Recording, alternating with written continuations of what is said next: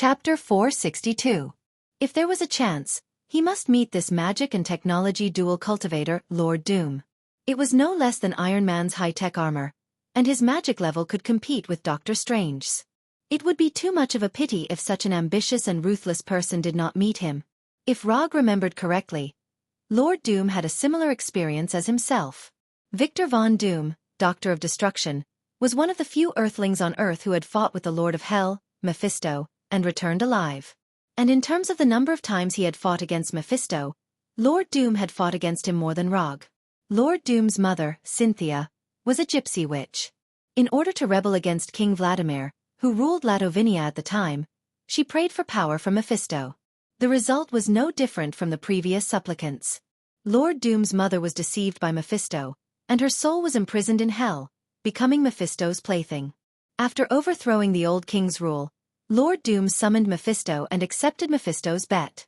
Every year, Mephisto gave Lord Doom a chance to fight for his mother's freedom. If he won, his mother's soul would regain freedom and ascend to heaven. If he lost, the people of Latovania would despise him. Every time he lost, his people would despise him even more. If he lost too many times, Doom would become the most useless and incapable ruler in the history of Latovania. Lord Doom set the town where his mother, Xianxia, died as the new capital of Latovania. When the blizzard came, he would come to the deepest dungeon of Latovania to fight for the freedom of his mother, Xianxia.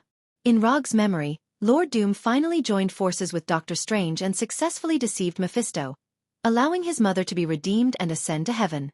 However, this was only his memory before he transmigrated.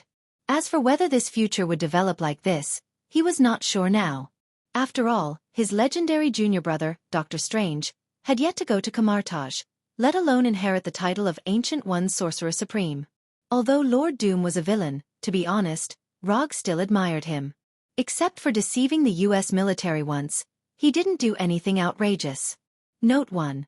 From the perspective of the people of Latovania, he could even be regarded as a wise ruler who liberated Latovania. Rog wasn't sure what others thought of Lord Doom. But from his point of view, he admired Lord Doom's behavior of fighting against Lord Mephisto in order to save his mother's soul. After temporarily putting aside his appreciation for Lord Doom, he opened the information he had collected by the intelligence department. Although Sir God Dumb basically didn't leave Latovania, Rog didn't forget to ask the intelligence department to collect information on him. After browsing through the information collected by the intelligence department, he found that Sir God Dumb's life experience was basically not much different from what he remembered. Doom was Doom was Doom was Doom was Doom was Doom was Doom was Doom was Doom was Doom was Doom was Doom was Doom. When he resisted the rule of the old king, some of his small inventions attracted the attention of the US military, which brought him to the United States. During his days in the United States, he received professional scientific education and invented many new weapons for the military. It was also during this period that Lord Doom met Mr. Fantastic Reed, who was also studying in the academy. In the end, he was expelled from the school because of an experimental accident and he was disfigured. Although the military didn't mind the little accident he caused, he had no intention of continuing to stay in the United States. He destroyed all the inventions he left for the military and quietly left the United States. Lord Doom's information in the United States was the most complete. Even the dormitory he lived in at the time and the girl he almost had a relationship beyond friendship with were recorded. However, the detailed records ended there. Following that, there were some scattered pieces of information.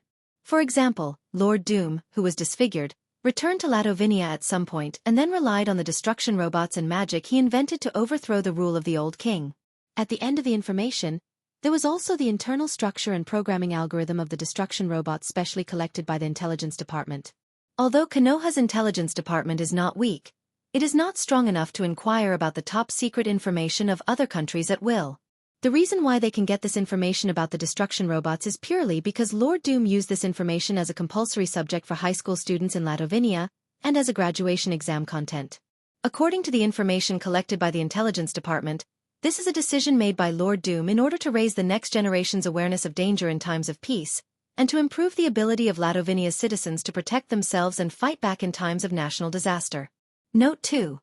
One had to admit that Sir God Doom's way of doing things was very unique. But Rog appreciates his approach. This is what it means to be a formidable person. If there is a chance, Rog really wants to have a drink with this Lord Doom. Time passed day by day. Because he had just completed the commission of Thor, Rog didn't have much interest in wandering outside these days. He stayed at Konoha's headquarters to digest the reward he just received. Plus the 350 ninja coins reward he got from the commission. He now has 660 unspent ninja coins. Although the number is a lot, he doesn't have anything in particular to exchange for now, so he didn't exchange any new ninjutsu or Kekkai Genkai for himself. In the past few days, his main focus has been on the Eternal Fire. Like the Infernal Fire, the Eternal Fire is also a supernatural special flame. And in terms of energy level, the Eternal Fire is a little higher than the Infernal Fire. However, unlike the Infernal Fire that can perfectly match humans, the Eternal Fire's compatibility with humans is not high. The Eternal Fire is the most powerful treasure of the flame giant Surtur. After combining with his crown, it can grow to the point where he can destroy Asgard with a single sword strike.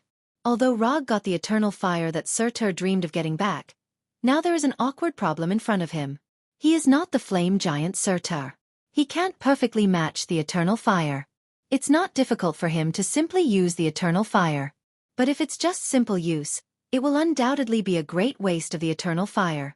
As a careful ninja, he absolutely can't tolerate this kind of wasteful behavior. After studying it carefully for 3 days and confirming that he can't exert the power of the Eternal Fire to the maximum by relying on his own ability, he remembered his cheap teacher. Sorcerer Supreme Ancient One. The strongest sorcerer on Earth.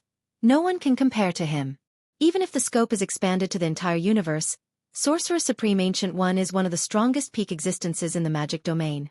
At this time, Rog once again understood why his fellow travelers were keen to bring an old man with them. If you have difficulties, find your teacher. Without further ado, Rog used quantum teleportation to come to Fenrir's new home, and woke it up from its afternoon nap. Get up and come with me to see my teacher. Before Fenrir was completely awake, he opened the portal to Kamartaj, and then rushed the confused Fenrir into the portal. If it's just to see Ancient One, Rog can go by himself. In order to avoid Fenrir being attacked by Kamartaj sorcerers as a different world's magical beast in the future, it's necessary to introduce Fenrir to Kamartaj's people in advance. Although most of the sorcerers in Kamartaj can't be Fenrir's opponent, the process still has to be followed. At least after doing this, Kamartaj's people will know that Fenrir is his wolf and enjoys his protection. Of course, if Fenrir causes any trouble, he will also take full responsibility. It's a very irresponsible practice to only enjoy the pleasure brought by pets and not be responsible for the behavior of pets. Before crossing, he was extremely disgusted with those irresponsible poop picker. Just like when he returned to Konoha headquarters, when Fenrir appeared in Kamartaj, it immediately put Kamartaj into a state of alert. But when they saw Rog riding on Fenrir's back, these sorcerers quickly calmed down as if nothing had happened. You stay here and don't go anywhere. If someone wants to come and touch you, you have to bear with it first. After that, Rog left Fenrir alone in the square and quickly disappeared in front of him. It didn't take long for him to come to the familiar reception hall and saw Ancient One who was still making tea. He didn't know if it was his own illusion, but when he saw Ancient One again, he felt that his cheap sensei seemed to be different. However, he couldn't pinpoint exactly what was different. It was just a pure intuition. Sensei, Rog said respectfully, and then sat on the futon opposite Ancient One. Life and death are one of the basic laws of the world. It's not a good habit to bring a dead life back to the world. Ancient One's tone was as calm as ever, but Rog could hear that she was hinting that his practice was a bit over the line. Only this time, there won't be a next time. After taking the honey tea handed over by Ancient One, Rog silently explained. Tell me, what did you encounter this time? After taking a sip of the freshly brewed honey tea, Ancient One spoke again. Actually, it's not a big deal. I just want to ask Sensei if you have any information about the Eternal Fire. As soon as his voice fell, Rog summoned a small cluster of Eternal Fire to his right hand and displayed the Eternal Fire in front of Ancient One. After he summoned the Eternal Fire, Ancient One's eyes suddenly lit up, and then she picked up the folding fan on the table with her left hand, and forcibly guided the Eternal Fire burning in his right hand onto the folding fan. This works too? Although he watched Ancient One use the folding fan to guide away the Eternal Fire in his hand, Rog didn't feel anything strange at all. He couldn't even see what kind of technique Ancient One had used. An expert is an expert. Any casual move is mysterious and unpredictable. Rog sighed silently in his heart, and then patiently waited for Ancient One's answer. The last time I saw the eternal fire, it was in Odin's treasure house. In the blink of an eye, things have changed. Ancient One, who has always been calm, showed a rare look of regret. This is the treasure of the flame giant Surtur, which you should know very well. Looking at you, you should want to know how to fully exert the power of the eternal fire. Ancient One glanced at Rog, and then continued, the eternal fire is a treasure that is bound to Surtur's soul. Except for him, no one can exert the power of the eternal fire to the limit. Odin can't do it, and I can't do it either. To some extent, you can understand the eternal fire as Surtur's exclusive weapon. Although you can't exert the eternal fire to the same extent as Surtur, it's not impossible to exert its power as much as possible. Having said that, Ancient One paused for a moment and let the eternal fire on the folding fan fly back to Rog's hand. To explain it in scientific terms, you can think of the eternal fire as controllable nuclear fusion, which is the so-called artificial sunday. But when using this artificial sun, you need to prepare the corresponding instruments in advance. For example, Surtur's Twilight Sword. Of course, if you just want to find more ways to use it, there are a lot of corresponding books in the library, you can borrow them. After that, Ancient One stopped talking and tasted the honey tea in front of him seriously. Thank you, teacher. I will visit you next time. Rog did not continue to disturb Ancient One and left the reception hall directly and returned to the square outside. I'm going to stay here for a while. Do you want to go back to the headquarters, or do you want to stay here with me? In the short term, he doesn't plan to leave Kamartaj. At least before the initial integration of the eternal fire into the existing combat power system, he won't leave. Woo, woo woo. Okay, I see. I'll tell the people here that you can go outside and play, but only if you don't hurt anyone. Can you do that? Woo woo. Fenrir answered excitedly and tried to shoot out its tongue to lick Rog. But before it had time to stick out its tongue, Rog disappeared in front of it. After talking to the sorcerer who was in charge of dealing with the creatures from another world, he returned to Fenrir and opened the portal to the Himalayas. Without needing his instructions, when the portal opened, Fenrir ran in like a runaway husky. Looking at Fenrir, who looked like a mad dog, Rog sighed helplessly. While he was talking to Ancient One, Fenrir saw the Himalayas in the distance, and then could no longer suppress its yearning for nature.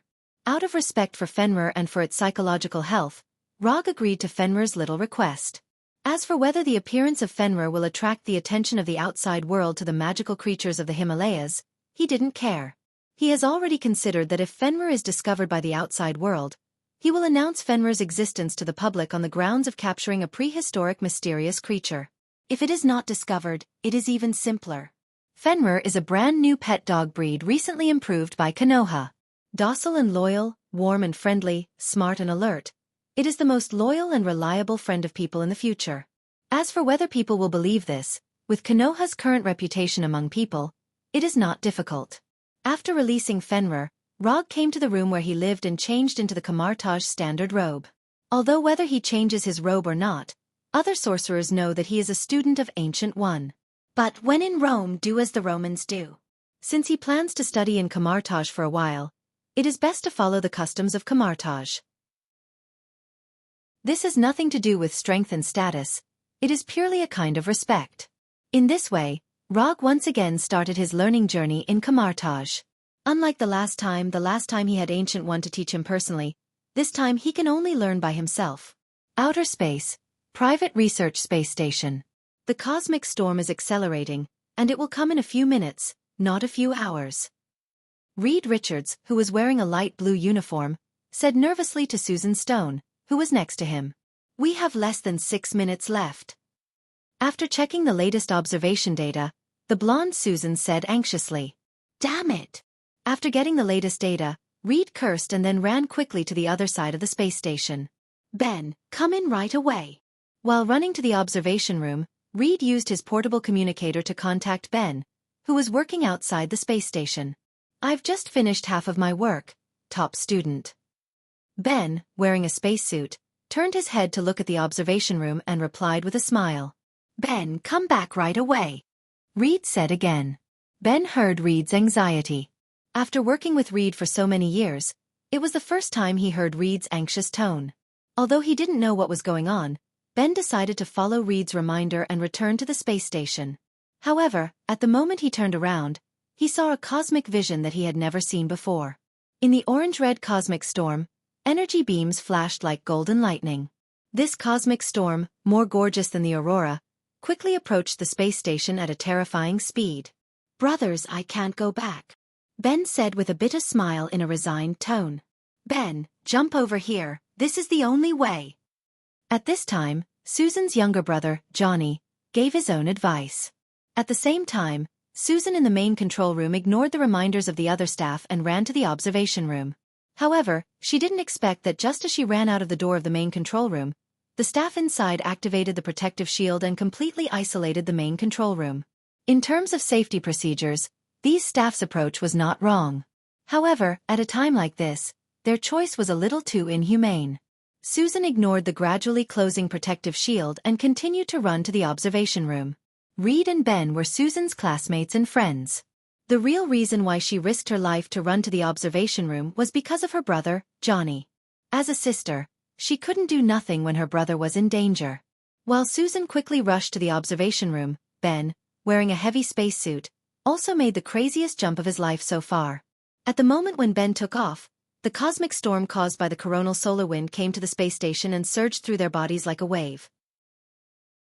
Ben in outer space, Reed and Johnny in the observation room, and Susan on the runway were all completely swallowed by the cosmic storm at this moment. Rog's boring learning process in Kamartaj lasted for more than half a month.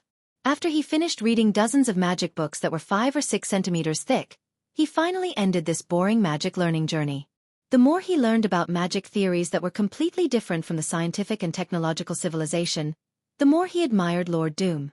Compared with the mainstream scientific and technological civilization of the Earth, magic explains the existence of this world from another perspective.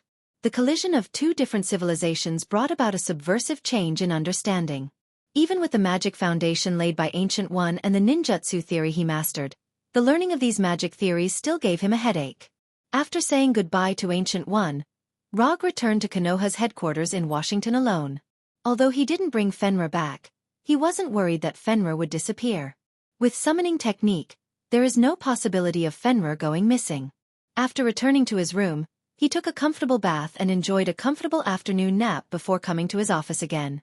During the time when he was learning magic, Hinata moved all the research projects about androids in the Konoha Science and Technology Laboratory to Konoha's hidden village on Tatooine. In order to complete the research as soon as possible, Hinata even transferred her main program over and changed its position with number 2 in Konoha's hidden village. Now, Hinata number 2 is in charge of Konoha's headquarters. Number 2. Is there any recent news about mysterious creatures in the Himalayas? Yes. As soon as the voice fell, number 2 projected the relevant news in front of Rog. Although there are few people in the Himalayas, there are still many mountaineers and indigenous people who found traces of Fenrir. In addition to the pictures taken by these mountaineers and indigenous people, Fenrir's traces were also discovered by reporters from some news channels. Giant wild wolf in the Himalayas, suspected to be a prehistoric ancient creature. Prehistoric behemoth appears. Top biologists gather in the Himalayas. The mythical wolf? The view of Norse mythology researchers. The sign of the end. The countdown to the destruction of human civilization.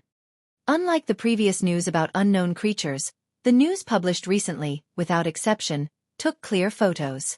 One of the most intuitive pictures was when Fenrir came in front of a photographer and ate the photographer's transportation, a pack horse that had just reached adulthood.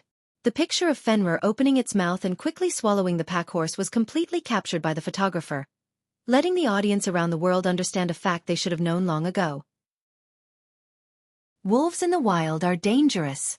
Giant wild wolves in the wild are even more dangerous. Number 2. Prepare a press conference in the name of Konoha, including the following 3 points. First, for the sake of public safety, Konoha captured this prehistoric giant wild wolf. Second, after communication, this giant wolf named Fenrir expressed the desire to join Konoha's intelligence agency. Third, Konoha agreed to the application of the giant wolf Fenrir and reached a consensus on friendly cooperation and joint maintenance of the world's security. Although this is a statement that can't stand up to scrutiny and can even be regarded as very deceptive, Rog doesn't care about this at all. He just needs an opportunity to publicly announce Fenrir.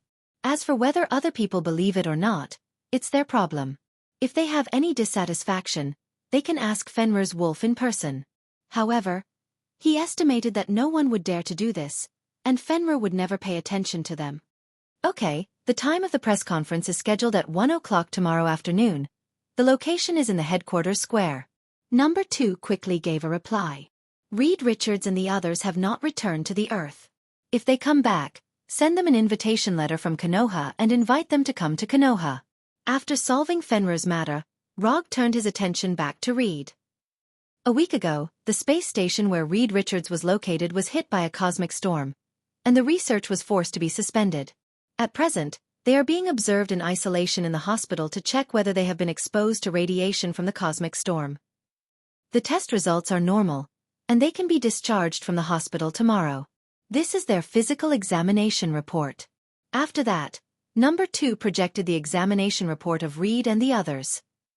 Send them an invitation letter first, and arrange a team of special forces to pick them up. I hope to see the 4 of them after the press conference. Rog didn't look at the examination report given by Number 2. Since Reed and the others suffered from the cosmic storm, their fate was doomed. The Fantastic Four. Whether they want to or not, this is their next life. As for why the hospital's examination report shows normal, the reason is very simple. Because the radiation impact of the cosmic storm has not yet begun, they are now in the final stage of normal human beings. After a while, they can completely say goodbye to the identity of normal human beings. The next afternoon, the press conference about Fenrir was held on time, and Rog also summoned Fenrir, who was playing in the Himalayas, back in advance. He did not attend the press conference, but gave the task to Frank the Punisher. As he guessed, when Frank seriously said the excuse he casually made up yesterday, the reporters present showed an expression of, "Are you kidding me?" Although they knew that this was an excuse to fool people, after seeing Fenrir lying next to Frank, they wisely chose to shut up. The press conference ended smoothly according to the established process, and Fenrir officially became a Konoha agent with a legal establishment. Not long after the press conference, Rog saw the future Fantastic Four in the conference room. Just as he remembered, the man who looked like a researcher was Reed Richards, the future Mr. Fantastic. The bald, brawny man was Ben Graham. He used to be a pilot in the Marine Corps.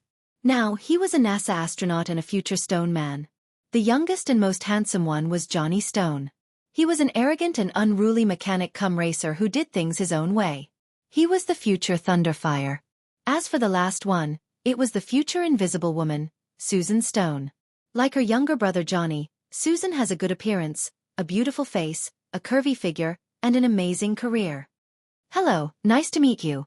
I'm Rog, the current director of Konoha Intelligence Agency. After seeing Reed and the others come in, Rog, who was sitting on the sofa, took the initiative to stand up and introduce himself. Hello, my name is Reed. Reed introduced himself with a puzzled look on his face. He then shook hands with Roger in a daze. With Reed taking the lead, the other 3 introduced themselves one after another. Sit anywhere, you don't have to be so nervous. I'm not a bad person. People who know me know that I'm a very kind person. Rog said with a smile, and then sat on the sofa opposite the 4 of them. However, his explanation did not ease the tension of Reed and the others, but made them more nervous. Reed and the others couldn't be blamed for being too nervous. After all, Rog's image in the outside world was a bit too domineering. Coupled with his superhero identity, this made Reed and the others, who were ordinary people, involuntarily feel a pressure and nervousness that seemed to come from their biological instincts. The 4 of you are professionals in your respective fields. This time I invited you here in the hope that you can join Konoha and help Konoha better maintain world peace. Rog did not tell them about the Super Skrull, but directly invited the 4 of them to join Konoha. Rog-san, I'm sorry, we all have our own research. It may not be convenient for us to join Konoha. After more than 10 seconds of silence, Reed cautiously expressed his opinion. I don't object to you having your own research, but what I want to say is that joining Konoha will make it more convenient for you to carry out your own research.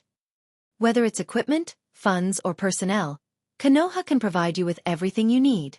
If the information I got is correct, Reed, the 4th installment of your Baxter Building payment is almost overdue, right? Normally, A genius scientist would not be short of money, especially in a capitalistic society like America. However, not every genius scientist could go through the initial stage of accumulation. The higher the level of the research project, the more resources it required. Science and technology required financial support. Can we really get everything we need? The one who spoke wasn't Reed, but the youngest, Johnny. That's right, everything. Including your little hobbies. Konoha can satisfy you. Among the four of them, Johnny was definitely the easiest attempt. Greedy, lustful, doing things his own way, hedonistic. I'm in. After receiving Roger's confirmation, Johnny didn't even think about it before agreeing to it. A wise decision. Welcome to the team. With Johnny's good start, the rest of the matter became much simpler. Since Johnny joined, Susan would naturally join as well. As for Reed and Ben, after a few minutes of serious consideration, they finally agreed to Rog's invitation. The future Fantastic Four now belonged to Konoha. Chapter 463. Other than Johnny, the other three didn't seem to be very willing to do so. But Rog didn't take it to heart. Although in web novels, there was never a lack of protagonists who would join in regardless of life and death. But he never felt that this kind of thing would happen to him. You encountered a sudden space storm in the space station last week. Although you have done a detailed examination and received normal test results. But I see something different in you. If you don't mind, you can stay in Konoha for a few days. After you stabilize a little, you can consider whether you want to live in the Konoha headquarters. Rog didn't directly tell the four of them that they were going to mutate soon. Instead, he said it like a fraud. Something different? If the person who said this wasn't Rog, Reed wouldn't believe a word. As a super genius with a doctorate in engineering, mathematics, physics, and other fields, Reed didn't have any doubts about the results of scientific tests. In this regard, Reed was very similar to the former Tawny. They both felt that everything in the world could be explained by science. However, the facts proved again and again that science was not the only truth in the world. Tawny has further expanded his thinking and vision, while Reed stayed at the stage before Tawny. Sorry, is it convenient to ask what it is? For some reason, Susan always felt that Rog seemed to know something, but he didn't want to disclose it to them. I just saw something from you that doesn't belong to Earth. I'm not sure what it is. Maybe we just need to wait a few days and we will know the final answer. Rog continued to speak in the tone of a charlatan. There is nothing to be afraid of. Didn't we do a comprehensive physical examination? We are healthy. Unlike Reed and Susan, who had solemn expressions, Johnny had an indifferent look on his face. He could even be said to be a little happy. Golden thigh. A golden thigh thicker than he imagined. Johnny now began to fantasize about his good life after joining Konoha. Although Konoha didn't have a good reputation in the outside world, it wasn't a problem for Johnny. If he cared about other people's opinions, he wouldn't have become the arrogant and unruly person he was today. Under the lead of a female assistant with a good figure, Reed and the other three left the reception room and went to the room arranged for them by number 2. When the door of the reception room closed, Rog activated Byakugan. The words just now were purely made up based on his previous memory. He didn't see anything abnormal in Reed and the other three. But with his normal vision just now, he couldn't see anything abnormal. However, when he activated Byakugan and used his unreasonable supervision to look at them, he saw what he wanted to see. The radiation mutation brought about by the cosmic storm had begun. He looked away from Susan, closed Byakugan, and began to organize the things he had to deal with next. First, he had to help the Fantastic to adapt to the superpowers as soon as possible. Even if he did not intervene, the four of them would be able to completely adapt to the changes in their bodies. However, this would take a lot more time. And time was the cost. After dealing with the four of them, he would take the time to go to Latovinia, which was ruled by Lord Dumb, to meet this supervillain who was both good and evil. He also wanted to see if he could cooperate with Lord Doom, such as joining forces to deal with Lord Mephisto. Finally, he had to wait for the results of Dr. Connors and Reed's research on the Super Skrull's cloning ability. Of course, while waiting for the results of the research, he wouldn't be idle. After all, no one knew how long it would take the two of them to study the best results. In addition to these things, there were basically some routine activities such as daily training and executing commissions. If everything went well, this should be his next arrangement. If it didn't go well, for example, if Thanos suddenly had the idea of Asgard without Odin, then it was hard to say what would happen next. On the first day of Reed and the others' stay in Konoha, nothing special happened. Although the mutation in their bodies continued, it had not developed to the point where it was obvious. On this day, Rog basically took them around Konoha and introduced them to the people of Konoha so that they had a preliminary understanding of Konoha. As he guessed, when Reed saw the Super Skrull research being carried out by Dr. Connors, he was completely attracted. The reason why Reed went to the space station for research was to study the impact of the cosmic storm on the early life of a planet. But now, there were 3 Super Skrulls that did not belong to Earth in front of him, showing him another possibility of planetary life. For Reed, this was like a scene that would only appear in his beautiful imagination, suddenly appearing in reality. It was difficult to impress a genius scientist, but it was also easy to say the same thing. As long as you can provide him with a research topic that he is interested in and do not restrict his research, he will not hesitate to take the bait. Rog did not deny that Reed was a super genius, otherwise, he would not have the idea of pulling him into Konoha. But Reed's genius was only reflected in scientific research. If only 1/10 of his genius could be reflected in interpersonal communication, he would not have been unable to get Susan, who he had been secretly in love with since college. Reed was attracted by Dr. Connor's research, and Johnny was completely fascinated by Konoha. There were too many things in Konoha that could impress Johnny. Rog simply agreed to take him out for a ride in a Quinjet, and he had a feeling of meeting a confidant. He almost called Rog a brother directly. Unlike Reed and Johnny, who had a strong preference, Susan and Ben were much calmer. Especially Ben, who had served in the Marine Corps, was as calm as his future superpower. Throughout the day, he was like a tourist visiting Konoha, always keeping calm. As the only woman in the team, Susan was not particularly interested in the existence of research and equipment in Konoha. However, after she met Daisy and Wanda, everything was different. Both women, Susan had a natural sense of intimacy with Daisy and Wanda. More importantly, she was obsessed with Daisy's and Wanda's superpowers as if she was a superstar. It was not only men who had hero worship when they were young, but women also had it. In less than a day, the 3 of them became best friends who had been together for many years. Daisy and Wanda did not have a happy childhood, and Susan had a good childhood, which happened to be the existence they had fantasized about. For Susan, Daisy and Wanda with superpowers were the future she had fantasized about when she was a child, but she could not have it. Especially after listening to Daisy's story of leading Konoha's special forces to hunt down Hydra and fight the Skrull, Susan had an inexplicable worship for Daisy. The friendship between women was born so quickly. The first day of Reed's group of 4 in Konoha passed peacefully. Except for Ben, the other 3 were well integrated into Konoha's life. Reed went to Dr. Connors' lab early in the morning to study the Super Skrull with Dr. Connors. Johnny, who had just finished driving the Quinjet yesterday, had his eyes on Rog's limited edition sports car in Konoha's garage today. After getting Rog's permission, he drove the sports car out of Konoha's headquarters and began his hunting trip in Washington. As for Susan, Rog did not know where she went today. According to Number 2's report, Daisy, Wanda, and Susan quietly left Konoha's headquarters at dawn. Rog did not ask Number 2 to confirm their whereabouts. With Daisy and Wanda's abilities, even if they encountered trouble, they had enough ability to solve it. The only thing he had to worry about was whether or not Susan would suddenly awaken her superpower outside.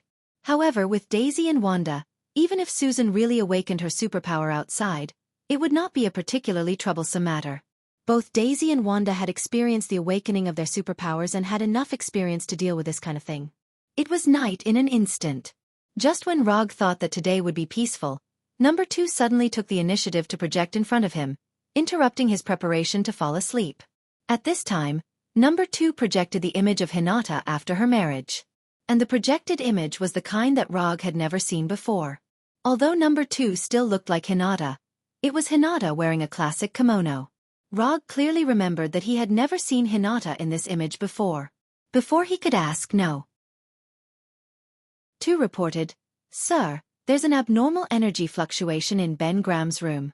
Should we arrange for guards to go over?" Abnormal energy fluctuation? After hearing Number 2's report, Rog did not hesitate and immediately gave the order. "Immediately seal his room and inform Reed and the other 2. No need to arrange guards. I'll go there myself. As soon as his voice fell, Rog's body shone with a brilliant aurora-like light, and then completely disappeared from the room. At the same time, Reed and the other two also received number two's notice and went to Ben's room. The moment they walked out of the door, they saw Rog already at the door of Ben's room. What's wrong with Ben? Reed immediately ran to Rog and asked anxiously. If I explain it in a way that you're familiar with, then Ben is now mutating, a mutation at the DNA level. Rog explained calmly. At this time, Reed and the other two noticed that the veins around Rog's eyes were bulging. This made his white eyes, which were already different from ordinary people's, become even more strange. Mutation? How did he mutate? How did you know? Reed retracted his attention from Rog's Byakugan and asked 3 questions in a row. I saw it with my eyes. My eyes can see some things that ordinary people can't. Rog did not explain the Byakugan's ability in detail. Cool. Can I have this kind of eye too? Johnny would always be the most indecent of the Fantastic Four. No. Rog looked at the 3 of them and then turned off the Byakugan. He used the Byakugan to confirm the situation of Johnny and the other 2 and found that they had also reached the critical point of complete mutation. Perhaps in a few seconds, they would be like Ben in the room and display their respective superpowers. Then what are we waiting for? We need to. Seeing that Rog had no intention of entering the room to help Ben, Reed's face showed some dissatisfaction. However, before he could finish, there was a series of loud crashing sounds in the room. Dong, dong, dong. Dong, the dull crashing sounds, like rocks hitting the wall, made Reed and the other 2 involuntarily take a few steps back. They looked at the door that was only a meter away from them with hesitation and panic. This is the reason. Mutation is not eating or sleeping. Changing from one form to another is not an easy process. Of course, if you want to go in and persuade Ben, I can ask number 2 to open the door for you. Just as Rog finished speaking, an even more intense crashing sound came from the room. Boom. Along with the sound of the collision, the automatic metal door in the room also shook violently. Ben began to attack the door. Ben, is he going to be okay? Susan asked Roger with a nervous look on her face. No. It's just a little painful the first time. It won't happen in the future. Rog's expression was as calm as ever. Although Ben made a lot of noise, he was not worried at all. Even if Ben mutated, it was nothing more than turning from a normal human into a stone man. Not to mention Ben, who was less than 2 meters tall, he had even killed 2 stone golems that were 4 or 5 meters tall. Seeing Reed looking at the metal door with a worried face, Rog sighed slightly. Did the 3 of them forget something? Let me ask you a question. What do you think is the reason for Ben's mutation? In the first few seconds, Reed and the others were still seriously thinking about why Ben suddenly mutated. Then, they finally reacted. Rog was not asking them why Ben mutated at all, but reminding them. Fuck. I told you a long time ago, don't study things outside the Earth, you just don't listen. Although Johnny is the least serious of the Fantastic Four, it doesn't mean that he is really brainless. You knew about this from the beginning, so you called us all to Konoha? Unlike Johnny who complained and scolded, Susan was so calm at this time that she didn't look like a woman. No. I just guessed this possibility, but I don't have any substantial evidence. Rog certainly wouldn't say that he saw their future in other worlds, so he knew that they would become the Fantastic Four in the future. Although his explanation is not perfect, it is very consistent with his identity. He is the current director of Konoha's intelligence agency and the superhero 4th Hokage. It was completely reasonable for him to be able to guess some things. It must be that the cosmic storm fundamentally changed our DNA. Susan expressed her opinion. Let's not rush to conclusions. Before we come to a conclusion, we need to have a lot of evidence. Reed replied with the rigor of a scientist. Oh, look. Just as Susan and Reed were about to continue to express their opinions, Johnny suddenly spoke. Turning around, Rog and the others saw Johnny with his left hand burning. The scene in front of them was completely beyond the scope of Susan and Reed's understanding. Just as they were about to say something, the flame on Johnny's left hand suddenly soared and completely engulfed him. Johnny! Susan instinctively shouted as she looked at Johnny, who was completely engulfed by the flame. However, in the next second, a waterfall-like water appeared out of thin air above Johnny's head and poured down. Johnny, who was hit by the water, staggered and directly fell to the ground. The orange-red flame burning on his body completely disappeared. What disappeared with the flame was his clothes. Johnny's mutated flame superpower was very cool, but unfortunately, he mutated into a natural flame. Without oxygen it will extinguish. It will also be extinguished by a large amount of water. What Rog just used was not a newly developed water release ninjutsu. He just turned chakra into water. This kind of chakra manipulation skill is not very useful against other enemies. But it is very suitable for Johnny, who can only produce natural fire. Did you see that? I can produce flames. Haha, I also have superpowers. Johnny, who was washed down by the water, directly got up and excitedly gestured with his hands open. Not only did we see the flame, but we also saw your... Rog pointed to Johnny's unusually cool lower body with his finger. Johnny looked in the direction of Rog's finger, reaching out, turning around, all in one breath. When Johnny's back was facing them, Reed leisurely said, "You are right, the cosmic storm changed our DNA." In the next second, Reed made a request to Rog.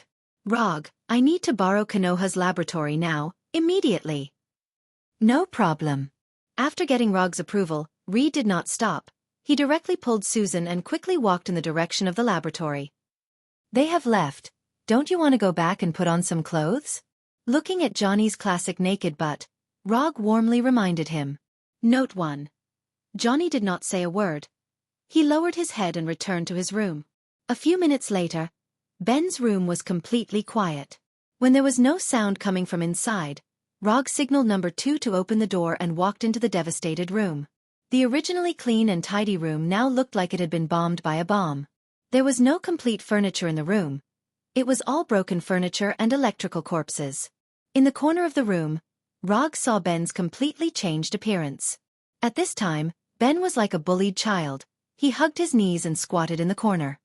"Take it easy. Fate is not as bad as you think." Ben served in the Marine Corps before. According to common sense, his will was stronger than the average person. But unfortunately, what he encountered now was a mutation that completely subverted the state of life. "I want to see Debbie. We agreed that no matter what happens, we will always be together. Can you help me?" Ben said in a low tone. "Buddy, I don't think this is a good idea." Debbie was Ben's fiancée. Rog saw information about Debbie in Ben's information. "Help me, okay?" Ben made another request. "I will arrange a plane to take you there if you need. I can let the special force go with you." "No, thank you." More than 10 minutes later, a Quinjet took off from the hangar and flew to New York with Ben, who had simply changed his clothes. Over the next few days, Reed and Dr. Connors thoroughly examined Susan, Johnny, and Ben from top to bottom, inside and out. Of course, Reed did not forget to test himself. In the process of the examination, Reed and Susan's superpowers also awakened one after another. Reed was responsible for studying the cause of the mutation, and Dr. Connors was responsible for testing their superpowers. Reed had obtained a super-elastic body. He could extend his body substantially like rubber, and he could also change his shape through super-elasticity, turning into various shapes such as cylinders, cubes, parachutes, and so on. Johnny gained the ability to create and manipulate flames. After testing, he could maintain his flames for 17 hours and achieve supersonic flight while burning his whole body. In addition, he could also burst out a flame explosion as high as 550,000 degrees Celsius, like a new star. Note 2, however, this flame explosion would exhaust all his energy and make him lose his superpowers for a short time. Susan could make herself, others, or objects invisible. However, her invisibility ability was not real invisibility, but it blocked the light and created an invisible effect on the naked eye. In addition, she could also create an invisible force field. The superpowers awakened by Reed and the other two did not cause any changes to their appearance. As for Ben, the only one who changed his appearance, he became extremely depressed after seeing Debbie. He had obtained a rock-like body and great strength, but his heart had become incomparably fragile and sensitive. Strong on the outside and soft on the inside. This was the true portrayal of Ben now.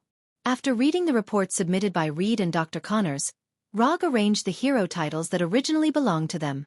Mr. Fantastic Reed, Susan the Invisible Woman, Johnny the Thunderbolt, Ben the Stone Man. As for their team name, of course, it was the Fantastic Four. While Reed and the other three developed and trained their superpowers, Rog did not inform anyone and quietly left Konoha's headquarters. The matter of the Fantastic Four came to an end for the time being. He was now going to see the good and evil Lord Dum, whom he admired very much. Latovia is located in Eastern Europe, between Hungary, Romania, and Serbia. It is a small country with a population of less than 1 million. Although the population is small and the land area is small, with the help of the high-tech invented by Dum, Latovia successfully developed from a backward agricultural country to a developed country without hunger and war. Rog, wearing ordinary clothes, strolled around the capital of Latovia like a tourist at this time, enjoying the scenery of Latovia. If he didn't see it with his own eyes, it would be hard to believe that this was a backward agricultural country more than 10 years ago. Rog did not pay a visit to Lord Dum immediately. Before meeting this ambitious and ruthless man, he intended to find out what the people of Latovia thought of him. In a seemingly casual conversation, he obtained the information he wanted from the mouths of these ordinary people. The ordinary people have two different views on Dum overthrowing the rule of the old king and freeing Latovia from war and hunger. They can be simply divided into the young people and the young people. The young people's evaluation of Dum is more of praise and gratitude. They even have a fanatical worship of Dum. The middle-aged people, on the other hand, have a completely different evaluation. In their view, Dum is an out-and-out dictator, a tyrant who controls all the power in Latovia. Dum decides everything. His softest breath is also the law. This sentence came from a public speech by the current Prime Minister of Latovia. And now, this sentence has become a catchphrase for these middle-aged people to mock Dum. These two completely different evaluations reminded Rog of the secret bet between Dum and Mephisto. These middle-aged people who assisted Dum in overthrowing the old king's rule back then are now his biggest opponents. It has to be said that this is a kind of irony. But then again, even without the help of these people back then, Dum could have overthrown the old king's rule. In a situation where strength is no longer in the same dimension, numbers are meaningless. At this time, Rog was tasting a Latovia specialty snack called the Whole World, and looking at the magnificent castle in the center of the capital from time to time. This is a special skewer made by skewering cooked fish balls, meatballs, bird eggs, as well as fresh green peppers, onion slices, and small tomatoes, and then roasting them for a second time. In general, the taste is moderate, and the cooking method is not particularly rare. It's just that the name, The Whole World, is a bit interesting. The castle in the center of the city is Dum's residence and the center of power in Latovia. Although Dum has all the rights in Latovia, not many people in other countries know about him. He doesn't come out to deal with public affairs. These things that need to be seen are all left to the puppet prime minister. After finishing the whole world in his hand, Rog didn't continue to waste time. He directly used quantum teleportation to enter the castle. He didn't hide his aura, and with Dum's ability, it wasn't difficult to discover his arrival. Not to mention his magic, just his high-tech inventions were enough to let him discover an uninvited guest who entered the castle without permission. Not long after entering the castle, Rog waited for Dum's guards, a team of guards composed entirely of robots. These robot guards, which didn't look like the style of Latovia at all, didn't attack him. Instead, they said unhurriedly in an electronically synthesized voice, "Mr. Rog, Lord Dum is waiting for you in the reception room." Under the guidance of these robots, Rog entered the interior of the castle. In an antique reception room that exuded the aura of nobility everywhere, he saw the legendary Doctor of Destruction, Victor von Dum. He was wearing a green imperial robe, a rough-looking metal mask, and a full-body armor of the same color as the mask. The imperial robe that Dum wore was taken from the old king, symbolizing the status of the monarch of Latovia. The mask on his face was obtained when he was learning magic in the Himalayas. It could enhance his magic ability. Because he was too eager, he put the mask on his face before it cooled down, which made his already disfigured face even more serious. However, with the mask, others couldn't see his true appearance. Therefore, there was no substantive difference between disfigurement and more serious disfigurement. As for the armor on his body, it was the best proof of his integration of technology and magic. This set of armor can not only absorb and manipulate a variety of energy, giving him complete control of machinery, but also use all the magic he has learned. On the armor, there are even fragments of the true cross, which can resist the attacks of Dracula and other vampires and other undead creatures. Latovia has no intersection with Konoha. I can't think of any reason why the fourth Hokage of Konoha would come in person. Although Dum's tone was calm, The aura exuding from his body was not calm at all. It could even be regarded as oppressive. The purpose of my visit has nothing to do with Latovinia. I came here specifically to find you.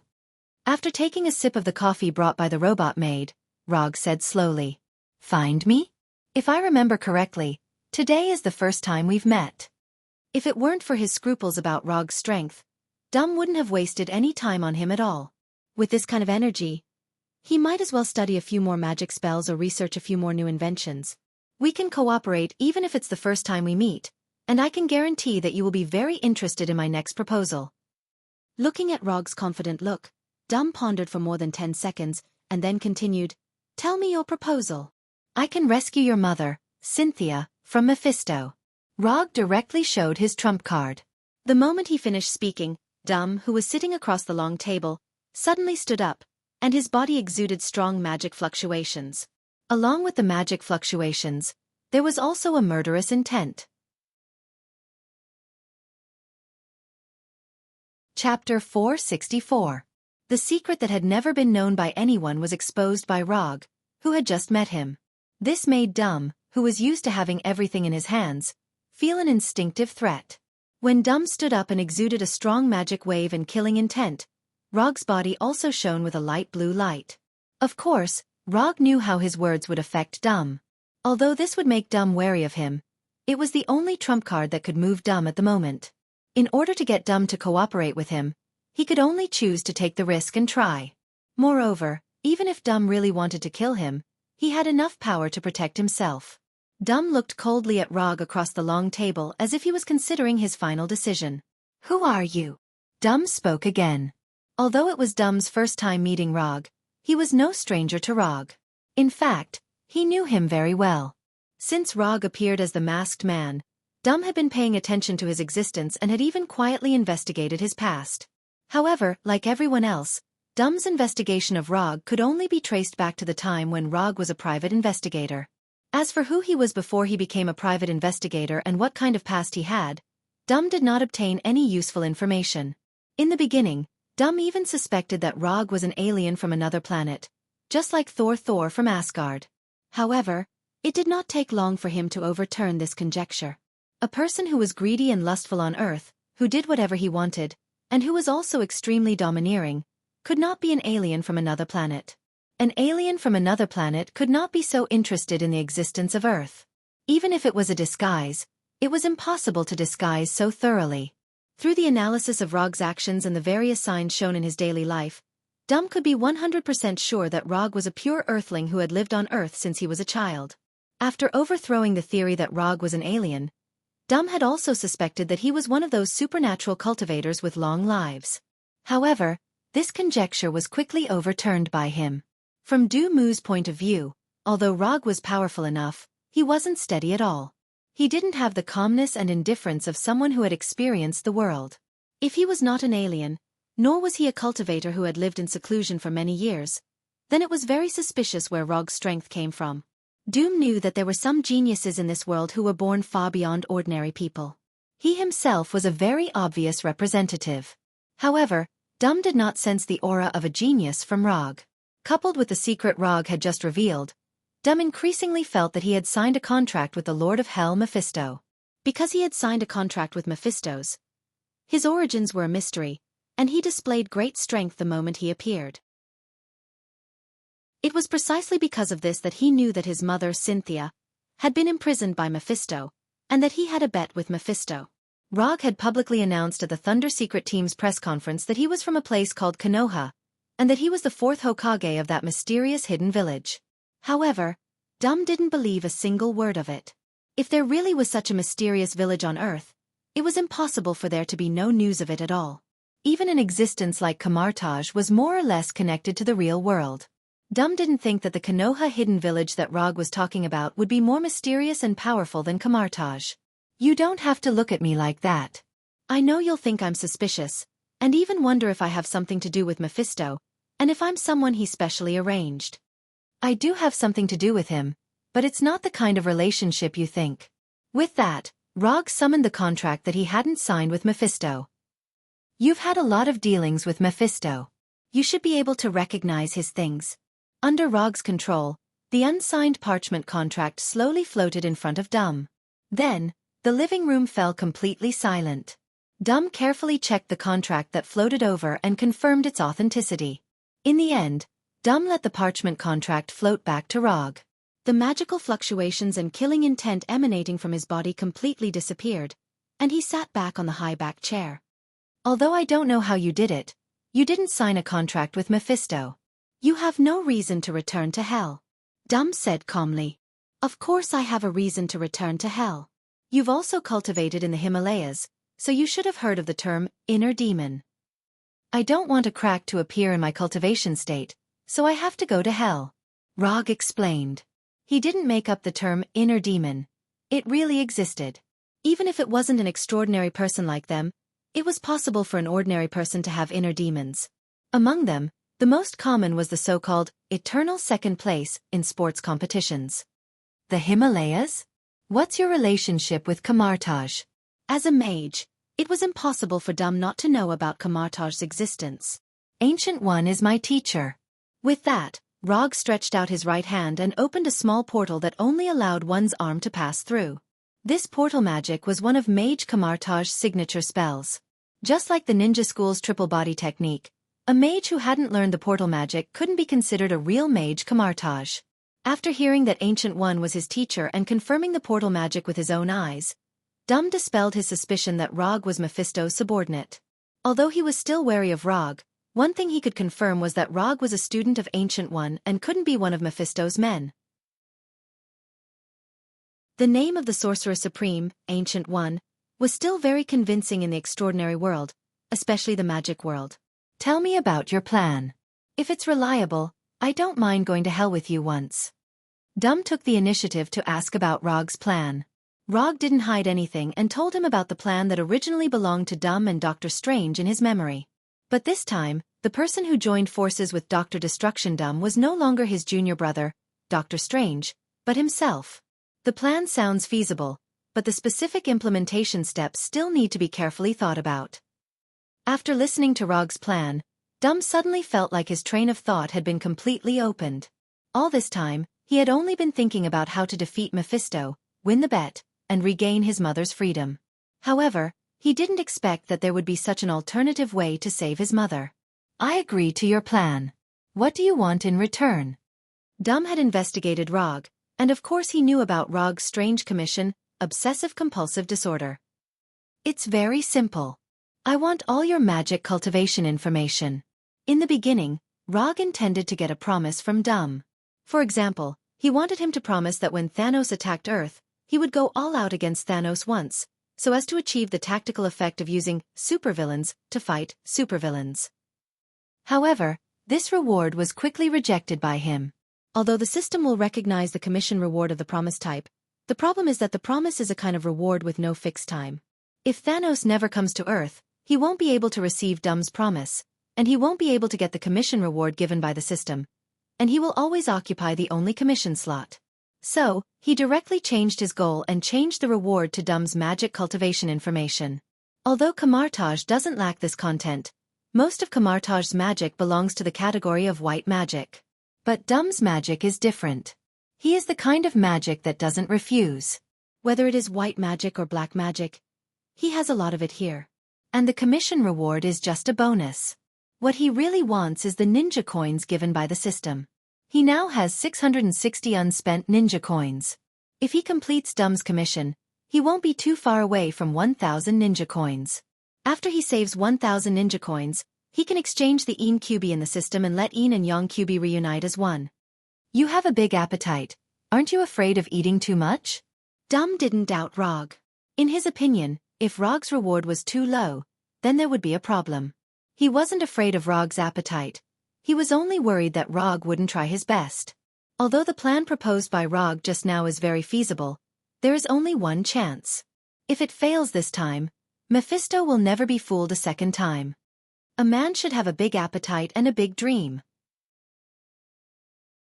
Rog replied with a smile. No problem. I agree. Sign the scroll. As soon as Dum finished speaking, Rog threw the commission scroll that he had prepared long ago. More than 10 seconds later, A new commission appeared in the system's commission page. Commission content: assist Professor Dumb and let Cynthia's soul regain freedom. Commission status: incomplete. Commission reward: 250 ninja coins. Dumb's commission passed the judgment smoothly, and the system also gave a very reasonable commission reward. In a month, we will set off for hell. Throwing the completed commission scroll back to Rog, Dumb set the date of departure. Going to hell is not a trivial matter. Even Dumb needs to be prepared in advance. And unlike the previous gambles, Mephisto won't be as easy to talk to as before. No problem. After putting away the commission scroll, Rog opened the portal back to Konoha's headquarters and left Dumb's castle. After returning to Konoha, he first went to see the Fantastic Four who were adapting to their superpowers, and then teleported from the headquarters to Konoha's hidden village. Dumb is not the only one who needs to prepare in advance. Before going to hell, he also needs to prepare well. And there is one thing he didn't disclose to Dumb, that is, he plans to take something from Mephisto. Chapter 465. The last time he fought with Mephisto, he fully realized the gap between him and the Heavenly Father. Especially when this Heavenly Father was still on his home turf, he showed absolute dominance. Although he didn't go there to fight Mephisto this time, in order to ensure that his soul does not fall into the hands of Mephisto, he needs to make himself a little stronger. This time, Mephisto won't be as casual as the last time. Not to mention that Rog had just cheated him not long ago. In fact, strictly speaking, he didn't cheat Mephisto. Because in another month, he will go to hell again. After returning to Konoha, Rog went to see the progress of Hinata's android project. He had already received the Illusions Operational Matrix data and the Cradle of Regeneration Engineering data from Tani and Dr. Zhao Hailuan, and he had already asked number 2 to send it to Hinata. The only thing that hasn't been obtained yet is Dr. Banner's plan to implant artificial intelligence into organic creatures. Rog has a good relationship with Hulk, but his relationship with Dr. Banner is very average. And with a brutal case like Ultron in front of him, Banner was not very willing to give the plan to Rog. In Banner's view, Rog is more dangerous than Ultron. Rog didn't force Dr. Banner. When Dr. Banner clearly expressed his reluctance, he gave up the idea of getting the plan from Dr. Banner. The reason is simple, because he now has Mr. Fantastic Reed, who is no worse than Dr. Banner. Although Reed's awakened superpower is not very good, Reed's most precious thing is his cheat-like brain. Unlike Dr. Banner, Reed is proficient in almost all fields of science and technology. Some of the inventions he made can even compete with the gods. The smartest person on Earth, the #1 genius in the Marvel world, God Reed. Although these titles haven't appeared on Reed's head yet, as long as he doesn't die early, these titles will fall on his head sooner or later. Therefore, Dr. Banner's refusal will not affect Rog's next plan, and it won't even affect his mood. Men were creatures who would forget their old love once they had a new one. Dr. Banner is Rog's old love, and Reed is his new love. After Hinata put most of her energy into the androids project, the progress of the project improved significantly.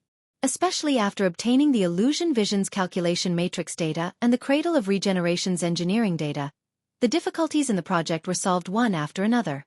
Rog didn't disturb Hinata for too long. After roughly understanding the progress of the android project, he went to his exclusive Naruto training room. Because he only had a month's time, he didn't plan to continue improving his bloodline and immortal body. His purpose this time was very simple, that is, to completely master the third form of Susanoo, that is, the form with Black Tengu armor. The third form of Susanoo is also the final form mastered by Itachi. Compared to the second form, which had flesh and meridians, the third form, which had the Black Tengu armor, not only had its defense greatly increased, it could also use more weapons. For example, Totsuka sword, Yata no Kagami, Kagami sword, and so on. Rog has always been curious about whether he, who has a similar Mangekyo pattern to Itachi, can awaken Totsuka sword and Yata no Kagami like Itachi? As long as the target is stabbed, the target can be sealed forever in the dreamlike world of Genjutsu. Yata no Kagami can change its attributes according to the attribute of the attack, reflecting or defending all attacks. As long as one of them can be awakened, the strength of Rog's Susanoo will skyrocket. If he can awaken two at the same time, his Susanoo will be almost invincible like Itachi's Susanoo. Note 1. Although in this world, the so-called forever and everything of Totsuka Sword and Yata no Kagami is unlikely to become a reality. But even if it's not so absolute, it's enough to make his Susanu's strength qualitatively improve. Coming to the exclusive training room, Rog didn't hesitate and directly opened his Sharingan and began to practice the third form of Susanu. A month passed in a flash, and when Hinata projected the message from Doom, Rog left Konoha Hidden Village and returned to Earth. After returning to Konoha's headquarters, he didn't stay at the headquarters for too long. He opened the portal to Doom's castle and came to the meeting room where he met with Doom last time. "You're a little different?" Although Doom didn't know what Rog had done in the past month, he could clearly feel the obvious change in Rog's aura. "I went to make some preparations to face Mephisto." Rog gave a simple answer. He didn't need to explain his training to Doom. Doom was just his client, and the relationship between them wasn't good enough to reveal details to each other. "This is my latest plan, you can take a look at it first. The way to go to hell is also on it, but I believe you have your own way to go there." After saying that, Doom pointed to the document that had been placed in front of Rog for a long time. Rog opened the document and looked at the plan that Doom came up with after detailed research. The theme of the plan was similar to what he said before. He went to hell with Doom to face Mephisto, and then Doom sacrificed him to Mephisto for Cynthia. With Doom's understanding of his mother, Cynthia, he knew that Cynthia would definitely refuse him to help her regain her freedom in this way. Although when Cynthia died, Doom was still very young. But he knew that his mother, Cynthia, was a gentle angel. As long as Cynthia refused the freedom that Doom sacrificed Rog for, then Cynthia's soul would be redeemed and fly to heaven, thus escaping from Mephisto's clutches. When the soul is redeemed, it can fly to heaven. This is the passive setting of heaven. As long as a soul does this, heaven will take the initiative to receive this soul, regardless of whether the soul is in hell or not. This is a trick to use heaven to defeat hell. But this approach is feasible. It's like only magic can defeat magic. If you want to defeat hell, you can only use the power of heaven. In the past month, Doom had repeatedly calculated the possibilities, and even specifically confirmed the power of heaven. Doom did not doubt the existence of heaven because there was a fragment of the true cross on his armor. However, he still needed to confirm whether the power of heaven's rules could really break Mephisto's imprisonment of Cynthia's soul. After a month of repeated calculations, he confirmed the feasibility of the plan and came up with the final implementation plan. "There's no problem with following this plan, but there's one thing I need to confirm first. Are you sure that your device can allow us to safely travel to and from hell? I don't want to go to hell and not be able to come back, and I don't want any accidents to happen on the way to hell." Rog did not doubt that Doom could invent a device to go to hell. In fact, this kind of thing had happened once when Doom was still studying in the United States. However, that time, he had sent his soul to hell, not his body. Doom's handsome face was disfigured because of that experiment. Rog did not want his face, which was even more handsome than Minato's, to become like Doom. "There's absolutely no problem. I can swear on the soul of my mother, Cynthia." Of course, Doom knew what Rog was worried about. On the surface, he was worried about whether the teleportation device he had discovered was safe or not. However, in reality, he was worried about whether he would leave him alone in hell after Cynthia's soul flew to heaven. "Alright. Then when do we set off?" Under normal circumstances, if a mage wanted to make an oath credible, they would have to swear to a more powerful existence, such as a god. However, Doom did not do so. Instead, he swore on Cynthia's soul. From a magical point of view, this oath did not have a strong binding power. However, from Doom's perspective, this was the strongest guarantee he could make. In terms of filial piety to his mother, Doom was definitely a 100% filial son. Now, although going to hell a day earlier or a day later would not make much of a difference, Doom hoped to restore his mother's freedom as soon as possible, even if it was just a minute or a second earlier. Alright. Under Doom's lead, Rog came to the dungeon at the bottom of the castle. The area of the dungeon was larger than Rog had imagined, and the environment was completely different from the dark dungeons in his memory. If he did not know that this was the place where Doom made a bet with Mephisto every year, he would even think that this was a secret research lab buried deep underground. Most of the items in the dungeon had been removed. In the dungeon, which was the size of a football field, there was only a circular door made of metal and those densely packed lines that cover the entire ground like a spider web. This portal will close after it opens, and reopen after 10 seconds. I've calculated the flow of time between hell and earth. This time is enough for us to finish everything in hell. If we can't finish it, we'll probably be dead in hell already. The last time Rog went to hell with Ghost Rider Johnny, he didn't pay special attention to the flow of time between the hell dimension and earth. They hadn't stayed in hell for long, so they didn't feel anything when they returned to earth. But Doom was different. Apart from being a mage, he was also a scientist who was very sensitive to data. The details that Rog and Ghost Rider Johnny hadn't noticed were important for him to figure out. As long as you're sure there's no problem. We're not in a hurry anyway. Rog stood a meter behind Doom and watched him operate this hell portal that was a combination of technology and magic. Ghost Rider's Hellfire portal was more convenient. He could just drive the ghost motorcycle in, and there was no need to prepare so many things. Although that was what he thought, Rog knew that Ghost Rider's ability to freely travel to hell wasn't something that could be found everywhere. In the field of magic, this kind of teleportation had a special term: dimensional teleportation. Chapter 466.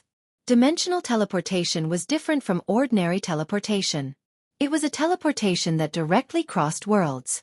Although dimensional teleportation did not necessarily require more energy than ordinary teleportation, it was definitely several levels more difficult than ordinary teleportation. In order to perform dimensional teleportation, the first problem to deal with was how to break the world wall between the two worlds.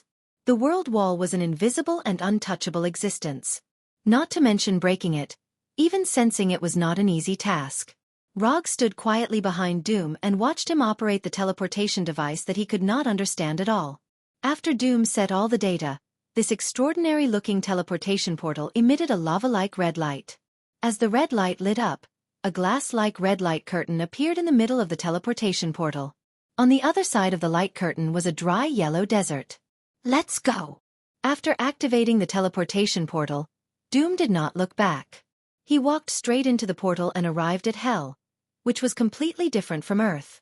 After Doom entered the portal, Rog activated the infinite mode that he had developed and followed him in. Hell was not a place where the living should come. Everything here did not welcome the living, such as the poisonous air and the will of Hell. When Rog also entered Hell, the red teleportation portal behind him immediately closed and disappeared as if it had never appeared. Just like how Rog had added infinite mode to himself, Doom had also added a magic effect that Rog could not understand, giving him the right to move freely in Hell. After arriving at this hell that was like a death planet, Rog and Doom did not speak, and quietly adjusted their state. They were not rookies who had gone to hell for the first time, so they both knew that they did not need to look for Mephistos at all. As they had expected, not long after they arrived in hell, they saw their old friend, the Lord of Hell, Mephistos. At this moment, Mephistos did not reveal his demon true body, but maintained the demeanor of an old British noble that Rog had seen before.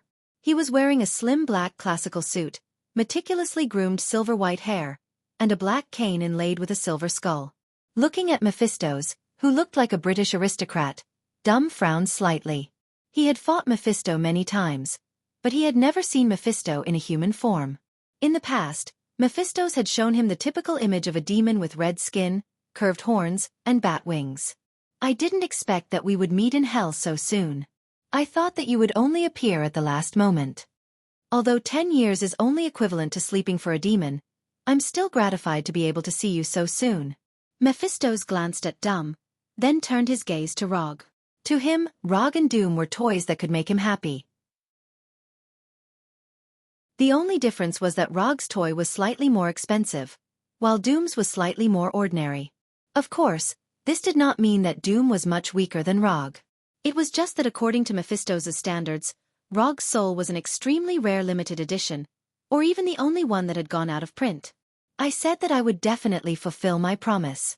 Don't underestimate a ninja's promise. Although this was hell, Mephistos' home ground, Rog's mind was as calm as ever. Mephistos was indeed very powerful, but it wasn't as if he couldn't fight back at all. Furthermore, he had Professor Doom by his side. Good. Very good. Mephistos said with great relief as he looked at Rog with even more admiration. He originally thought that Rog planned to continue cultivating for 10 years before coming to meet him in hell. However, Rog's actions once again exceeded his expectations. Mephistos liked people who were unpredictable. This would make him feel the small surprises in life. When everything was under control, life would become especially boring. Why did Mephistos, a mighty lord of hell, always like to tempt ignorant ordinary people on earth? It was because he wanted his life to not be so boring.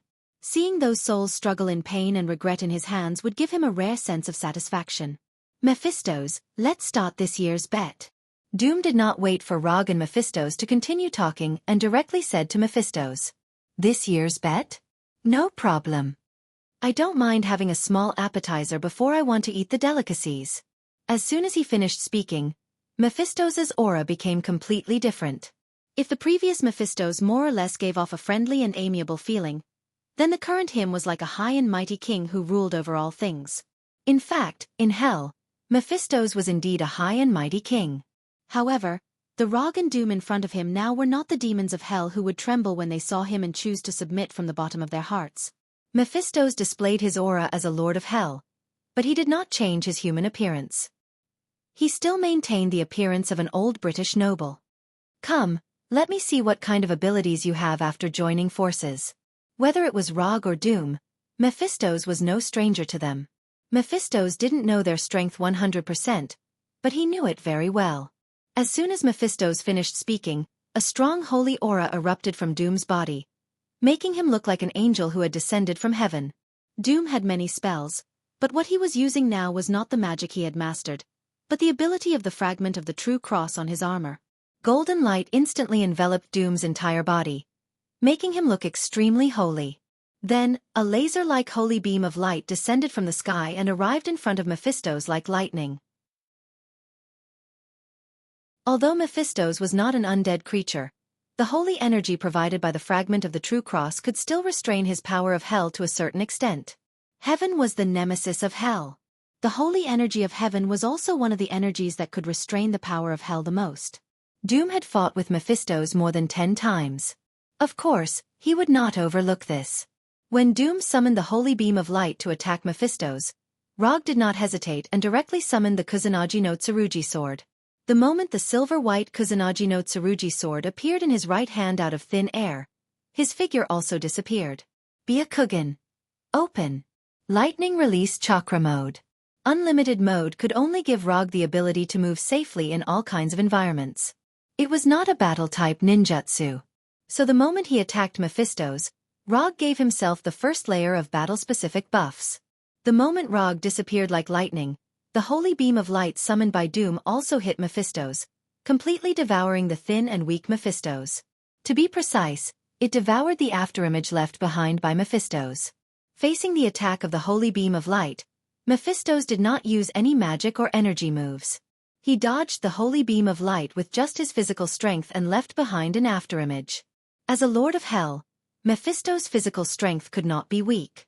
He rarely used melee combat, not because he didn't know how, but because there was no need. Rog and Doom were not surprised that Mephistos could easily dodge the attack of the holy beam of light. If Mephistos could not even dodge such an attack, he would not be qualified to be a lord of hell. Mephistos, who had dodged the holy beam of light, appeared more than 10 meters behind him again. At the same time, Rog, who had entered lightning release chakra mode, also appeared in front of him. Lightning release. Thousand Birds Blade. In just an instant, the silver-white Kusanagi no Tsurugi sword was wrapped with light blue lightning as it stabbed directly at Mephistos' chest. Although Mephistos was a lord of hell, he also had a fatal weakness like the other demons of hell: his heart core. Through the Byakugan, Rog saw the fist-sized heart core in Mephistos' chest that looked like a solidified red sun. Clang! Unlike the previous battle, Mephistos did not use an energy barrier to block Rog's attack this time. Instead, he raised the black scepter in his hand. The black scepter that looked like it was made of ordinary wood blocked the Kusanagi no Tsurugi sword with great precision, and the crisp sound of metal clashing against metal could be heard. Before Rog could retract his Kusanagi no Tsurugi sword, Mephistos held the tip of the scepter in his hand and turned it into a sharp sword, stabbing at Rog repeatedly. Clang, clang, clang, clang. At this moment, Mephistos displayed exquisite swordsmanship. Just with one stab after another, he forced Rog to retreat continuously. As expected of a lord of hell, he had a way. Rog had no intention of competing with Mephistos in swordsmanship, so he immediately retreated. However, the moment he pulled away, Mephisto stuck close to him like a shadow. Before the Earthlings even had civilization, the demons were already masters of close combat. Playing with swords in front of me, aren't you looking down on the demons of hell too much? The swordsmanship that Mephisto's displayed now was not inferior to that of the goddess of death, Hela. Although his swordsmanship was only fast, accurate, and ruthless, in his hands, even the simplest of moves could turn into a storm of death that could take away one's life. Holy Halo! Holy Oath! Just as Rog was being forced back by Mephisto's, Dum cast 2 more holy spells in the distance. Rog, who was enveloped in lightning release chakra, suddenly shone with a golden light that was like the sun. At the same time, the Kusanagi no Tsurugi sword in his hand was wrapped in holy flames that contained holy energy. Holy Halo gave Rog the holy energy to resist the power of hell, increasing his strength and speed for a short period of time. Holy Oath gave the Kusanagi no Tsurugi sword in his hand the ability to deal holy damage. Professor of Destruction Dum became a reliable healer, giving Rog 2 holy buffs.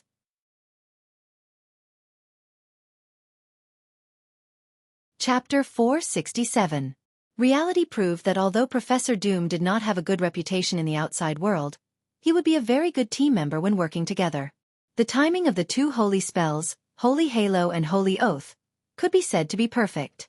If not for the fact that this was Doom's first time fighting together, Rog would have suspected that he had specially trained with Doom in this kind of tactic. The sudden burst of holy energy from Rog's body instantly disrupted Mephisto's attack rhythm, giving him an almost negligible amount of time to catch his breath. To ordinary people, Mephisto's short delay of a few tenths of a second wasn't an opportunity at all. However, to people like Rog or Hela who were extremely proficient in close-range combat, this delay was enough to turn the tide of the battle. Mephisto's black cane brushed past Rog's face, almost leaving a scar on his handsome face.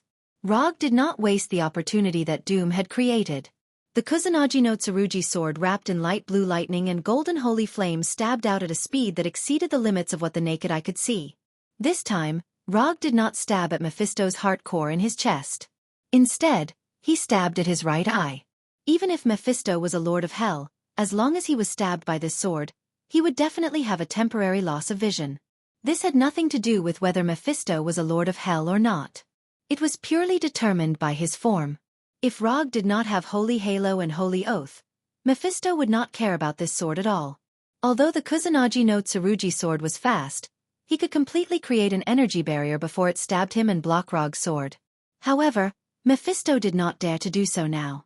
He could ignore Rog's chakra, but he did not dare to underestimate the holy energy of the true cross fragment. Retreat! Retreat quickly! Mephisto, who had just mocked Rog for overestimating himself and daring to use swordsmanship in front of him, was now forced back by Rog's sword. Although Log didn't say anything harsh to Mephisto, he proved it to Mephisto with his actions. Don't act tough just because you're older. There were many examples of people who looked down on the Earth civilization and were defeated by the Earthlings in the end. Mephisto's chose to retreat, but Rog wouldn't let him off so easily. A few seconds ago, Mephisto was still chasing after Rog. But now, the situation was reversed. Dang dang dang dang dang dang. Previously, Mephisto had used Rog as a practice target. Now, it was Rog's turn to return the favor. Just like Mephisto's, who only pursued speed, accuracy, and ruthlessness with his sword, Rog's attack also followed these 3 points. Swords were lethal weapons, and swordsmanship was the art of killing. Note 1. The art of killing did not need to be fancy. Just as Rog was about to leave the mark of an earthling on Mephisto's body in one go, the holy energy in his body disappeared. The duration of the Holy Halo and the Holy Oath had ended. The sudden disappearance of the buff inevitably made his movements a little incoherent. The experienced Mephisto naturally wouldn't miss such an opportunity. However, just as he was about to counterattack, Rog opened his mouth silently. "Old man, you've been tricked." With Mephisto's ability, reading lips wasn't a problem at all. But before he could react, a holy light that seemed to have descended from heaven completely enveloped the two of them. Holy purification. It was true that Rog and Doom had never worked together before, but they were both existences with rich combat experience. Even if they hadn't rehearsed or worked together before, as long as they had seen the same battle plan, they would be able to cooperate tacitly. Holy Halo, Holy Oath, Holy Purification. These holy spells were all in the plan that Doom had shown Rog. In order to regain the freedom of Cynthia's soul, Doom generously revealed the spells he had mastered to Rog. Although the spells recorded in the plan couldn't be all of Doom's spells. However, as long as he knew the effects of these spells, Rog would be able to determine which spell Doom would cast at which time. This had nothing to do with whether the two of them were familiar with each other or not. It was purely because they had the same level of combat thinking.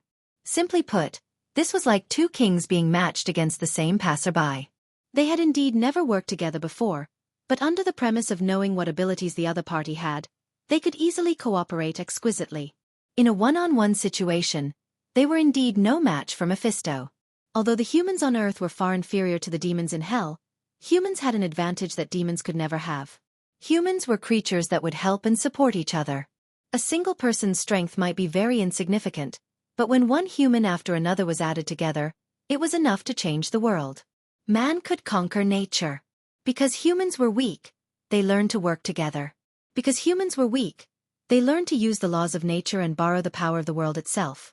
Because humans were weak, they learned to be humble and learn, and explore the truth of the world bit by bit. So, never ever underestimate humans.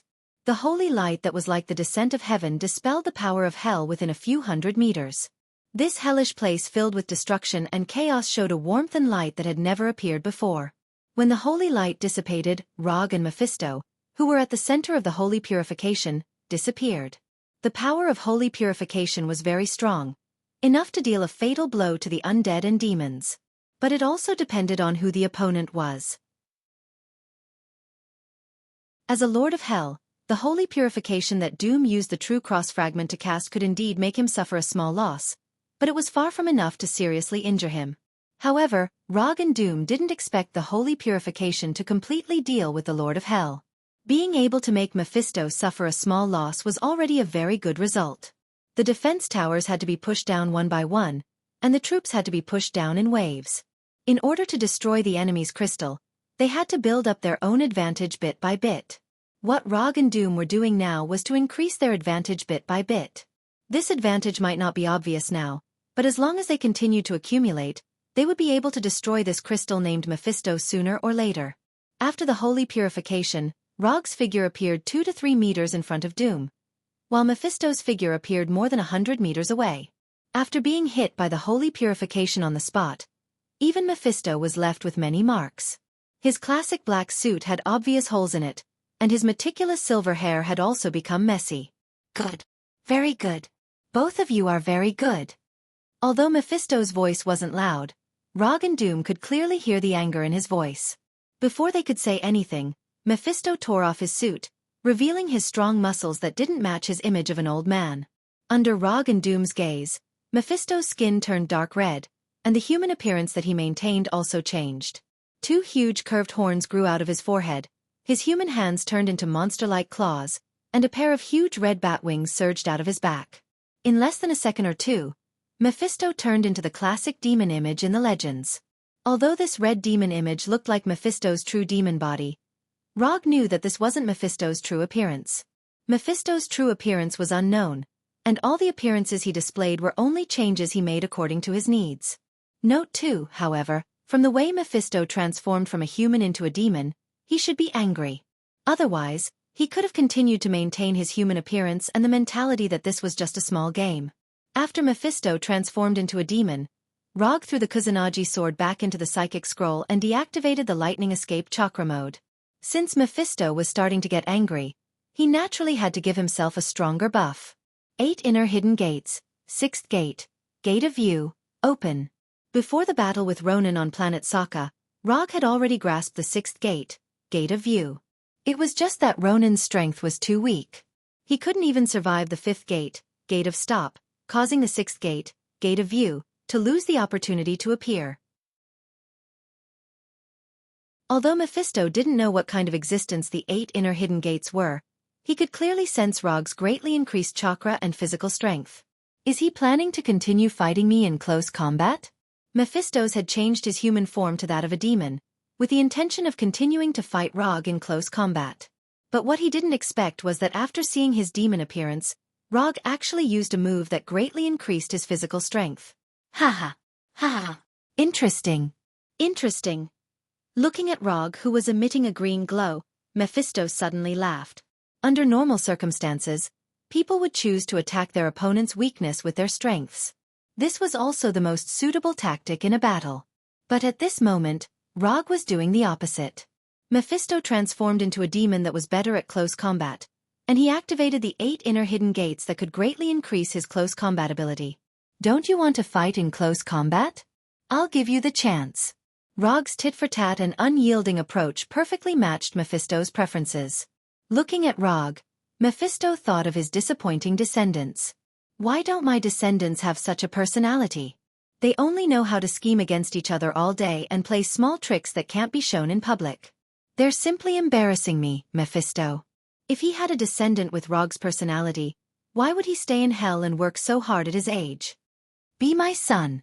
Just as Rog and Doom were waiting for Mephisto's revenge attack, Mephisto suddenly said something that confused them.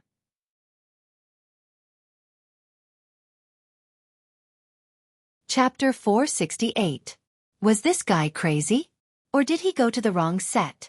Mephisto's words made Rog and Doom look puzzled.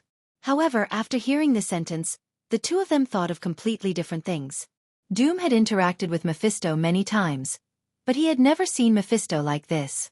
The current Mephisto didn't have the attitude of a lord of hell at all. Instead, he looked like an old human man anxiously looking for an heir. If he wasn't very sure that Rog was a native of Earth and a disciple of the Ancient One, Doom would have suspected that Rog really had some unspeakable relationship with Mephisto. Although Rog didn't think as much as Doom, Mephisto's words reminded him of a great man who claimed to be a remnant of the old era. I am a remnant of the old era, and the new era doesn't have a ship to carry me. Note 1. Until today, Rog could still clearly remember how excited he was when he heard this sentence. A man's heroic life should come to an end in such a spectacular way. Therefore, when he heard Mephisto's words, he couldn't help but be distracted, and his thoughts involuntarily flew to the sea that carried the dreams of countless people. You should leave this kind of qualification to others. I can't afford it. Rog directly rejected Mephisto's suggestion. Even if his brain had been fried by the chakra of the 8 gates, there was no way he would agree to Mephisto's suggestion. Wasn't it good to be a human? It's okay. I'll make you slowly agree. As long as you live in hell for a while, you'll find that hell isn't as bad as you think. Mephisto didn't care about Rog's rejection. He would have been surprised if Rog had agreed immediately. Moreover, Rog's rejection made Mephisto admire him even more. Perhaps it was his imagination, but Rog felt that there was something wrong with the way Mephisto looked at him. He remembered that he had seen this kind of gaze from a certain group of people with special sexual orientations. After shaking his head to dispel these strange thoughts, Rog took a deep breath and took the initiative to attack Mephisto's in the distance. He had to complete the mission as soon as possible, then leave hell and stay away from that old pervert. Rog, whose body was emitting green light, disappeared again. In the next second, he arrived in front of Mephisto, who had become more than 2 meters tall. Shadow Dance Leaf. Rog, who appeared in front of Mephisto in a flash, raised his right leg and kicked Mephisto's chin. Rog, who had opened the 6th gate of view, erupted with a speed that shocked even Mephisto. However, just as his right foot was about to land on Mephisto's chin, the giant bat wings on Mephisto's back flapped gently, and he flew out of Lin Li's attack range. Although Mephisto had never seen the 8 inner hidden gates before, he knew one thing very well, and that was that the 8 inner hidden gates was definitely not simple. Not to mention the attack power of the 8 inner hidden gates, just the fact that it could increase Rog's chakra was enough to make Mephisto extremely vigilant. The last time they fought, Mephisto discovered that Rog's body had energy that far exceeded that of an earthling. At this moment, Rog's chakra, which was already very large, became even more astonishing under the amplification of the 8 inner hidden gates. However, this was normal. After all, opening the 8 inner hidden gates was equivalent to burning one's life force. Whether it was burning one's life force, soul, or anything else, it could increase the caster's strength by a terrifying amount. There were many such methods in the human world, and there were also many in hell. Mephisto's bat wings flapped gently, and he flew dozens of meters into the air. He looked down at Rog, who was on the ground. However, in the next second, Rog disappeared from the ground again. Shadow Dancing Leaf was Lotus Flower's starting move. It was to kick the enemy into the air, so he deliberately targeted the enemy's chin. Although Logue's shadow dancing leaf didn't hit Mephisto, Mephisto flew up on its own and completed the effect he wanted to cast on it. Inner Lotus. Just as Mephisto was about to sense Rog's whereabouts, Rog's voice sounded behind him. After Shadow Dancing Leaf, he could follow up with Outer Lotus and Inner Lotus. Rog had originally planned to use Outer Lotus to test the power of Mephisto's demon form. However, after Mephisto said, "Be my son," and revealed a look that gave him goosebumps, he decisively gave up on Outer Lotus. Outer Lotus needed to tie Mephisto up tightly with bandages or something else and then spin him into the ground. At this moment, Rog didn't want to have such intimate contact with Mephisto. Therefore, Inner Lotus, who didn't need to be hugged by the opponent, became a more suitable choice. The moment the voice sounded, Rog's right fist hit Mephisto's back, sending him flying to the ground. However, the moment Mephisto was sent flying, Rog, who was originally behind Mephisto, arrived in front of him and kicked him in the chest with his right foot. Thus Mephisto, who was originally flying toward the ground, flew backward into the sky. Mephisto's combat skills and reaction speed were extremely outstanding, but unfortunately, he had encountered Rog, who had cheated. After hitting Mephisto twice in a row, Rog arrived beside Mephisto again. Then, it was another heavy punch. Mephisto, a mighty lord of hell, was sent flying by Rog like a volleyball. Bang, bang, bang, bang, bang. Muffled sounds of strikes rang out continuously, as if a battle song that belonged to Logue was being played. Although Dum really wanted to help Rog add a few holy attribute enhancement spells, he helplessly discovered that he couldn't keep up with Rog's speed at all. Rog's Inner Lotus at this moment proved what it meant to be a high-speed attack that the enemy couldn't even touch. Even an existence like the Lord of Hell Mephisto couldn't stop Rog's high-speed attacks, and could only passively choose to take the beating.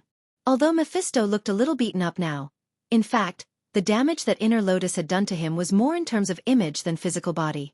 This was the first time in Mephisto's long life that he was being hit like a volleyball. After punching and kicking Mephisto dozens of times in the air at a speed that was beyond what the naked eye could capture, Rog finally made the final blow to end Inner Lotus. Boom! Mephisto, who had been hit in the chest by Rog's right fist, crashed into the ground like a meteor, creating a huge crater that was more than 10 meters wide. The thick ground outside the crater also cracked like a spider web from Mephisto's impact, spreading dozens of meters around the crater. After using Inner Lotus ultimate skill, Rog also stopped flying in the air, and slowly landed on the ground. When Rog landed on the ground, Dum finally had the chance to throw out the holy spell that he had prepared long ago. Light Armor. An armor completely made of golden light appeared on Rog's body, making him look like a heavenly soldier from heaven. At the same time, the physical strength that he had just used to cast Inner Lotus quickly recovered, and all the fatigue and discomfort in his body were instantly dispelled. More importantly, the light armor added the holy attribute to his attacks that was most effective against hell demons. As the light armor appeared, Mephisto, who had been beaten up by Inner Lotus, also flew out of the crater. Inner Lotus, that's a pretty good move. But it's a pity that your attack just now didn't have any holy attribute. As soon as he finished speaking, the demonic Mephisto moved his body in front of Rog and Dum. With a series of crackling sounds, Mephisto's demonic form returned to its original state, and the wounds from Inner Lotus attack completely disappeared. It's okay, as long as I can beat you up. Rog didn't expect Inner Lotus to seriously injure Mephisto. Li Lianhua was just a cover. His real goal had been achieved long before Li Lianhua ended. Is that so? Then I'll show you the battle stance of a demon. Mephisto, who was flying in the air, disappeared instantly, and appeared in front of Rog in a flash. Seeing Mephisto suddenly appear, Rog's expression didn't change, and he didn't even move. Just as Mephisto's sharp and huge right claw was about to grab him, Rog finally moved. Flying Thor. Mephisto's right claw slashed across where Rog had been standing, and Rog appeared behind Mephisto at the same time. Holy Super Jade Rasengan. Before Mephisto could react, a Super Jade Rasengan wrapped in holy power, like the sun, struck him hard on the back. Boom! The Super Jade Rasengan that contained holy attributes exploded, and Mephisto, who was caught off guard, was sent flying. Flying Thor. This was Rog's real goal in using Inner Lotus to attack Mephisto. His goal had never been to use Inner Lotus to seriously injure Mephisto, but to use Inner Lotus attack to conceal the existence of the Flying Thor. It turned out that Mephisto had indeed been deceived by Inner Lotus attack. He didn't notice the existence of the flying Thor at all. With Mephisto's ability, as long as he discovered the existence of the flying Thor, it wouldn't be difficult for him to disperse the Thor. But he didn't do that at all. He only recovered from the injuries caused by Inner Lotus attack, and completely ignored the seemingly inconspicuous but even more fatal flying Thor. Mephisto was considered experienced and knowledgeable, but the flying Thor that Rog used just now was completely beyond his imagination. He didn't even notice how Rog had appeared behind him.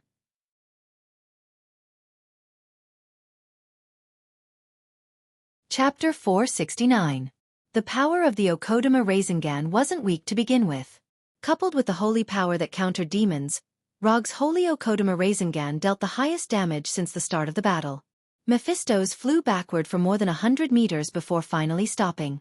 He used his body to draw a trench dozens of meters long on the ground. Looking at Mephisto's messy back and the fact that he was missing a bat wing, Rog was slightly surprised. He didn't expect the holy Okodama Rasengan that he suddenly came up with to be so powerful. The power of the holy power was far more effective against demons than he had imagined. Being sent flying by Rog again, and being sent flying by the Okodama Rasengan that contained holy power, made Mephisto's, who was already a little impatient, completely change his expression. He did admire Rog, but he couldn't tolerate Rog provoking him again and again. Although the injury on Mephisto's back was serious, it wasn't serious enough to seriously injure him. A visible black energy suddenly surged out of Mephisto's body. With the appearance of the black energy, the injury on his back quickly healed. The bat wing that had fallen to an unknown place had also grown back. Rapid regeneration. It only took a second or two for Mephisto's to recover completely, as if nothing had happened. The regenerative ability of demons was astonishing to begin with, not to mention that Mephisto's wasn't an ordinary demon. The regenerative ability of a Lord of Hell wasn't something that trash demons could compare to. When the injury on his back was completely healed, Mephisto slowly turned around and looked at Rog in the distance with a solemn expression. Although he really wanted Rog to be his son, his most outstanding and powerful descendant. But he also knew that Rog wasn't the kind of existence to be obedient. In the world of demons, there was a very simple way to make your subordinates and descendants obedient, and that was to use your fists to tell the other party who was the boss. The fist was the truth. This was the simple, efficient, and primitive values of Hell's demons. Although Rog wasn't a demon from Hell, Mephisto's didn't mind letting him understand in advance what a filial son in Hell was. After healing his injuries again, Mephisto's didn't immediately attack Rog. Instead, he silently checked his body. Although it was his first time seeing the flying Thor, he immediately realized something. When Rog suddenly appeared behind him, he sensed a spatial fluctuation that was so weak that it was almost negligible. To others, this weak spatial fluctuation was as if it didn't exist. But to Mephisto's, although it was weak, it wasn't enough to completely hide from his senses. Just as Mephisto's tried to check his body, Mephisto's, the holy armor, attacked Mephisto's attack. It hadn't been easy for Log to secretly leave a few flying lightning god spells on Mephisto's body. There was no way he was going to let Mephisto dispel them. The flying Thor. With a thought, Rog appeared in front of Mephisto again, and punched at Mephisto with both fists at the same time. Morning Peacock. This was a powerful move that could only be used after opening the sixth gate, the Gate of View. In an instant, hundreds and thousands of fist shadows appeared in front of Mephisto's. Rog wasn't the thousand-hand Guanyin. Of course, he didn't have 1,000 fists.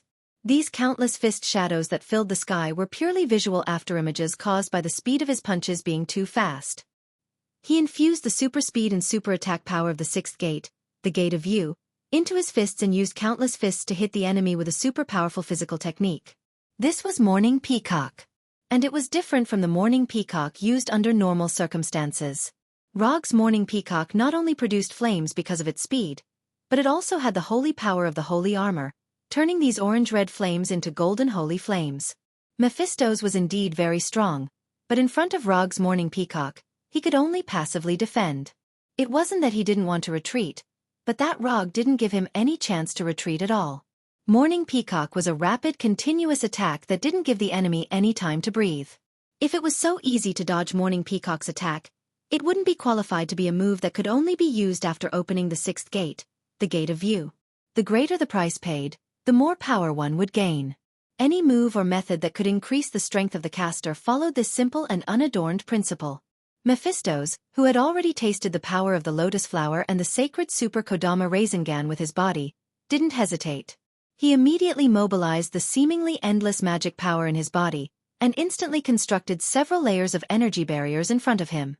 Layer after layer of blood-red or dark energy barriers appeared in front of Mephistos, forming a line of defense between him and Rog. As soon as Mephistos' energy barriers appeared, the golden flames scattered from Rog's fists occupied his entire vision, turning the sky in front of him golden. It was as bright as the sunrise, as dazzling as the tail feathers of a peacock. Morning Peacock. It lived up to its name. The golden holy flames, along with Rog's fists, kept hitting Mephistos' energy barriers. Bang! Bang! Bang! Under Morning Peacock's attack, the energy barriers with astonishing defensive power only lasted for a short 1 or 2 seconds before they were completely shattered. Rog's fists and the remaining holy flames poured down on Mephistos' body like bullets from a Gatling gun. This violent attack, with its visual effects, lasted for a full 5 seconds before it ended. Rog's last punch landed heavily on Mephistos' demon head, directly shattering part of it. After Rog ended Morning Peacock, Doom finally had time to size up Mephistos' appearance from afar. Mephistos' body, which had just recovered, was once again riddled with injuries. Being hit by the sacred Super Kodama Rasengan only left Mephistos back in a mess and destroyed one of his bat wings. After being attacked by Morning Peacock, Mephistos not only lost all of his bat wings, but even the curved horn on his head was completely broken. What was even more shocking was that there were visible holes of different sizes on Mephistos' body. This time, Mephistos wasn't sent flying, but stopped less than 5 meters away from Rog. "Now, do you still think you can subdue me?" Rog said as he walked toward the wounded Mephistos, his right hand once again condensing the Rasengan containing holy power.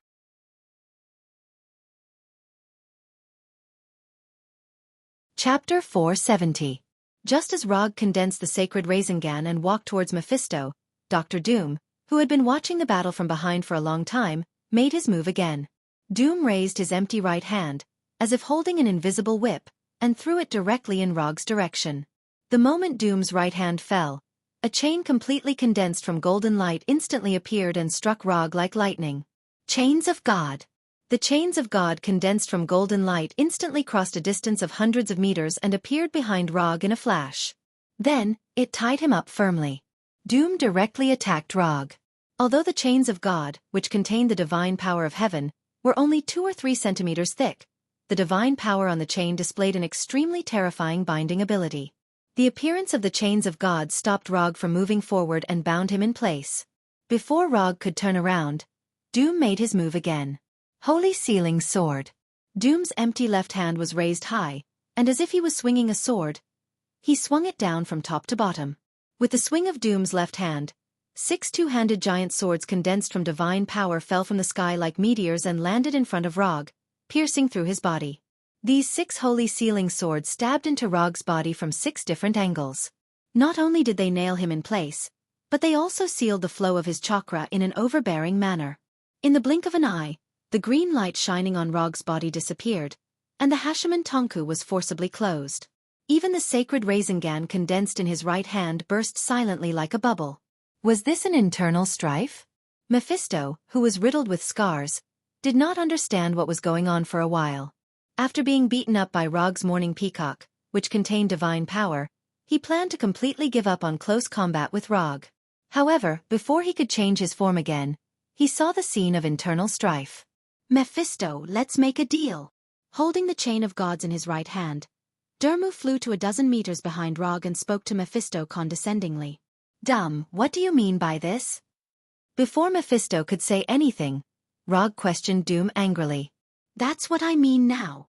Dumb did not mind Rog's dissatisfaction, and gently tugged at the chains of God in his hand. The second Doom pulled on the chains of God. The chains on Rog's body tightened around him like a python trying to strangle its prey. "Dumb, you better pray that I never return to Earth. Otherwise, I'll definitely wipe out your Latovinia." Although Rog's voice was not loud, Doom and Mephisto could clearly feel the murderous intent that he was emitting. "I never pray." As soon as he said that, The chains of God wrapped around Rog's body extended to his head and completely tied him up like a bandage wrapped around a mummy. Although Mephisto did not know what Dum was planning, he could tell that Dum and Rog, who were originally in the same team, had completely fallen out. Or rather, Dum had unilaterally chosen to betray his teammates. Mephisto first healed the holes and wounds on his body, then looked up at Dum, who was floating in the air. The mysterious energy in Rog's body had really been sealed. Dumu was being serious. As a demon from hell who had integrated cunningness into his instincts, Mephisto did not let the internal strife in front of him go to his head. He used his own method to sense Rog's current state in detail. The chains of God bound Rog's body, and the holy light sealing sword sealed the energy in his body. What do you want? Mephisto looked up at Dum and asked calmly. My mother's soul. Just as Mephisto had expected, Dum gave the answer he already knew. Using Log to exchange for your mother's soul, that's a pretty good deal. As he spoke, Mephisto raised his right hand and summoned an irregular hexagonal prism. In this crystal-like prism, there was a typical image of a woman from Earth. Cynthia's soul. The image in the prism that was like a holographic projection was the soul of Dum's mother, Xianxia. It's a good deal, but why should I believe you? Mephisto said with a smile. At the same time, orange-red hellfire burned in the prism. Ah! The moment the hellfire burned, Xianxia in the prism let out a painful howl. Hearing Cynthia's miserable howl, veins appeared on Dum's right hand that was holding the chains of God. His body exuded a strong killing intent that was not on the same level as Rog's just now. Mephisto! Don't go overboard. Dum suppressed the anger in his heart and said word by word. Overboard? I don't think so. Although he said that, Mephisto still ended the hellfire and let Xianxia escape her torture for the time being. Do you know that souls burned to death by hellfire are not only hated by hell and heaven, but they will also never have the chance to reincarnate. They will only become nutrients for hellfire and experience eternal pain in hellfire. Mephisto played with the prism that imprisoned Cynthia's soul and explained patiently. I know. But I also know that existences killed by divine power will neither appear in hell nor ascend to heaven. Since you like gambling so much, do you dare to bet with me? Let's see if I feel more despair when my mother is killed, or if you feel more pain when you lose Rog's soul forever. As he spoke, the chains of God on Rog's body became brighter and brighter, gradually turning from golden to blazing white. Watch carefully. Rog's soul that you want is about to disappear. As soon as he finished speaking, Dum's right hand that was holding the other end of the chains of God began to exert force. Wait. Just as the chains of God were about to completely turn blazing white, Mephisto spoke. Give me Rog, and I'll return your mother to you. Mephisto finally made the decision to make the deal. Cynthia's soul was just one of his many playthings. If not for the fact that Xianxia had a good son like Dum, he would not be so concerned about Cynthia's soul. Count down from 3, and we'll make the deal. Dum raised his right hand and pointed at the prism in Mephisto's hand with his left. No problem. Because they were in hell, Mephisto was not worried that Dum would play any tricks. Even if Dum had other intentions, he would not be able to leave hell with Xianxia. 3, 2. Since Mephisto agreed to the deal, Dum did not hesitate and began to count down. Just as he was about to count down to 1 and throw the chains of God in his hand to Mephisto, Xianxia suddenly spoke in the prism. Don't do this. Cynthia's words directly interrupted the deal between Dum and Mephisto. Shut up. Mephisto snorted unhappily, and made the hellfire appear in the prism again, intending to teach Xianxia a small lesson. Let her speak. However, before Mephisto could do anything, Dum clenched the chains of God in his hand tightly, and made them shine with a blazing white light. Dum, I'm already very happy to see you grow up. Back then, I did something wrong, so I fell into the hands of the devil. I don't want you to walk the same path. If I can obtain my freedom in this way, I'd rather continue to be tortured by this devil for 1,000 years or 10,000 years.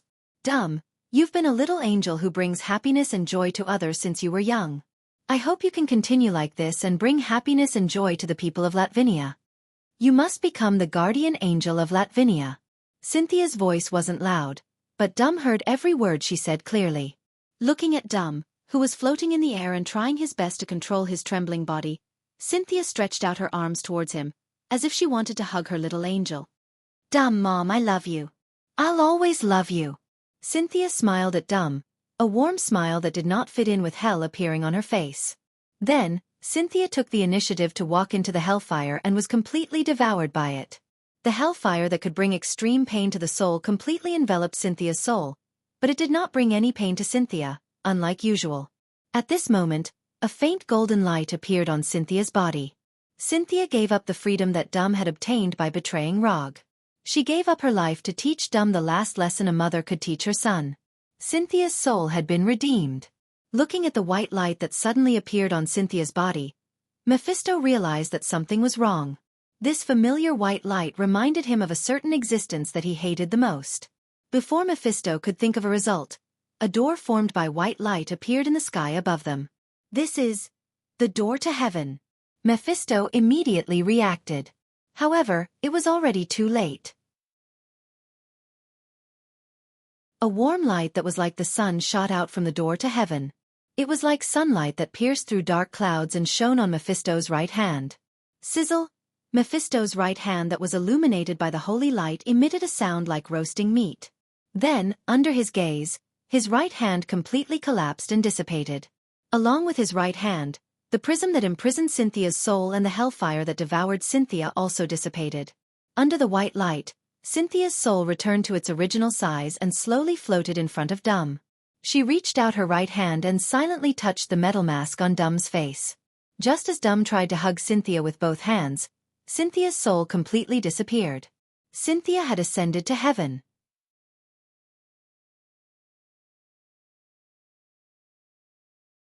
Chapter 471.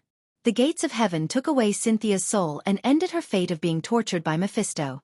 It also allowed Rog and Doom to complete their set battle goal. However, after Cynthia's soul ascended to heaven, the three people present didn't take any further action.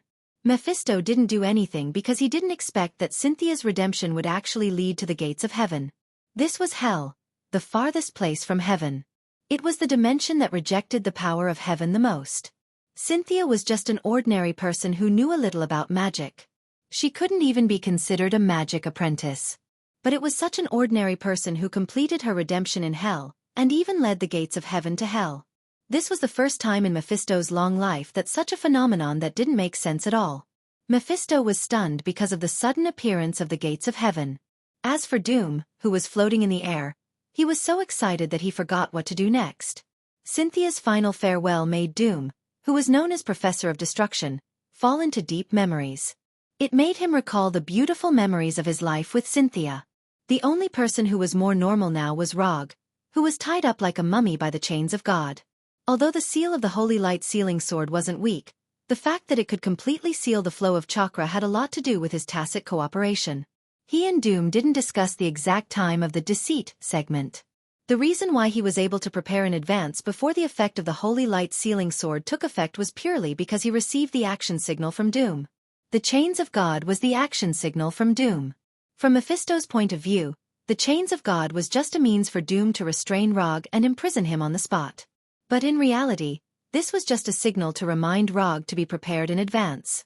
As for the Holy Light sealing sword that followed, it was purely a smokescreen for Mephisto. Mephisto's perception was indeed outstanding. But no matter how outstanding his perception was, he couldn't tell if Rog had only sealed the flow of chakra in his body, or if the chakra had been sealed by the Holy Light sealing sword. According to the plan, after Cynthia's soul ascended to heaven, Doom should immediately remove the restraints on Rog. However, Doom, who was too emotional, temporarily forgot about this matter. Therefore, there was an awkward problem. Rog could indeed remove the seal on his body and let chakra flow again. If necessary, he could even use the Nine Tails as chakra to forcefully break free from the shackles of the chains of God and the Holy Light sealing sword. But this way, he would have to give up on the plan to take something from Mephisto and return to the human world empty-handed. Dumb, can you wake up quickly? Your mother has already gone to heaven. Rog silently Doom. Doom. You. Before Doom could recover, Mephisto spoke first. Fool, that's right, we were fooling you. After hearing Mephisto's angry voice, Doom finally regained his senses.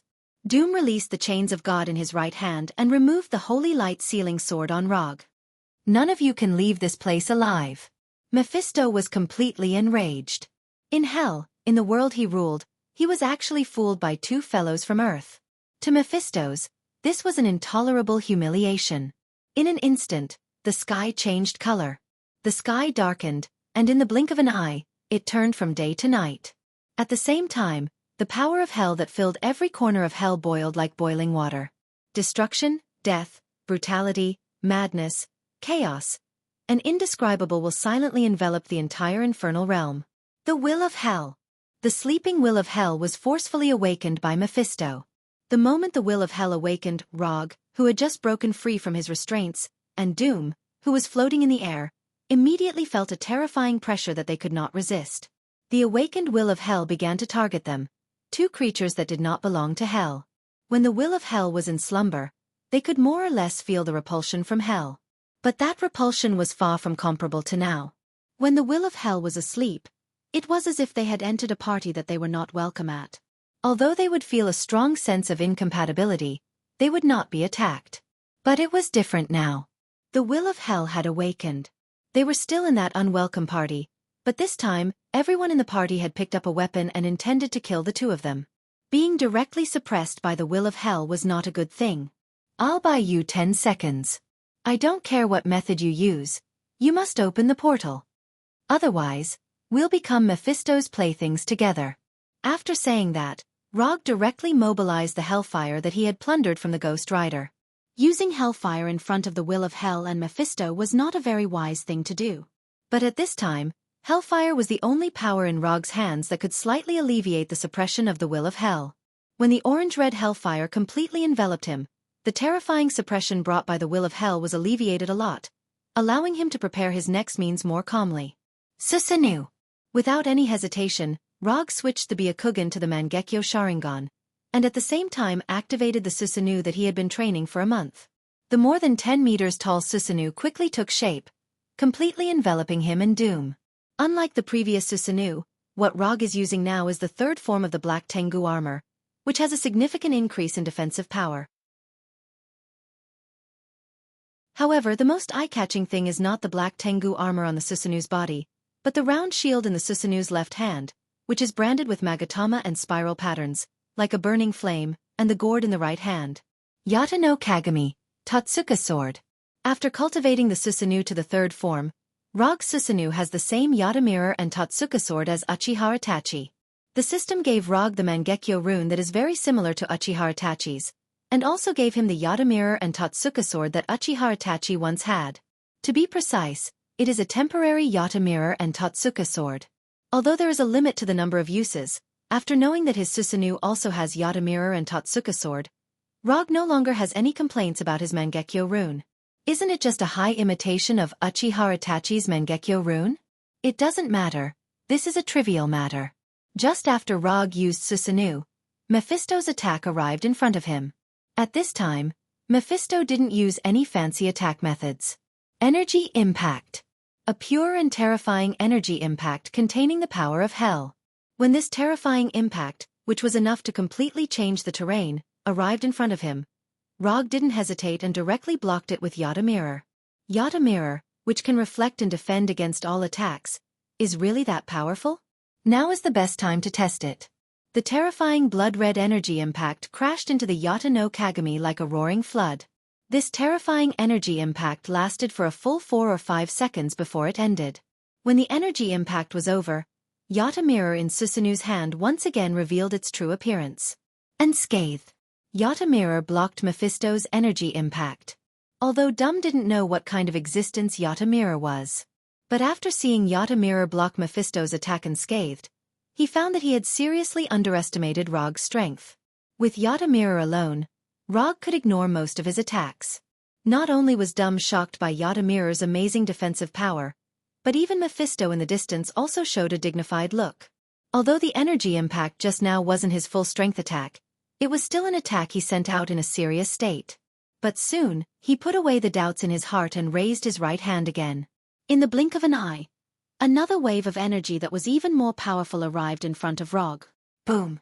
Unlike the previous attack, when the energy impact hit the Yata no Kagami, it exploded like an intercontinental missile hitting the target.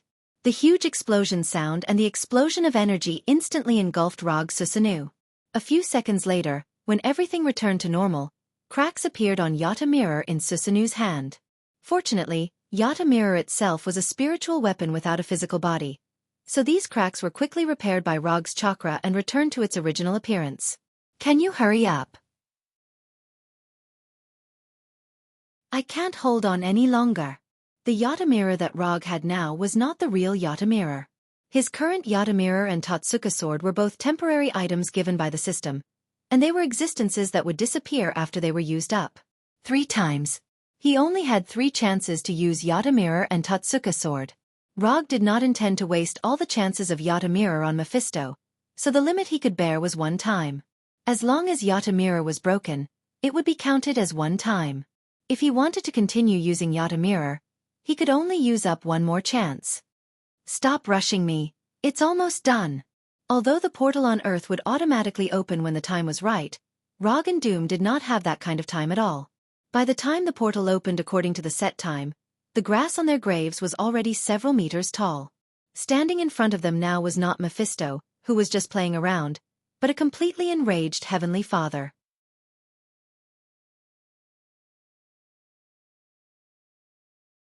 Chapter 472. Although Rog also had the strength of a demigod, in front of a Heavenly Father, his strength was far from enough. The difference in strength between a demigod and a Heavenly Father was not something that could be made up for with numbers. Even if Rog had Doom's help now, it would still be useless. It would be fine if Mephisto was just playing around. But once he became serious, and this was the hell he ruled, even if Rog and Doom did their best, their chances of winning would not exceed 10%. Although this winning rate seemed cruel, it was already the highest winning rate they could achieve. If they made any more mistakes, their chances of winning would not even reach 5%. After 2 consecutive attacks failed to shatter the Yata mirror, Mephisto finally decided to use his full strength. For Mephisto, this was just something that needed to be taken seriously. But for Rog and Doom, it was something that needed to be done with all their might. Just like before, Mephisto did not use any fancy attacks. Instead, he sent out an energy attack that symbolized the strength of a Heavenly Father. Unlike the previous 2 energy shockwaves, this energy shockwave was pure black. A deep black that symbolized death and nirvana. This black energy attack seemed to break through space and instantly appeared in front of Rog, taking the initiative to collide with the Yata mirror in Susanoo's hand. There was no terrifying explosion, no uncontrollable energy turbulence, no unstoppable terrifying impact. This black energy was like an illusory bubble as it crashed into the Yata no Kagami. Then, it silently shattered and dissipated. Mephisto's full-strength attack did not display any terrifying power that could destroy heaven and earth. Instead, it was like a silent joke. However, the moment this black energy dissipated, the Yata mirror in Susanoo's left hand shattered with a loud bang. Bang! The Yata mirror, which was said to be able to defend against all attacks, shattered like a mirror under Mephisto's full-strength attack. At the same time, Susanoo's left hand also shattered inch by inch. Susanoo was just a product of Chakra's materialization. But at this moment, Mephisto's black energy impact directly connected the Susanoo to the caster, Rog. Susanoo's left hand disappeared, and Rog's left hand also seemed to have been hit by a terrifying attack, and bright red blood burst out. F***CK. The intense pain made Rog curse out loud.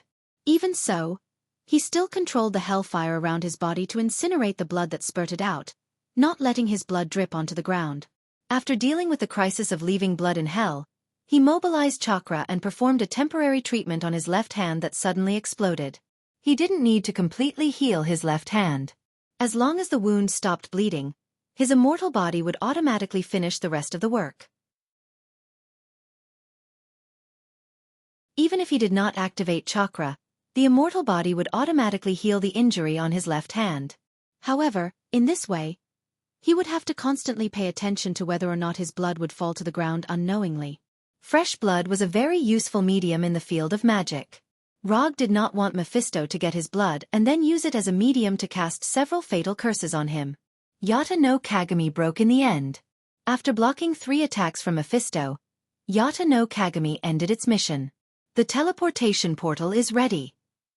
After paying the price of 1 use of Yata no Kagami, Dum finally opened the portal back to Earth. You go first. I still have some personal grudges to deal with. Rog said calmly to Dum without turning back. Personal grudges? Dum was stunned. However, he did not hesitate for long. He directly walked into the portal less than a meter away and returned to his castle. Mephisto, this is the second and last time. Next time, the one who will escape will be you. Rog said loudly to Mephisto in the distance. No, you won't have a next chance. As he spoke, Mephisto raised his right hand again and summoned a pure black energy ball that was only 1 meter in diameter. This was an energy ball that looked like a black hole. Mephisto did not care about the portal behind Rog, because Rog would not have the chance to walk through it at all. Is that so? But that's not up to you. As soon as he said that, Rog controlled Susanoo, and let Susanoo, which only had its right hand left, hold the gourd hanging on its hand. When Susanoo held the gourd like it was holding a sword, the wine in the gourd flew out and condensed into a long sword burning with golden flames. Totsuka sword. Unlike Yata no Kagami, Totsuka sword's 3 chances were 3 chances to attack. As long as Yata no Kagami did not break, no matter how many attacks it blocked, it would only count as 1 chance. Totsuka sword was different. As long as it attacked the target, it would count as 1 chance. The sword is not bad, but unfortunately, it's not. Before Mephisto could finish speaking, the Totsuka sword formed by golden flames appeared in front of him and pierced his body. The speed of the Totsuka sword's attack was beyond Mephisto's imagination. However, he still did not take the Totsuka sword's attack to heart, even if he had been pierced by the Totsuka sword. Do you think an attack of this level can defeat me? After feeling the power of the Totsuka sword, Mephisto laughed disdainfully, mocking Rog for overestimating himself. I never said that I would use this move to defeat you. For some reason, after seeing Rog's calm expression, Mephisto realized that something was wrong. However, he soon realized what was wrong. The Totsuka sword did not cause any serious injuries to his body, but began to forcibly seal his body. No, to be precise, it was not a seal, but a forceful pull of his body into another world. The Totsuka sword, also known as the Sakura Tachi, was a sealed sword without a physical body. As long as it was stabbed, it could seal the target forever, in a drunken dreamlike illusory world. And unlike ordinary illusory worlds, the Totsuka sword's illusory world sealed not only the target's spirit and soul, but also the target's body. Orochimaru, who had used the Orochi Jutsu, was sealed in a gourd by Uchiha Itachi. Hit by the Totsuka sword, Mephisto's body began to deform rapidly, becoming like dough that was being pulled, showing a form that did not conform to common sense at all. How could this be? Mephisto had never seen an existence like the Totsuka sword, not even a similar existence. It could even be said that the Totsuka sword was completely beyond Mephisto's understanding. Mephisto was indeed a lord of hell, and in his long life, he had seen all kinds of strange things. But unfortunately, the Totsuka sword used by Rog was not a product that should appear in this world at all. Whether it was the attribute of power, the principle, or the form, it did not belong to this world. Even if Mephisto was a heavenly father, it was impossible for him to know the knowledge of other worlds. If he could do this, he would not be a heavenly father, but a multiverse-level existence, or even a higher-level existence. As his body continued to deform, the black hole-like energy ball that Mephisto had summoned also shattered with a bang, completely collapsing. What was even more troublesome was that his body was constantly being pulled into the gourd by the Totsuka sword. Damn it! Although Mephisto did not have a fixed form, there was one thing that he could not avoid, and that was, his demon core was in his body. Rog had never expected the Totsuka sword to completely seal Mephisto. No matter how magical the Totsuka sword was, it was impossible to seal a heavenly father-level existence. His goal from the beginning was Mephisto's core, or a part of Mephisto's core. Unlike humans, everything about a hell demon was in their core. Whether it was their power or their knowledge, they were all stored in their core. Taking away their core was no different from taking away their life. Of course, a heavenly father-level existence like Mephisto would definitely not allow others to take away his core. However, even if he could only take away a small part of his core, Rog would be satisfied. Because this meant that he had permanently taken away a part of Mephisto's power.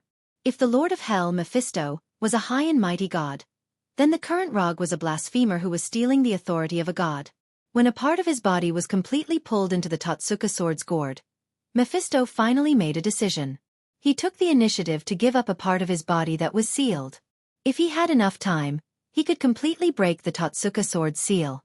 Unfortunately, he did not have such time now. After realizing that he could not change the outcome for the time being, Mephisto displayed the decisiveness and determination that a hell demon should have. He took the initiative to give up a part of his body and peeled off a part of his core that he could no longer break free from the seal. After splitting the important core into two, Mephisto separated a brand new body and broke free from the Totsuka sword seal. "Thank you for your hospitality." Seeing that Mephisto had taken the initiative to give up a part of his core and reformed his body in the distance, Rog raised his right hand to his left chest and bowed slightly. Then, he exerted some strength in his legs and jumped into the portal. The moment he entered the portal, he removed Susanoo to avoid putting too much pressure on the portal. In the end, Rog completed his initial goal and left Hell alive with a part of Mephisto's core.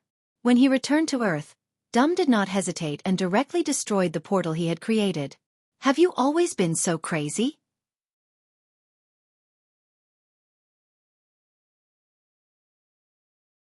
Chapter 473. Crazy? You call this crazy? Rog moved his left hand, which had yet to fully recover, and turned to ask doubtfully. "You. Forget it. I'll arrange for someone to send the magic information you want now." Looking at Rog's calm face, Dum felt for the first time that he had never really seen through Rog's thoughts. Ever since he knew of Rog's existence, Dum had always thought that Rog was someone who would only act according to his mood. But now, he felt that he had guessed wrong. Rog was not a straightforward person at all. He was a lunatic who walked between madness and calmness. When he was calm, he could persuade others with his eloquence alone. He was so meticulous that it was as if he could see through other people's thoughts. When he went crazy, he was a lunatic who did not even care about the lords of hell. These two completely different personalities appeared in him at the same time, making him extremely difficult to guess. Even if one interacted with him day and night, one might not be able to guess his true thoughts. Dum was not worried that his opponent would be meticulous, nor was he worried that his opponent would be crazy and unruly. But he did not want his opponent to be someone who repeatedly jumped between calmness and madness. It was a very troublesome thing to be an opponent with such a person. Especially when this person had extraordinary strength, it would make it even more difficult for one to attack. After destroying the teleportation portal to hell, Dum brought Rog back to the original reception hall and waited for the guards to send the reward that Rog wanted. "When do you plan to go to hell next?" While waiting, Dum asked a question that he was rather curious about. Although Dum had returned to Earth first, he had also heard the last conversation between Rog and Mephisto, so he took the initiative to bring up this topic. "I'm not sure yet. If it's fast, I might go in a few months. If it's slow, it might even be 8 to 10 years. Rog answered silently and carefully checked his body. On one hand, he did not want to leave any hidden injuries on his body. On the other hand, he wanted to check if Mephisto had secretly left any marks or tricks on his body. One couldn't be too careful when dealing with Hell's demons, especially when dealing with a Lord of Hell like Mephisto. "May I ask why you still want to go? You've already seen Mephisto's strength. It's not a wise thing to make him your enemy in Hell." Dum could not figure out why Rog had to go to Hell. Hell wasn't a tourist attraction, not to mention a powerful existence like the Lord of Hell, Mephisto. Most importantly, Rog had already offended Mephisto to the core. As long as Rog appeared in Hell, Dum could guarantee that Mephisto's would definitely attack him with all his might without any hesitation or pity. Although Dum did not know what kind of existence the sword of Totsuka that Rog had used at the end was, he knew that Rog's sword had directly taken away a portion of Mephisto's power. As a professional scholar who had studied Hell and Mephisto for more than 10 years, Dum knew very well what this meant. "It's simple because I don't like to lose." After confirming that there were no hidden dangers in his body, Rog replied with a smile. "You want to go to Hell again just because of this reason?" Dum realized that he could not keep up with Rog's thoughts. Isn't this a very normal thing? As the saying goes, you have to get up from where you fall. Including this time, I've already lost to Mephisto twice, so no matter what, I have to go to Hell to get back at him. Rog's reply was very casual, but his answer made Dum confirm once again that he was a lunatic. It was normal to not like to lose. Competition and the unwillingness to admit defeat were innate instincts of life. Those who chose to live a comfortable life and did not want to improve had long been eliminated in the long river of evolution. I'm beginning to understand why you were able to become the famous fourth Hokage in just a few years. After saying that, Dum fell silent and waited patiently for the guards to arrive. Both Rog and Dum were very patient people.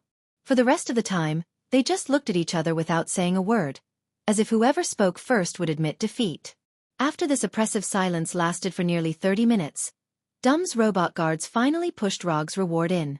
These intelligent robot guards pushed carts that looked like food delivery carts in, one after another, one after another. When the last robot pushed the cart in, the originally spacious living room became as crowded as a market. These are the magic materials you asked for. All of them are here. Dum pointed to the magic books piled up like a small hill on the cart and said calmly, I was just wondering whether you would give me the printed version or the electronic version of the materials. I didn't expect you to be more generous than I thought, actually handing over the original directly. Rog casually picked up the nearest thick magic book and skimmed through a few pages. Similar to the books in the Kamartaj library, this magic book was an ancient book that had been passed down for many years. You helped me save my mother. This reward is nothing. Dum did not mind Rog taking away these ancient books. Not to mention that he had already read the contents of these magic books. Even if he forgot in the future, he still had many backups. One of the benefits of the technological era was that the storage and circulation of knowledge had become extremely simple. Even the manufacturing principle of nuclear weapons could be easily found on the internet. For example, in the 1970s, an economics student at Harvard University in the United States relied on the public information in the library to complete a 400-page How to Make a Nuclear Bomb. Note 1. This was still something that happened in the 1970s, when the internet was just a few years old. The internet at that time was not the same as the internet today. After all, the internet with search functions was only invented in 1989. I'm very satisfied with this reward. While talking, a chakra hand formed by chakra rushed out of Rog's body, collected the magic books on these small cars one by one, and then threw them all into the summon scroll. Looking at the chakra hand that rushed out of Rog's body, Dum's evaluation of him improved slightly. It's not difficult to build energy into the shape you want. But condensing hundreds of large and small energy arms of different lengths at one time like Rog and performing exquisite control of these arms is not something that anyone can do. To be precise, not many people can do it. This level of control not only requires an extremely precise level of energy control, but also requires the user to have a computer-like multithreading processing ability to achieve this level of control of hundreds of arms at the same time. Just as Rog put away the summon scroll and planned to open the portal back to Konoha's headquarters, Dum spoke again. This time, I owe you a favor. If you hadn't proposed this plan, I wouldn't have been able to redeem my mother's soul. If you need any help in the future, you can contact me at any time. When Rog showed his superb level of energy control, Dum decided to establish more contact with him. It's always good to establish a relationship with such a strong person. You don't owe me a favor. This is just a fair cooperation. You saved your mother, and I got the reward I wanted. An exchange of equal value is a fair trade. Rog pointed to the cars that had been completely emptied. Of course, this was only what he said to Dum on the surface. What he really wanted was ninja coins that Dum didn't know about at all. When he put all the magic books that Dum promised into the summon scroll, he opened the commission page of the system and took a look. Commission content. Assist Dr. Dum to free Cynthia's soul.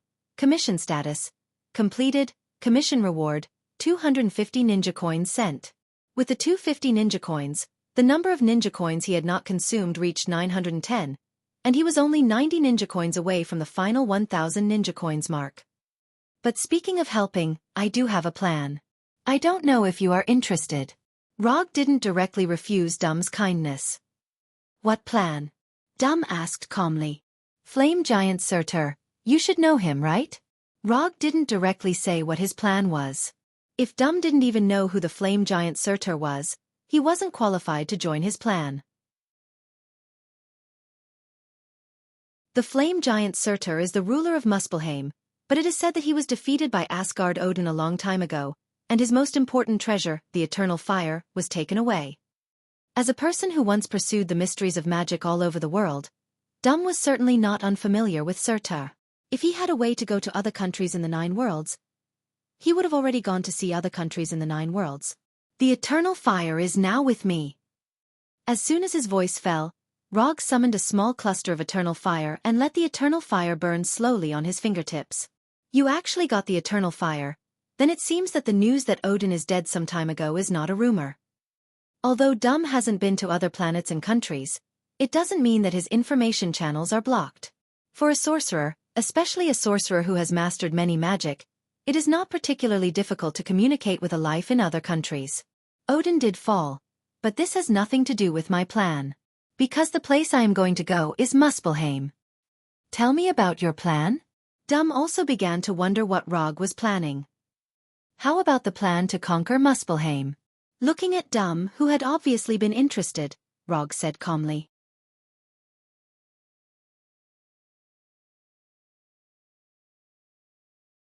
Chapter 474. Conquer Muspelheim? Doom was stunned when he heard Rog's answer. He thought he was a daring person, but compared to Rog's craziness, he felt that his little craziness was nothing. Muspelheim was the kingdom of the flame giants. It was a place equivalent to the infernal inferno to humans. No, conquer Muspelheim. Although there are many flame giants in Muspelheim, the only one who can be considered a powerhouse is Surtur, and Surtur isn't in a good state right now.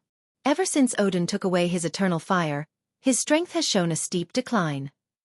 As long as we can get rid of Surtur, the remaining flame giants are nothing to be afraid of. Finding trouble with Surtur was not a temporary plan that Rog came up with on a whim, but an operation that he had seriously considered the risks and rewards.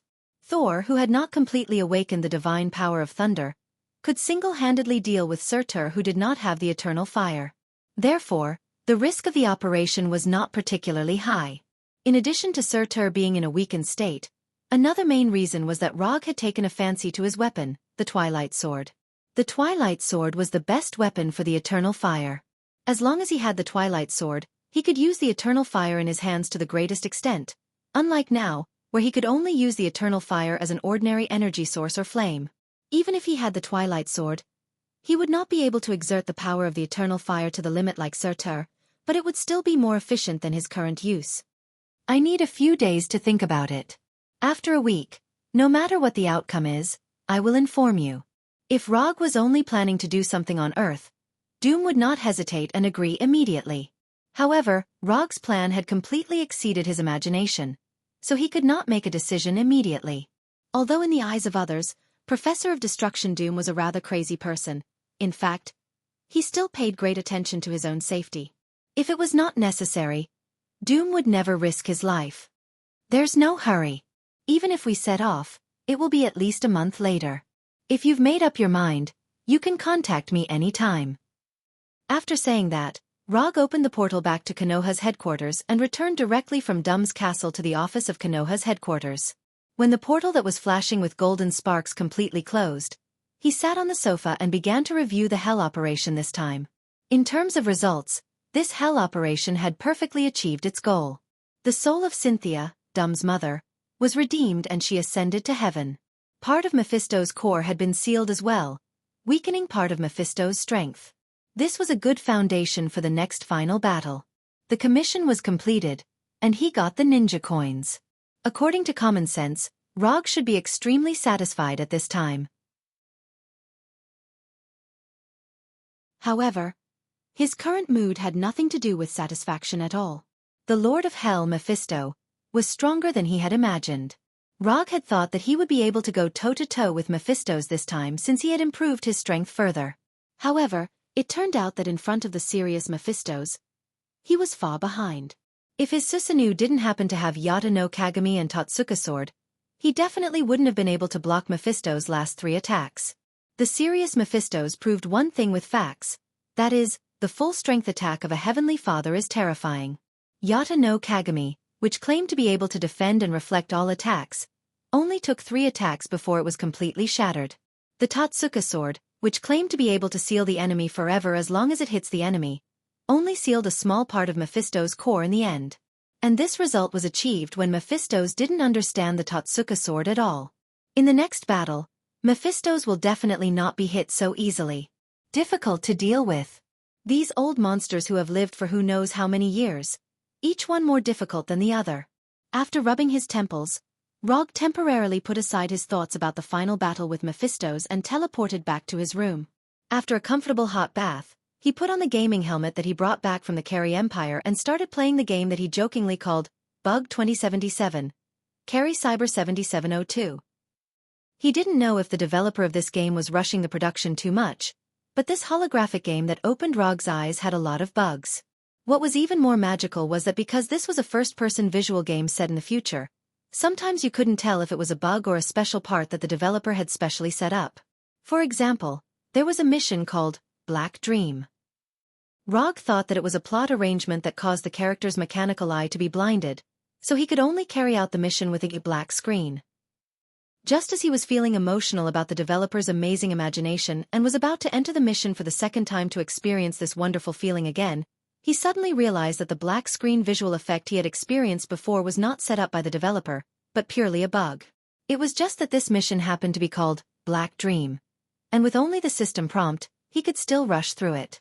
That was why this seemingly deliberate design, but it was actually a system bug, was created. Note 1. Although this game had more bugs than any game Rog had ever played, this did not stop him from liking this game. Because this game was really awesome, it presented the players with a real world of Carrie in the year 7702. Just as Rog was relieving the pressure from the battle with Mephistos through the game, a fierce argument broke out in a rest area in the headquarters. Am I the only one who thinks that this is a pretty cool thing? Johnny Thunderbolt said to Reed and the other two disapprovingly. Can you be more mature? The special forces aren't about flirting with girls. You don't have that kind of strength yet. Susan looked at Johnny helplessly, trying to get Johnny to dispel the idea of joining Konoha's special forces. After a month of adaptation, Susan and others have become familiar with various superpowers. At least their bodies will no longer suddenly soften or disappear, or suddenly burn their clothes. Come on, it's not like you haven't seen my training record. I graduated with high scores. Since Johnny learned that Konoha's special forces members could emit high temperatures, and some of them could even breathe fire, he had an obsession to join the special forces. For this reason, he also specifically went to Frank the Punisher and applied for a recruit training spot with Frank. In the beginning, there was no such thing as recruit training in Konoha. Those who can be selected by Konoha are basically elite warriors in their respective units or organizations.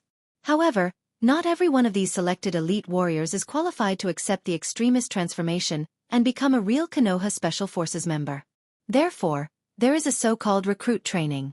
Simply put, these recruits are the alternate members of Konoha's Special Forces. But before they have been transformed by extremists, they can't be regarded as real Special Forces members. Johnny joined the recruit training and passed the assessment with high scores. Because he has superpowers himself, he doesn't need to be transformed by extremists to directly become a member of Konoha's Special Forces. However, just when he planned to officially join the Special Forces, Susan and the others learned about it, and then the current quarrel occurred.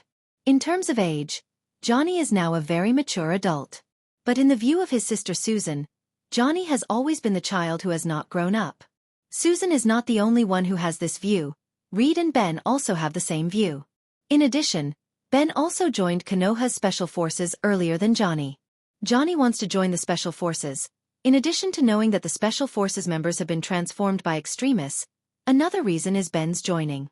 If Ben can join, then why can't I? This is what Johnny really thinks.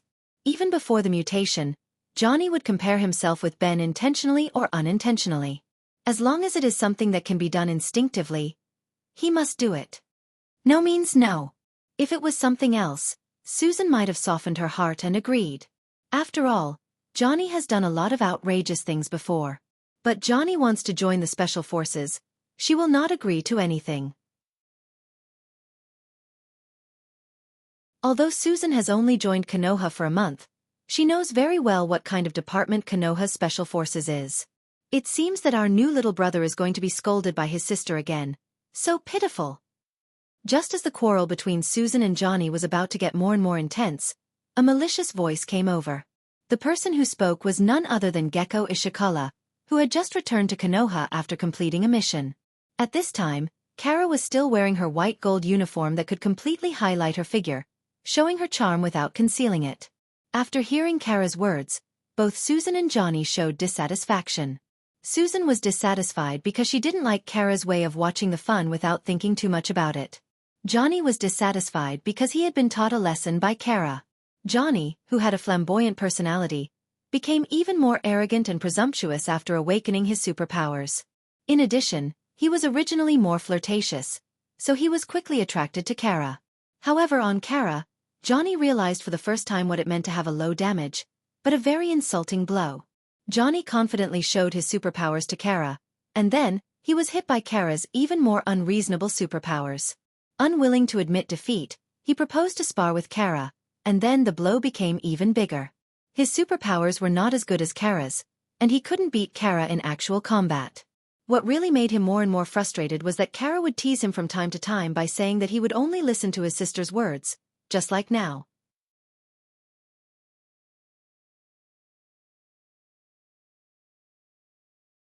Chapter 475. Just as Susan was about to say something, Kala took the initiative to leave and didn't continue to taunt Johnny. After watching the graceful figure of Kala leave the rest area, Johnny couldn't help but breathe a sigh of relief. If Kala continued to stay here, he didn't know what she would say next. Johnny had a deep understanding of Kala's ability to taunt people. Johnny didn't know that before Kala became the superhero Moonlight Stone, she was a famous Ph.D. in psychology. Kara could tell what he was thinking at a glance. This is the main reason why Johnny has always been under Kala's control. The longer he stayed in Konoha, the more Johnny felt that the heroes in Konoha are all talents in the true sense. Even the Abomination and the Red Tank, who seemed to be the most brainless of them all, had a shocking level of tactical accomplishment and strategy. Although they give the impression that they are barbarian soldiers with strong limbs and simple minds, in fact, they are excellent commanders. Leading the team to execute the team and formulate tactical plans is as simple as eating for them. After Kala left, Johnny didn't continue to argue with Susan. Whether Susan agrees or not, he will join the special forces and become a field agent of Konoha. Even if Susan is his sister, she can't change his decision. When Johnny, Susan, and the others left the resting area became quiet again. Time passed day by day. When Johnny insisted on joining the special forces despite Susan's opposition, he finally received his first field mission. Because Johnny was a complete newbie, he was assigned by Punisher Frank to join the special forces led by Daisy, which had the highest success rate and the lowest casualty rate. Although Rog didn't specifically instruct Frank and others, they can see that Rog is very concerned about the new members of Konoha. In fact, Rog only cares about Reed and Susan. However, from Frank's point of view, Rog only cared about Reed and the other three. After all, they were the only ones who had their individual hero names and team names confirmed by Rog. Konoha Headquarters. 5th Battle Room. According to the tip-off, there are suspected werewolves and vampires in the Los Angeles area. The local police and the FBI reported the case to Konoha's Los Angeles branch. Now, these cases are in our hands. The mission is very simple. If these werewolves and vampires are willing to abide by Konoha's rules, we just need to register them. If they don't want to abide by Konoha's rules, we will tell them the price of not following the rules. The specific information of the target has been sent to your combat computer. To appear in 15 minutes. If you have any questions, you can ask them now. The one giving the mission briefing was Johnny's current captain, Shockwave Girl Daisy. Daisy's partner was originally Quicksilver. But Quicksilver was assigned to the Abominations team by Punisher Frank, so Johnny replaced Quicksilver and joined Daisy's team. In addition to the two of them, there would also be a standard 6-man Special Forces team set off with them. Generally, tasks will only be carried out the 6-person Special Forces. Only tasks involving extraordinary power will be led by superheroes such as Daisy. Well, I want to ask, are we now sure that they are werewolves and vampires? Johnny pointed to the targets on the combat computer that looked no different from ordinary people and asked doubtfully. It's not completely confirmed yet, but we can't rule out that they are imitators. Daisy replied calmly. Since the appearance of aliens and superheroes, more and more people with superpowers have emerged. Of course, there are still a few people with extraordinary powers. So, there are so-called imitators. These imitators were all ordinary people, but they had a perverted obsession with supernatural powers. Therefore, they imitated certain legendary existences and pretended that they were supernatural beings. These imitators are not in the minority. Nearly half of the extraordinary cases received by Konoha were done by these imitators. If they are imitators, do we need to hand them over to the local police? Johnny asked a question that was extremely new to him. As soon as he finished, he saw the other special forces looking at him like he was an idiot. No. Even if they are imitators, they will be imprisoned by Konoha. Daisy frowned and answered patiently. The so-called imprisonment by Konoha is just a nicer way to put it. Konoha's special prison is a secret place that even ordinary members of Konoha can't enter. And so far, none of the prisoners who were imprisoned in Konoha's special prison have been able to come out. Oh, I understand. 15 minutes later, when Daisy was about to lead Johnny and the special forces to board the Quinjet, a brilliant aurora-like light lit up beside Daisy. The people of Konoha are no stranger to this sudden light, because in the whole of Konoha, only Rog can do this. When the brilliant light disappeared, Rog appeared in front of Daisy and the others. You are going to Los Angeles to capture werewolves and vampires? Rog asked Daisy. Yes, we just received a tip from the branch. Daisy looked at Rog in confusion and answered silently. I will go with you for this mission. You are still the commander. Just treat me as an ordinary member of the Special Forces. After that, Rog took the initiative to board the Quinjet. Only now did Daisy and the others realize that Rog was wearing the standard combat uniform of Konoha's Special Forces. Black combat uniform, standard combat vest, standard explosive rifle and pistol, and a series of supporting combat equipment. What's going on? Is there another secret behind the werewolves and vampires in Los Angeles? Looking at Rog, who was no different from the other members of the Special Forces, Daisy, Johnny, and the others all showed a puzzled look. As far as they could remember, Rog would only personally take action when he encountered a major event. But the werewolves and vampires in Los Angeles didn't look like they would cause any major harm. With a head full of questions, Daisy, Johnny, and the others boarded the Quinjet and flew toward Los Angeles. Rog knew that Daisy and the others must be full of questions now, but he didn't give any explanation. He couldn't tell Daisy and the others that he was tired of playing virtual games, so he wanted to experience a real mission. Half an hour ago, Rog successfully cleared Kripunk 7702. He didn't plan to open the second round for the time being, but he just learned from number 2 that Daisy was leading a team to Los Angeles. So, the idea of a live-action role-playing game appeared in his mind. No matter how realistic the holographic virtual game was, it couldn't compare to the real world. Since the establishment of Konoha, he had never really carried out any of Konoha's missions. So, he made the decision to temporarily join Daisy's team. Since he had nothing to do, it would be good to go and see the werewolves and vampires. And he also wanted to know if these werewolves and vampires were the same as in his memory. Blade Warrior, Dracula, Mobius, Blood Baron. These were the more famous vampires in his memory. Is there anything wrong with those werewolves and vampires? After a long struggle, Daisy couldn't help but ask Rog. I don't know, I don't have more information in my hands than you. Also, you are the commander of this operation. You shouldn't ask me this kind of question. Rog perfectly integrated into the identity of a Special Force member and answered Daisy's question. You? Looking at Rog, who was obviously not right, Daisy was even more confused. Daisy would never have thought that Rog at this time wanted to experience the real actions of a Special Force member. Konoha's headquarters was located on the east coast of the United States, and their destination, Los Angeles, was located on the west coast. The two were more than 3,700 kilometers apart, and an ordinary flight would take at least 5 hours to arrive. Even if they were on a Quinjet, it would take at least 3 or 4 hours. According to Rog's personality, he would never waste time on such a long flight. If he had the time, wouldn't it be better to play a few more games? But now, he didn't directly teleport like before, but he honestly took the Quinjet. This was a completely unimaginable thing for Daisy, who was familiar with his personality. Perhaps it was because of Rog's presence, the Special Force members in the Quinjet were very nervous, and they were almost sitting in the standard military posture. Jack, are you all afraid of me?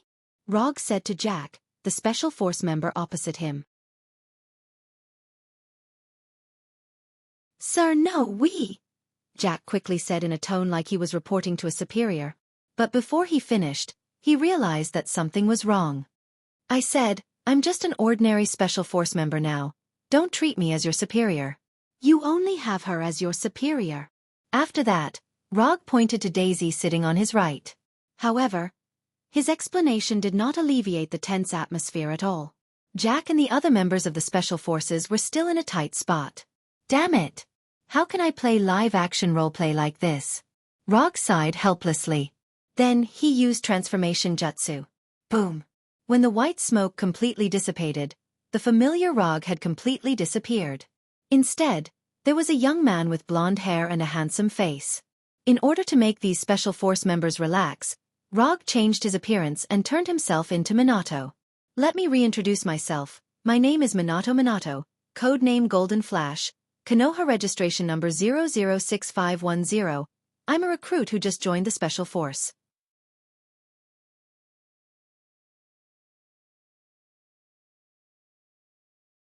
Chapter 476. I don't believe you. The transformation effect of the transformation jutsu is really magical, and it can make people look real. Although for ordinary people, it's almost impossible to see through the transformation jutsu with just the naked eye. However, this doesn't mean that the transformation jutsu can deceive others. This was especially true for someone like Logue, who didn't even bother to hide his transformation. What did you say your name was? Daisy felt that she seemed to know what Rog was doing. Namake's Minato. You can call me Minato. Daisy shook her head helplessly as she looked at her face that seemed to glow with sunshine. Men were indeed creatures that would never grow up. Although they knew that the man who claimed to be Namake's Minato was Rog, after he changed his appearance, Jack and the others became relaxed. At least they didn't have to sit up straight like before. What's this ability called? Can you only change into this appearance? Can you change into other appearances? Can you change into a woman? Johnny's contact with Rog was still relatively short, and he wasn't particularly familiar with Rog's ability. After seeing Rog instantly change into another appearance, he curiously asked as if he had discovered a new world. If it was any other time, Rog wouldn't mind satisfying Johnny's curiosity. But now, he only had one answer. Fixed body jutsu. Rog directly gave Johnny a fixed body jutsu that he hadn't used for a long time, making this overly curious guy completely quiet down. Although Johnny awakened his superpower, his physical strength didn't have any obvious changes. Especially when he didn't release flames around his body, he was a complete ordinary person.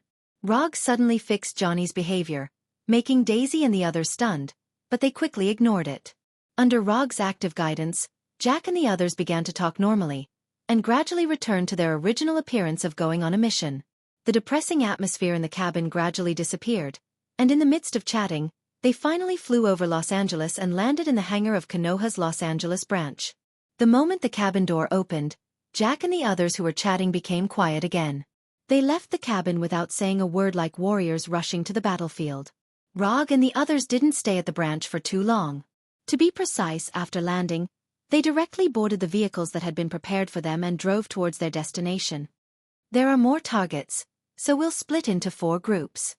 Vulture Hound Team 1, Iceman Poker Team 1, Night Thunderbolt Fire Swordsman Team 1, Golden Flash you follow me. Vulture and Iceman will enter through the gate of Area B, and Night will enter through the back door. Standard operation procedure.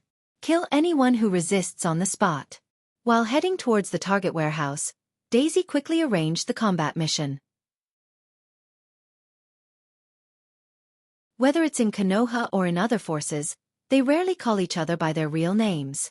For these warriors who walked on the edge of life and death, their code names were their heroic names.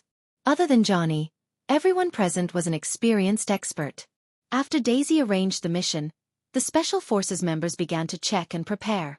Even Roger, who had joined the Special Forces at the last minute, started to check the equipment on his body.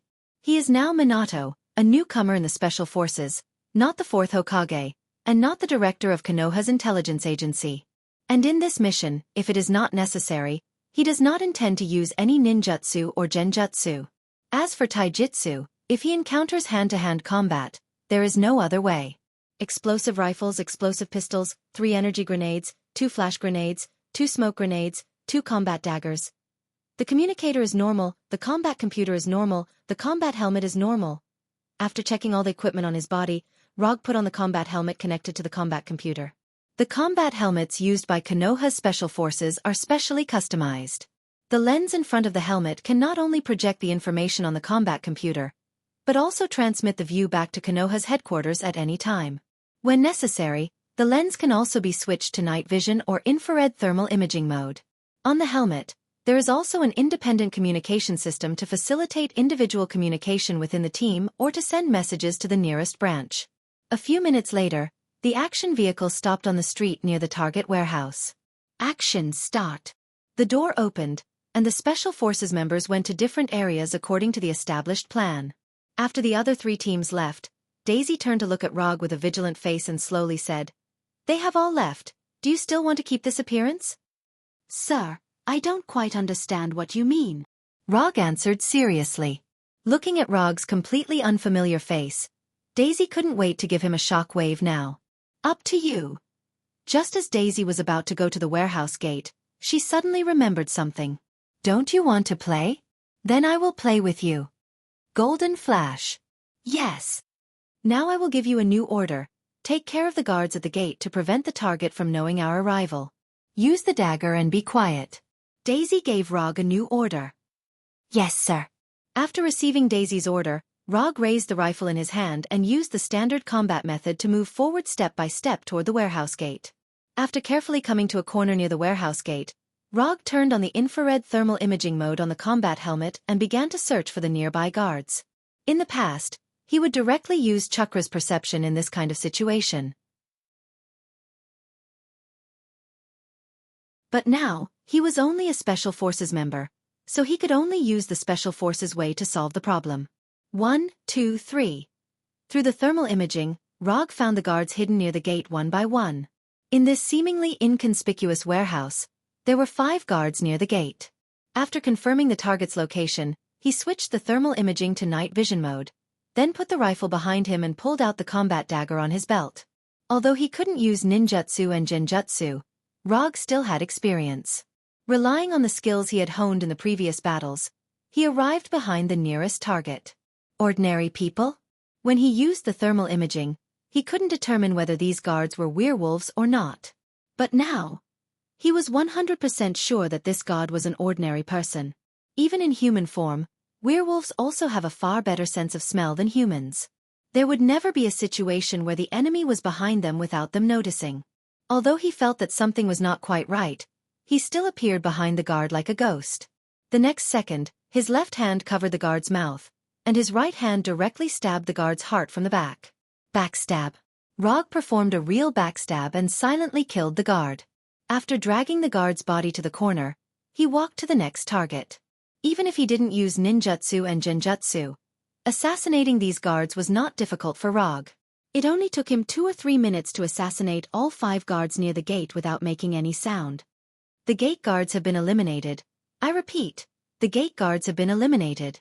After reporting the results to Daisy, Rog put the blood-stained dagger back into his belt and picked up the blaster on his back again. It didn't take long for Daisy to come in front of Rog and casually looked at the body on the ground.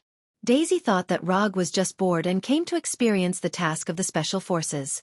But she didn't expect that Rog actually treated himself as an ordinary person without extraordinary abilities and used ordinary assassination methods to kill these guards. Just as Daisy was about to say something, a huge explosion and a burst of wolf howls suddenly sounded in the warehouse. Are there really werewolves inside? When the battle in the warehouse started, Rog and Daisy didn't hesitate and immediately entered the warehouse from the gate.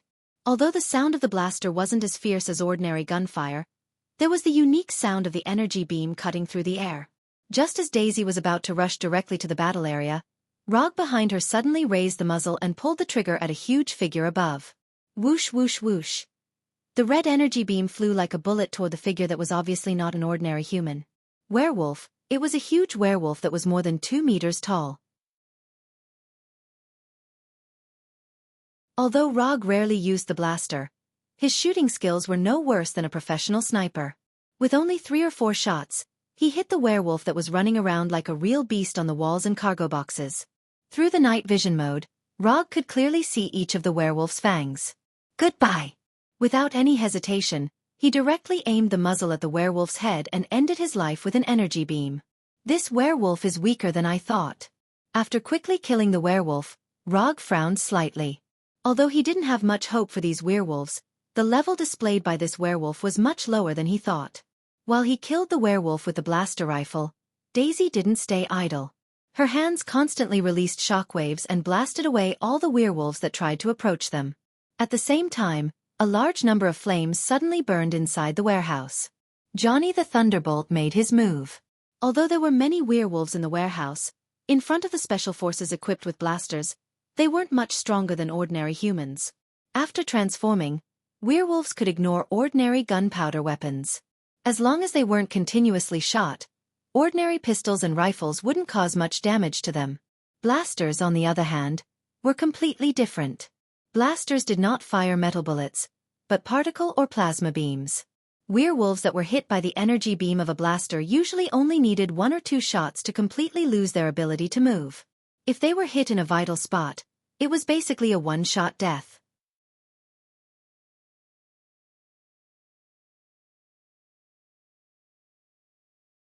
Chapter 477. The battle in the warehouse was over soon. Although the werewolves had the numerical advantage, they were as fragile as ordinary humans in front of Konoha's special forces who did not care much about morality. After the war, Konoha's special forces began to clean up the battlefield and check if there were any werewolves that were not dead or hidden. 27 werewolves. This is the number of werewolves in the warehouse. However, this is not all the enemies that Rog and others destroyed. In addition to these 27 werewolves, they also eliminated 46 ordinary humans, including the 5 human guards who were assassinated by Rog at the beginning. No. There is something wrong with this mission. In previous missions, Konoha's special forces have dealt with imitators who have a morbid desire for supernatural powers. However, they have never encountered so many imitators gathered together. It would be fine if these imitators just gathered together. Perhaps they just wanted to share their experiences with each other. But the problem is that in addition to these imitators, there are real werewolves here, and there are a lot of werewolves. In the middle of the night, a group of werewolves and a group of imitators appeared in the same warehouse. This is not a normal phenomenon no matter how you look at it. Even Johnny, a rookie on his first mission, can see that something is wrong. Iceman, Poker, guard the perimeter. Vulture, Hound, Swordsman, search the warehouse. Knight, check these werewolves and imitators. After thinking for a few seconds, Daisy immediately issued the latest instructions. After Daisy gave the order, Knight and the others immediately took action. Rog and Johnny, on the other hand, became idle for the time being. Although Daisy did not arrange anything, Rog and Johnny are not the kind of people who can be idle. While Knight was busy checking the bodies, Rog also came to a nearby werewolf body and took out a dagger to check the body. After opening the mouth of the werewolf corpse with a dagger, he saw something on the werewolf's canine teeth that did not belong to a werewolf. On the 2 canine teeth of this werewolf, there is an abstract pattern like a blood rose. It is almost impossible to find the existence of these 2 patterns with the naked eye. If Rog hadn't studied magic in Camartage and was more sensitive to magic fluctuations, he wouldn't have been able to discover the existence of these 2 patterns. Of course, if he opened his Byakugan and Sharingan at this time, it would be a different story. After discovering these 2 unusual patterns, he went to another werewolf corpse and used his dagger to pry open its mouth. Sure enough, there was one. At this moment, he remembered some of the content he had browsed in Camartage. According to records, during the early Middle Ages in Europe, which was known as the Dark Ages, werewolves and vampires weren't mortal enemies like they were now. Note 1. At that time, werewolves were only the slaves and guards of vampires, responsible for the safety of vampires during the day. The phenomenon of werewolves being slaves continued all the way until the Dark Age. Until one day, a werewolf who didn't want to continue being a slave started a fight. Under the leadership of this werewolf, the werewolves were freed from the control of the vampires and had freedom that they had never had before. It was also from that time that the werewolves and vampires began the fateful battle that has continued to this day. There is something wrong with these werewolves. They have the magic mark of the vampires on their bodies. They are not ordinary werewolves. Putting away the dagger, Rog came in front of Daisy and told her about his discovery. Vampire magic? After hearing Rog's words, Daisy frowned slightly. Although Konoha has a lot of superpowers, the only ones who are really related to magic are Rog and Wangda. Yes, the magic of vampires. I don't know much about vampires, so I can't tell which clan of vampires did it. In the beginning, there were a total of 13 clans of vampires. However, under the double attack of the church and the werewolves, several vampire clans were completely wiped out, so there are only about 8 or 9 clans that still exist. Although Rog doesn't know which clan the blood rose pattern he just saw belongs to, one thing he can be sure of is that the vampires who imprinted the magic mark on these werewolves are not very strong. As soon as these werewolves died, the magic mark on their canine teeth began to fade gradually, which is a typical manifestation of the magic mark connected to the werewolf's vitality. Under normal circumstances, the magic mark, which does not consume much magic power, does not need to borrow the target's vitality. There is only one situation where this phenomenon occurs, that is, the spellcaster's own strength is not strong enough to imprint the magic mark for a long time, so this trick is used. Just as Daisy was about to continue to ask about vampires, Iceman and Poker, who were in charge of security, sent a message almost at the same time. 3 unidentified targets, suspected vampires, are quickly approaching the door. 4 unidentified targets appeared at the back door, quickly approaching. The voices of Iceman and Poker sounded in the headset one after another. It should be the master of these werewolves. Rog turned on the safety switch of the blaster rifle and said with a smile. The battle just now was too short for him to enjoy himself. Everyone hide on the spot and let them in. Daisy issued the latest order through the tactical headset. However, just as she had just given the order, Iceman, who was in charge of guarding the warehouse gate, sent another message. There is another unknown target. He is chasing the 3 vampires in front of him. Iceman reported in an uncertain tone. What's going on? Someone is chasing the vampires? After hearing Iceman's report, Rog suddenly felt as if he had seen a similar scene somewhere. Chasing the vampires, chasing the vampires, chasing the vampires. Iceman, what does the person who is chasing the vampires look like? Rog remembered a vampire hunter with half human and half vampire blood. Adult male, African, wearing a black trench coat and a pair of black sunglasses. His weapons are a katana, 2 semi-automatic pistols, silver darts, a wooden dagger, and, garlic counts as a weapon? Iceman asked with some uncertainty. If it weren't for the current environment, Rog would definitely think that Iceman was joking with himself. Yes, I know who is the one chasing after the vampires. In addition, garlic can be regarded as a weapon when dealing with vampires. Rog answered Iceman's question. Although Iceman's description is simple, he can basically confirm that the one who is now chasing the vampires is the Blade Warrior who has achieved the achievement of killing Dracula, the Vampire King. Of course, he is not sure whether the current Blade Warrior has achieved this achievement or not. After Rog and others all hid, the vampires chased by Blade and the 4 vampires who came from the back door finally came to the warehouse. Then they saw the werewolf corpses and human corpses on the ground. Vampires are not werewolves. They don't have the abnormal sense of smell of werewolves, so they didn't notice Rog and others hiding in the warehouse at all. Looking at the werewolf corpses on the ground, the 7 vampires were stunned for a while. However, the Blade Warrior, who was chasing after them, quickly made them regain their senses. The Blade Warrior, wearing a black trench coat, directly pulled out the 2 semi-automatic pistols on his waist and shot at these vampires. Bang bang bang bang bang. Although it is night, the light in the warehouse is not very good, and he is wearing sunglasses, these factors do not affect Blade's shooting level. In the blink of an eye, 2 vampires were hit, and their bodies turned into a pile of black ashes like charcoal after being burned. Special bullets against vampires? Like werewolves, vampires are not afraid of ordinary firearms. If you want to kill vampires with bullets, you must use special bullets such as ultraviolet bullets or silver bullets. Although it is 1 against many, Blade used facts to prove what is called a unilateral crush. In less than a minute, there were only 2 vampires left in front of him. Just as the Blade Warrior planned to finish off the last 2 vampires in one go, Roger raised the rifle in his hand and fired a shot at the silver katana in the Blade Warrior's hand. Shout! The red particle beam accurately hit the katana, forcibly interrupting the Blade Warrior's attack. Rog had thought that this was just an ordinary mission, but now, he realized that this mission was much more interesting than he had imagined. Werewolves, imitators, vampires, Blade. This is obviously not an ordinary capture or kill task. You can't kill these 2 vampires, at least until I figure out what they are doing. You can't kill them. Rog, who still maintained the appearance of Minato, came out of hiding and said calmly, "The role-playing game can be temporarily ended, and the rest will be handled by the Yondaime Hokage." Blade, whose face was as black as his skin, turned to look at Rog, and then directly pulled out a pistol in his left hand, trying to shoot the remaining two vampires.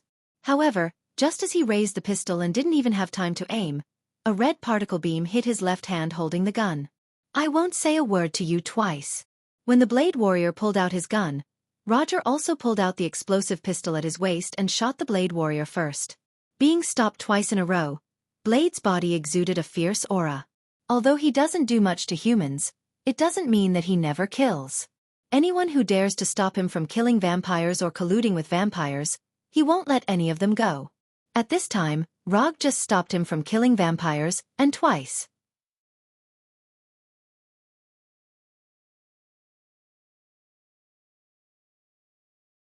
Chapter 478.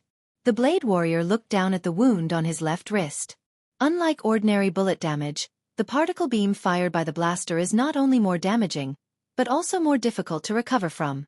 The high-energy particles left on the wound hindered the recovery of the wound. However, the Blade Warrior didn't take this to heart. Holding the katana in one hand, he directly attacked Rog. At this time, the Blade Warrior was full of killing intent, as if Rog was one of those cruel vampires. The half-human and half-vampire Blade Warrior perfectly combines the advantages of humans and vampires. He not only has the strength, speed, endurance, and longevity of vampires, but he is also not afraid of sunlight and ultraviolet rays like vampires. In fact, compared with the nickname of Blade Warrior, he prefers the title, Daywalker. The Blade Warrior's attack speed is very fast, no slower than that of a real vampire. But for Rog, his speed is still too slow. Even if he doesn't open his Byakugan and Sharingan, he can clearly capture every movement of the Blade Warrior and even make accurate predictions in advance. Clang! The Blade Warrior's silver katana, which was specially designed for vampires, just came in front of Rog and was easily blocked by his dagger. "Overconfident," Rog said to the Blade Warrior. However, as soon as he finished speaking, the katana in the Blade Warrior's hand came towards him from another direction. Clang, clang, clang, clang, clang. From a human point of view, the Blade Warrior is definitely a Grandmaster-level martial arts master. Whether it is the strength of the attack, the angle, the speed, the skill, the experience, and the mentality, he is first class. But the problem is that the opponent he is facing now is not a vampire who is afraid of the sun and silver, but a ninja who can crush him in all aspects. The short dagger in Rog's hand became an indestructible shield, blocking the Blade Warrior's attack one by one. No matter how the Blade Warrior attacked, the katana in his hand could not touch Rog's skin. After more than 10 seconds of the Blade Warrior's storm-like attacks, Rog used his dagger to block the katana's blade, then turned and cut the Blade Warrior's right-hand tendons. For the Blade Warrior, who had amazing recovery ability, having the tendons in his right hand cut was not a serious injury. This kind of injury would take at most 5 seconds to completely recover. But the question was whether Rog would give him the time to do so. The silver katana in the Blade Warrior's hand fell to the ground. Just as he was about to retreat, Rog inserted the dagger into his chest. Rog didn't deliberately aim at the Blade Warrior's heart. What he needed now was a place where he could temporarily place the dagger. After inserting the dagger into the Blade Warrior's chest, Rog released his right hand that was holding the dagger, and then performed a few moves of Chinese ancient martial arts for the Blade Warrior. Receive, transform, and release. Rog first used 3 moves that Blade had never seen before. Spread, arms and fall. Then, he turned around and used another 3 moves that looked simple but were very powerful. Wrap, stick and pull. Note 1. When the Blade Warrior tried to fight back, he used 3 moves that were like moving clouds and flowing water, completely resolving the Blade Warrior's counterattack. After being hit by Rog's random combination of moves, the Blade Warrior uncontrollably retreated. His footsteps were messy, and his body was unstable. However, Rog's combo was not over. Just as the Blade Warrior retreated again and again, he followed up like the Blade Warrior's shadow. His left wrist turned slightly, and finally attached to the Blade Warrior's chest. 3 strengths, return to 1. Although the Blade Warrior didn't understand the meaning of Rog's words, the moment he heard Rog's voice, he felt a terrible force passing from Rog's palm to his chest. Boom! The Blade Warrior, who had lost his balance, was directly blown away by Rog's palm, knocking over several containers in succession, and finally hit the wall of the warehouse heavily. Puff! Before the Blade Warrior had time to speak, he spat out a mouthful of blood uncontrollably, and then knelt on the ground weakly, overestimating himself. At this time, the Blade Warrior really understood what Rog meant by overestimating himself. He couldn't resist at all. He and Rog were not in the same world at all. For the first time, the Blade Warrior felt that he, who had half human and half vampire blood, was so weak. After hitting the Blade Warrior, Rog turned to Daisy and others who were watching the play behind him and said, "Look at the two vampires, don't let them escape and don't kill them, I have something to ask them later." After that, he walked straight towards the half-kneeling Blade Warrior. After coming to the front of the Blade Warrior, Rog squatted down and let his line of sight be on the same level as the Blade Warrior. Then, he stretched out his right hand and removed the dagger inserted in the Blade Warrior's chest. "Now I ask you answer, do you understand?" The dagger stained with the Blade Warrior's blood flew up and down in Rog's right hand as if it had a life of its own, drawing a dazzling knife after knife. The Blade Warrior didn't speak, but he showed his attitude with his actions. He nodded slightly, indicating that he had understood. "Your name?" "Eric Brooks." "Age?" 47. "Nationality?" "England." "Profession?" "Vampire hunter." Note 2. At this time, the Blade Warrior was a completely different person compared to when he first appeared. Basically, he answered whatever Rog asked. Although Rog knows the existence of the Blade Warrior, he knows that he is the vampire hunter who killed the vampire king Dracula. Apart from this, he doesn't know much about the Blade Warrior. Last question, did you kill Dracula? No. I've been looking for him, but I haven't really seen him yet. The Blade Warrior is no stranger to Dracula. It should be said that every vampire hunter is no stranger to Dracula.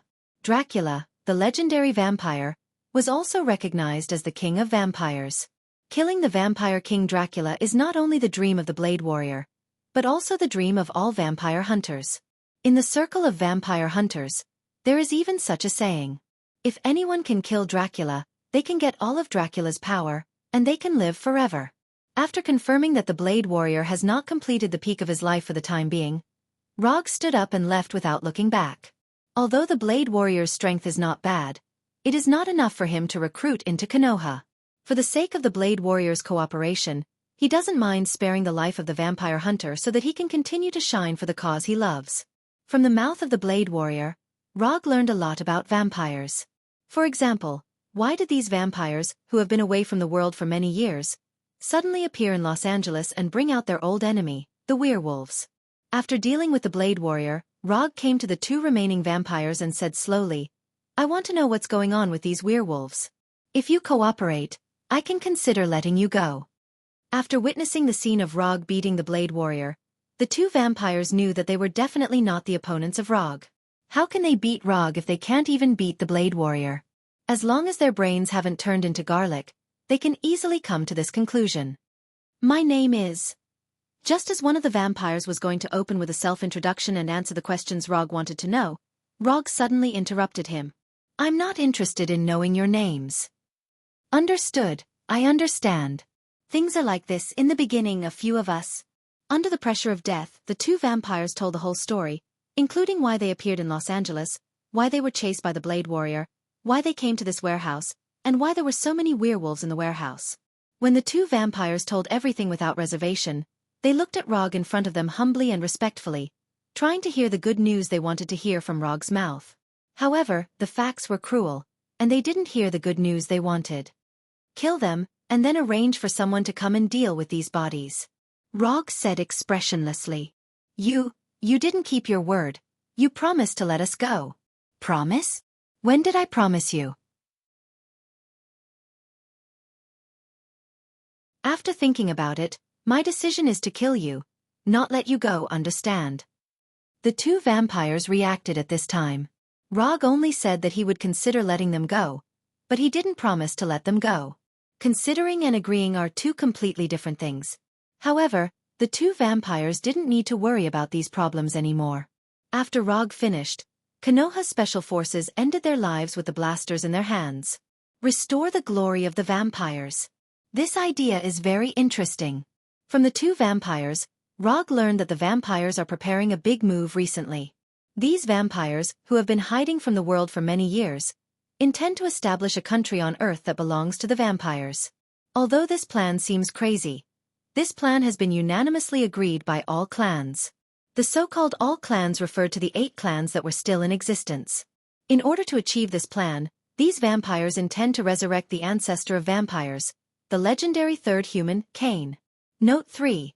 Rog doesn't know whether Cain is the legendary third human, the first son of Adam and Eve. However, he is interested in this crazy idea of the vampires. If the vampires really fit the description of the legendary third human, Cain, it wouldn't be a difficult thing to understand. After all, in this world, hell and heaven are real.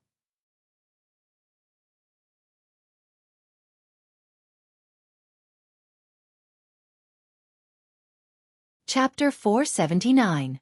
Rog is convinced about the existence of hell and heaven. After all, he just came back from hell not long ago, and he personally planned Cynthia's ascension to heaven. However, this does not mean that he believes in the legend of Adam and Eve, and Cain as the third human being in the world. Heaven and hell are real, but it does not mean that the legend of Adam and Eve is true. In Norse mythology, Odin and Thor are also gods, and Asgard is the so-called god's realm.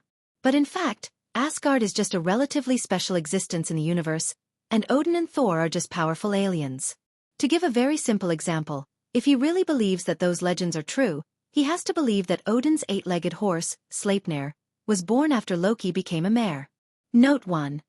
But speaking of which, this may be true. Based on Roger's understanding of Loki, the young and frivolous Loki might really do something that would make people's jaws drop just for a moment of excitement. What's more, Loki already had some bad records. After shaking his head and dispelling these goosebump-inducing associations in his mind, Rog said to Daisy, "Go back to the headquarters directly after you've dealt with the things here. I'll take care of the rest." Okay. Although Daisy didn't know what Rog was going to do, since he had taken the initiative to speak, Daisy could only obey his instructions. After explaining to Daisy, Rog came to Blade, who had initially recovered from his injuries. "If you're not dead, get up. I'm now a little interested in the profession of vampire hunter. So, I need an experienced guide." Except for Blade, Rog doesn't know other vampire hunters. In fact, until he asked Blade just now, he didn't know that vampire hunters had developed into an independent small society. For a long time, he thought that vampire hunter was just a nominal title, like a keyboard warrior or a great onmyoji. However, reality proved that wherever there were people, there would be Jianghu. Even vampire hunters, which were the most unpopular of the unpopular professions, had their own little world. Like Daisy, Blade didn't know what Rog was going to do. But under the huge gap in strength, there was no hope of victory at all. Even if Rog's request was unreasonable, Blade Warrior could only accept this choice. As a vampire hunter with half human and half vampire blood, the Blade Warrior had his own obsession. He could not die before he killed the vampire that had to be killed. No matter what, he had to end the vampire's life with his own hands, no matter the cost. Rog and Blade left the warehouse together and began to go to Blade's secret base. "This is your means of transportation?" Glancing at the black Ducati Monster 696 parked by Blade, Rog asked casually. "Motorcycles are better than cars when hunting vampires." The Blade Warrior gave an answer. Rog didn't like to ride other men's motorcycles. After seeing that Blade's means of transportation was a motorcycle, he summoned his own means of transportation. Dodge Tomahawk. When he went to hell with Ghost Rider Johnny, he drove a Dodge Tomahawk in hell for a while. The excellent performance of Dodge Tomahawk gave him a good driving experience. More importantly, he hasn't found a motorcycle that suits his taste better than Dodge Tomahawk so far. Therefore, after leaving hell, he bought a new Dodge Tomahawk. For Ghost Rider Johnny, Dodge Tomahawk was something he wanted to buy but couldn't afford. For Rog, Dodge Tomahawk was no different from a one-time use prop. After all, the life of the rich was simple and boring. Dodge Tomahawk? This car can't be legally used on the road. You'd better change. Blade didn't expect Rog to summon a Dodge Tomahawk and silently reminded him. "Do you follow the traffic rules and wait for the traffic lights when you're hunting vampires? Can't be legally used on the road? What a joke." They were all people who wandered the world of transcendence, so who would care about such things? And even if traffic rules are violated, it has nothing to do with him. The illegal driver is Minato. What does it have to do with me, Rog? Rog didn't intend to change back to his original appearance. He didn't intend to give up his identity as a member of the Special Forces for the time being. Blade, who was refuted by Rog, froze for a moment, then directly started the motorcycle and drove toward his secret base. After driving the Dodge Tomahawk and following Blade in the streets of Los Angeles for a while, Rog finally arrived at Blade's secret base in Los Angeles. Similar to what he imagined, Blade wasn't the kind of superhero with a particularly good economic condition. This can be seen from the equipment he used and the environment of the base. Blade's secret base is located in the slums of southern Los Angeles, where a large number of bottom-level blacks and Mexicans live, and the security environment is far from comparable to the north. In fact, Los Angeles is only the northern part of Los Angeles. For example, Hollywood, Lakers, California Polytechnic State University, etc., are all in the north. As for the south, it is a complete slum. One city, two worlds. Los Angeles proved with facts that there is only a wall between heaven and hell. However, these have nothing to do with Rog's plan. Of course, if this plan is successful, he doesn't mind buying his own small house in Beverly Hills, a high-end residential area where Hollywood stars gather. Can you hurry up? Rog didn't enter Blade's secret base but stood at the door. How to say, the health standards of Blade's secret base didn't meet his minimum requirements, so he wasn't very willing to go in. Anyway, Blade can't run away, so he didn't bother to go in. The Blade warrior heard Rog's urging, but he didn't answer him. He continued to make his preparations unhurriedly. Although Rog only asked Blade to bring him into the circle of vampire hunters, Blade, who has always been cautious, didn't immediately take him to the bar where vampire hunters gathered. Instead, he returned to his secret base to replenish ammunition. Before the vampires arrived at the warehouse, the Blade warrior had already engaged in several battles. The 3 vampires were just bait that he deliberately let go. Most vampire hunters wouldn't dare to cast a long line to catch a big fish. But he is not an ordinary vampire hunter. When Rog finished teaching the 3rd wave of gangsters who tried to steal the Dodge Tomahawk, Blade finally came out of his messy and poorly cleaned secret base. You can't just go in like this, your outfit is too official. Blade pointed to Rog's Special Forces uniform. This is simple, it will be done soon. After that, Rog snapped his fingers, and a white smoke instantly enveloped him. When the white smoke dissipated in the air, Rog changed his appearance again. At this time, although he still maintained the appearance of Minato, he was no longer wearing Konoha's Special Forces uniform, but casual clothes. He used transformation jutsu to directly change his clothes, so that he completed the change in an instant. Although too fierce a fight will make transformation jutsu lose its effect, he is not going to fight now. He is just going to the bar where vampire hunters gather. Even if something happens, he doesn't think that those vampire hunters will have the strength to break the effect of his transformation jutsu. Glancing at Rog, who had completely changed his outfit, Blade didn't say anything and directly started his Ducati Monster 696 and drove towards the bar. Bat must die. This is a small bar in the slums of Los Angeles. On the surface, this bar is no different from other shabby and old bars. It is not high-end, there are few guests, and it is also in a remote location that is not easy to find with a map. However, unlike the other old bars, Batty had to die. This bar was not a place that anyone could enter. This is a bar that only vampire hunters can enter. If you are not a vampire hunter, you are not eligible to enter at all. Only vampire hunters are served. This is the rule of this bar. But rules are meant to be broken. Blade didn't explain the rules of the bar to Rog, and he also wanted to see what method Rog, with his amazing fighting power, would use to solve this problem. Looking at Blade, who had been let in by the security guard, but still stayed at the door, Rog suddenly understood. Want to try my means? Rog didn't let Blade do as he wished. He used the simplest and most violent way, but also the most effective way. Boom! The security guard responsible for guarding the bar's door was kicked by him, smashing the wooden door that didn't look strong and flew into the bar.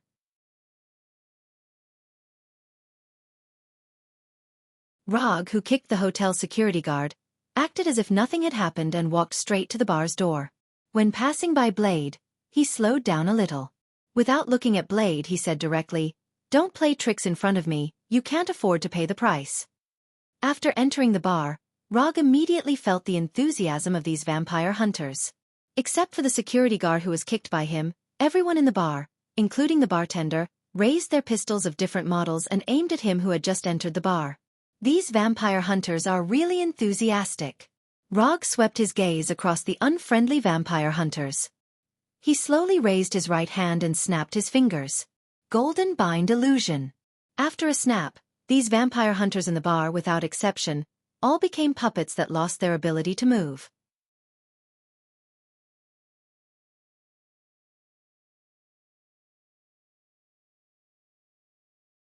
Chapter 480. There were many ways to join a new circle. Some people would choose to build a good relationship with the seniors in the circle and let the seniors in the circle recommend them to join. Some people would choose to work hard to increase their value so that they would be qualified to be invited by the circle. These two methods were not only more feasible, but also more in line with the actual situation of most people. However, in this world, there were some people who didn't act according to common sense. Rog was a typical example. Rog didn't choose these two mainstream methods, but chose the method that he was better at and more in line with his personality. Dimensionality reduction. He entered the circle with an irresistible force and made everyone in the circle shut up.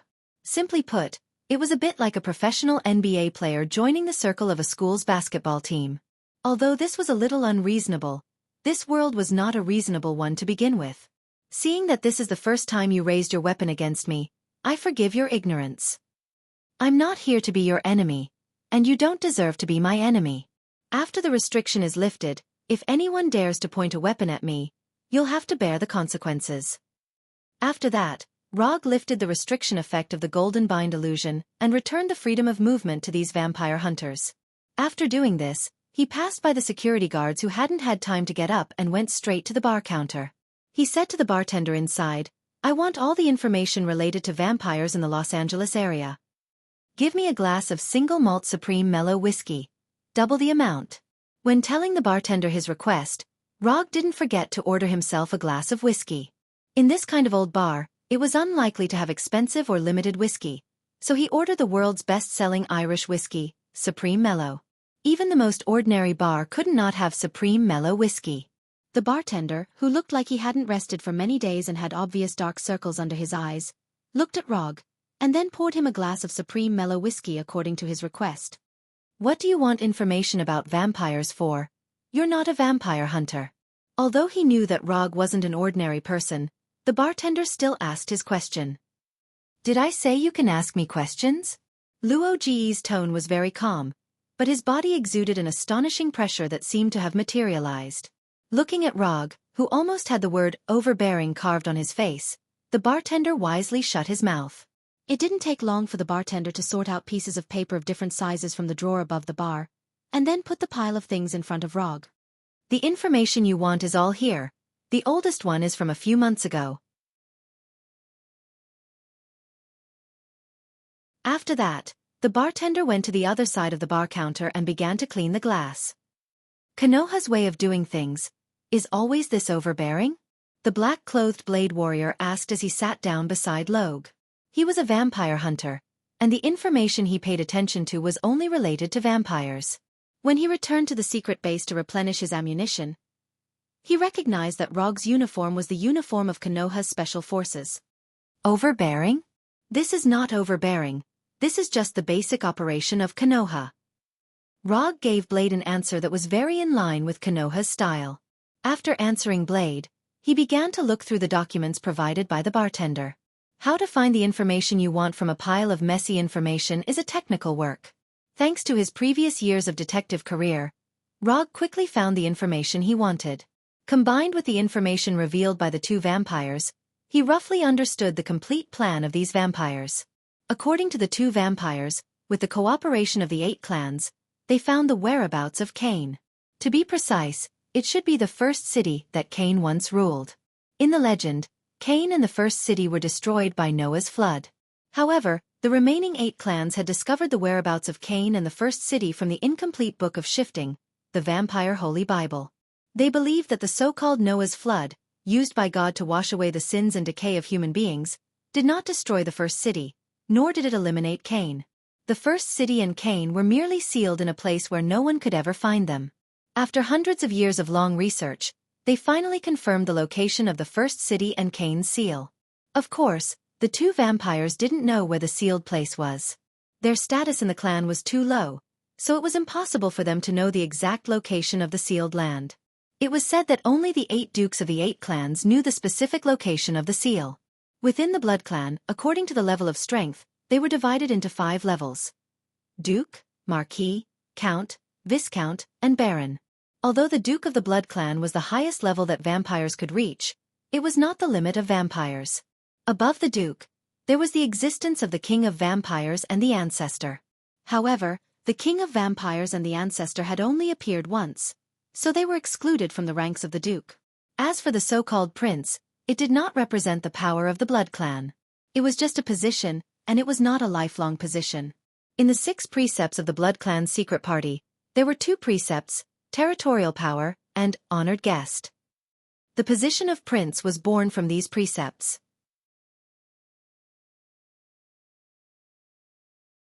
Territorial power meant that the Blood Clan had the highest authority in their own territory, and other Blood Clans who entered the territory had to respect this authority. In the territory, the Prince was the highest ruler, and no one could go against the Prince's orders. Honored guest meant that they had to respect each other's territorial power. When a Blood Clan entered the Prince's territory, they had to meet the Prince. Without the Prince's permission, they could not do anything in the territory. Simply put, when a Blood Clan entered the Prince's territory, they had to accept the Prince's rule until they left the territory. The title of Duke represented strength, and the Prince represented status. For example, in Los Angeles, there was a Blood Clan prince who ruled Los Angeles. Although the prince was the highest ruler in the territory, there were times when the territorial power in the secret party's 6 precepts was not useful. For example, when the Duke of a clan came to the territory. No matter when, those with great power would always have some small privileges. This phenomenon was not only in the Blood Clan, but also in the human world. After browsing through all the information provided by the bartender, Rog put the pile of documents aside and said to Blade, "Are you interested in hunting the Blood Clan prince in Los Angeles together?" In a building in Los Angeles. More than 20 werewolves, more than 40 blood slaves. Is this how you guard them? Do you know that the Grand Duke will be here in a few days? A man with red eyes, wearing an expensive suit, roared at the man in front of him. This man was none other than the Blood Clan prince of Los Angeles, Jacob Luther. Jacob Luther was born in the Brooke clan, a Blood Clan count, and the current Blood Clan prince of Los Angeles. The young man standing in front of him was his descendant, Jamie Luther. If Jamie was not his only descendant, Jacob would have killed him. "Father, it's all because of the vampire hunter called Blade Warrior. He killed Brooke and the others. Someone saw him chasing after Brooke." Jamie Luther explained silently. "I don't want to know which vampire hunter did it. I just want to know how you are going to deal with this matter. The Grand Duke will be here soon, but all the sacrifices are dead. How do you want me to explain this to the Grand Duke?" The Grand Duke that Jacob was talking about was the only Blood Clan Duke of the Brooke clan, William von Behring. The Brooke clan was the most suitable clan for fighting among the Blood Clan, and William von Behring was one of the best. It could even be said that as long as the Blood Clan was not completely wiped out, William von Behring's name would definitely leave a deep mark in the history of the Blood Clan. "Forget it, you can leave." In the end, Jacob suppressed the anger in his heart and waved his hand weakly, allowing Jamie to leave his office. After Jamie left, Jacob went to the huge floor-to-ceiling window in his office and looked at the night view of Los Angeles. Jacob had spent a few months to finally capture those 20 werewolves as sacrifices. He had even sacrificed a few of his personal guards for these werewolves, and had almost started an all-out war with them. Blood Clan Duke William was going to arrive in Los Angeles in a few days, and at this critical moment, Jamie, who was in charge of guarding the werewolves and blood slaves, had actually killed them all. After all, there were still many homeless people in Los Angeles, and he could just capture some of them and turn them into blood slaves. But the problem was the werewolves. Vampire Duke William had given him a death order to capture at least 20 werewolves no matter what. Although there were still many werewolves in Los Angeles, he could not capture at least 20 werewolves in just a few days. The reason was simple. His previous capture operation had made the werewolves, who liked to form groups, even more united. Now, if he wanted to capture the werewolves, he had to start an all-out war with them. If it was in other cities, Jacob might have really risked an all-out war to capture the werewolves by force. But in Los Angeles, or rather, in the current Los Angeles, he did not dare to do so. His informant in the police had sent him a piece of bad news that he did not want to see at all. Konoha's Intelligence Bureau. The werewolf and vampire incident in Los Angeles had been reported to Konoha's Intelligence Bureau.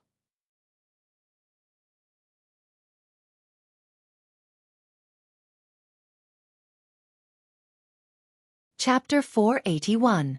All the people and organizations in the Dark World were more or less worried about being targeted by Konoha. Although Konoha generally didn't take action against these organizations in the Dark World, as long as they were targeted by Konoha, nothing good would happen. Konoha's tyranny was not only deeply rooted in the hearts of ordinary people, but also in the Dark World. Since the establishment of Konoha, it was unknown how many organizations that didn't know the immensity of heaven and earth had been uprooted by Konoha and became a string of names in Konoha's merit book. If it wasn't to complete the task of Duke William, Jacob wouldn't violate the commandment of seclusion and take his own guards everywhere to capture those damn werewolves. Although Jacob didn't know why Grand Duke William wanted him to capture those werewolves, since it was a task personally issued by Grand Duke William, he could only bite the bullet and do it. Just as Jacob was thinking about how to catch up with the werewolves and blood slaves before Grand Duke William arrived, in the Bat Must Die bar, the Blade Warrior looked at Rog as if looking at a madman. The Vampire Prince of Los Angeles was Jacob Luther. This was known by all the vampire hunters in Los Angeles. However, no one had ever dared to have any ideas about Jacob. Jacob was the Vampire Prince of Los Angeles, which meant that he could control all the vampires in Los Angeles. In addition, Jacob's own strength was not weak. Among the vampires, although the Earl was not a high or low rank, but for those who were not vampires, a vampire Earl was equivalent to strength. Not to mention those ordinary vampire hunters, even the Blade Warrior, who was half human and half vampire, dared not say that he would be Jacob's opponent. Have you ever fought a vampire before? The Blade Warrior didn't directly refuse Rog, but instead asked Rog. No. Then do you know that Jacob is a vampire Earl? Do you know what kind of strength he has? The Blade Warrior's face sank and continued to ask. I don't know. Rog's answer was still brief. Then why do you think you can hunt Jacob? The Blade Warrior asked the last question. Obviously, he did not think that Rog had the strength to kill Jacob. Although he had been defeated by Rog not long ago, he still did not think that Rog had the strength to kill Jacob. Jacob was not one of those noob vampires in the warehouse who were only slightly stronger than normal humans. He was a true vampire warrior, a vampire count from the Brute clan. It's very simple, just because I'm Ro. Just because I'm Minato. Rog almost exposed his identity, but he came back to his senses in time and reported his current identity. Minato? After hearing Rog's name, Blade showed a puzzled look. There are many powerful superheroes in Konoha, such as Abomination, Red Tank, Shockwave Girl, Quicksilver, Venom, and so on. However, Blade had never heard of a person named Namikaze Minato in Konoha. If your team is with you, you might still have a chance to kill Jacob. You alone? That's impossible, Blade said in an incomparably firm tone. He had personally experienced Rog's fighting strength, and had also seen Rog's summoning jutsu and golden bind genjutsu. But these were still not enough to convince him. From his point of view, Logue was nothing more than a person with top-notch combat skills who had mastered some mysterious magic. For ordinary people, this was already considered the strength of a superhero. But to deal with the vampire Count Jacob, it was far from enough. As long as it was a vampire from the Brute clan, they basically had a good level of close combat. As for magic, there was no vampire above the Count level that couldn't do it. I can now confirm a fact, that is, people who wear sunglasses in the middle of the night have bad eyesight. Rog pointed to the sunglasses worn by Blade and said in a sarcastic tone, I'm not the opponent of a vampire Count, are you kidding me? This is an insult to me. Earth, Hell, Asgard, Warnerheim, Jotunheim, Land of Nothingness, Xander, Sokka, Hala, Symbiote Mother Planet. Wherever he went, there was no place where he didn't leave his name. But now, in an old tavern in Los Angeles, he was publicly doubted by the Blade Warrior. I thought you would be better than those vampire hunters, but I didn't expect you to be as ignorant as them. But it doesn't matter, I don't blame you. After that, Rog drank the glass of Zunmei mellow whiskey in one gulp. Dare to make a bet with me. This is a commission scroll. As long as you commission me to kill Jacob, I can bring his head to you within an hour. At this time, Rog was like a demon from hell, tempting Blade. What's the bet? Although Blade felt that something was wrong, he couldn't tell what exactly was wrong. It's very simple. If I lose, you can make any conditions, even if you want Konoha to help you kill vampires. But, if you lose, you have to go back to Konoha with me and cooperate with my scientists to do a little experiment. Don't worry, it won't be an inhumane experiment. At most, I'll help you do a physical examination and draw blood. Rog said the content of the bet. After he finished the bet, Blade didn't answer him, but the other vampire hunters in the bar showed a vigilant look. Konoha! This overbearing guy is actually from Konoha. When Blade asked Rog if Konoha had always been so overbearing, he deliberately lowered his voice, so no one heard their conversation except for the two of them. But now, Rog deliberately said the bet loudly so that the vampire hunters around him could hear the content of the bet. He did this, of course, not because he was bored, but because he had his own purpose. With the exception of the Blade Warrior, the vampire hunters in the bar were all trash. Rog didn't look down on their work, but simply looked down on their strength. But Blade was different. He belonged to the kind of existence with a little potential. More importantly, Konoha lacked talents like Blade. Yes, Blade was a talent. His strength, when compared to Konoha, was not outstanding. However, due to his special bloodline, he was destined to be a rare talent. Half human, half vampire, this kind of mixed bloodline sounded simple, but it was not easy to achieve at all. Perfectly combining the advantages of two bloodlines was not as simple as 1 + 1 = 2.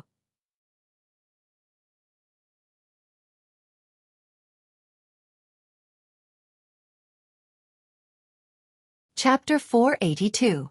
If Rog can study how the different bloodlines complement each other perfectly, then he can try the experiment that he wanted to do for a long time but never had the chance to do it. Commission. He didn't know why, but after seeing Rog's commission scroll, Blade suddenly felt that this Konoha's special force member, who claimed to be Minato, gave him the feeling of meeting Konoha's fourth Hokage. It is said that the fourth Hokage had obsessive-compulsive disorder when he was a private investigator. Is this a special tradition of Konoha's intelligence agency? Blade opened the blank commission scroll and carefully checked it, and this thought came to his mind involuntarily. Don't worry, I have a good reputation in the industry. By the way, I'll tell you one thing. My commission completion rate is 100%. As long as you sign the scroll, you can see Jacob's head in front of you within an hour. How about it? Simple enough. Rog knew that Blade wouldn't believe him so easily, but he wasn't worried about the final result. Is the bet the reward? After thinking about it for a few seconds, Blade asked again. No. The bet is the bet, and the reward is the reward. They are two different things. Although the bet could also be the reward, Rog didn't intend to do so. The bet was just to make Blade willing to follow him back to Konoha to do the experiment. If the bet was the reward, it would make the commission incomplete for a long time, leading him to be unable to accept other commissions before the experiment was completed. What's the reward? After hearing Rog's answer, Blade's face showed a look of vigilance. It's very simple, just help me pay for that glass of wine. Rog said a reward that was completely beyond Blade's imagination. You're not kidding me, are you? Minato, never joke about commissions. Looking at the serious expression on Roger's face, Blade finally decided to sign the commission reward. Mission details. Bring the head of vampire Count Jacob Luther to the Blade Warrior. Mission status. Incomplete. Mission reward. 30 ninja coins.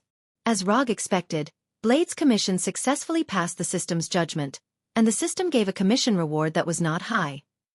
I'll accept your request. After receiving the commission scroll from Blade's hand, Rog glanced at the reward written on it. $20. An ordinary glass of Zunmei mellow whiskey couldn't be that expensive. Strictly speaking, the reward given by Blade was already a premium. You can exchange your experience with your peers here. I'll be back soon.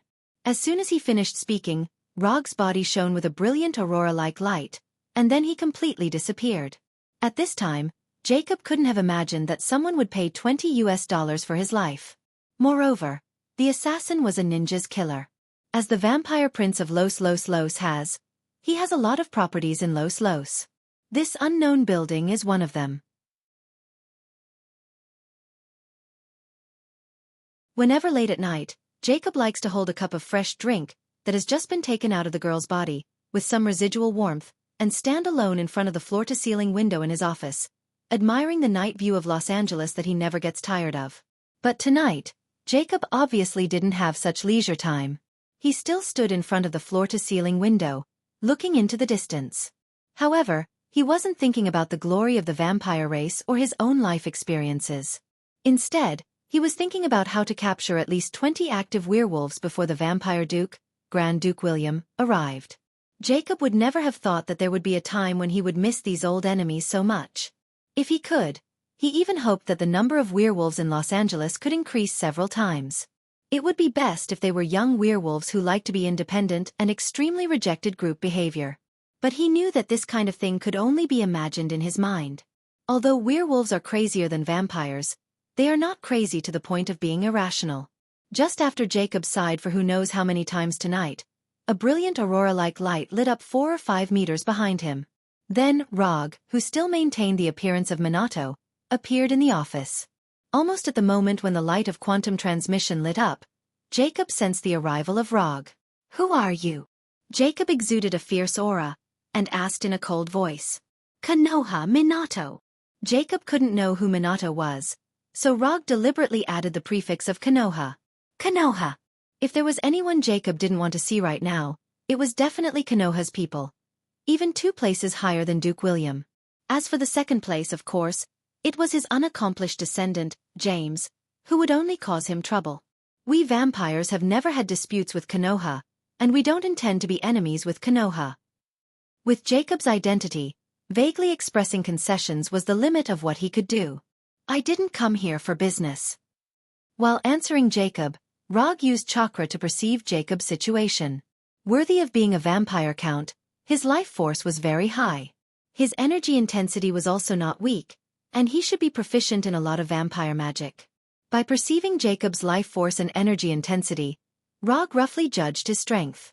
"What do you mean?" Jacob suddenly had a bad intuition. "Someone is willing to pay for your head." "He's very willing to pay." Note 1. Rog said casually, as if the person standing in front of him wasn't a vampire count, but a slave who couldn't resist at all. "Ha ha ha. Pay for my head. I want to know if you are qualified to take the money. Tell me, let me see how much my head is worth." Jacob made a disdainful laugh, drank the bright red liquid in the glass, and then gently put the empty glass on the desk. $20. What?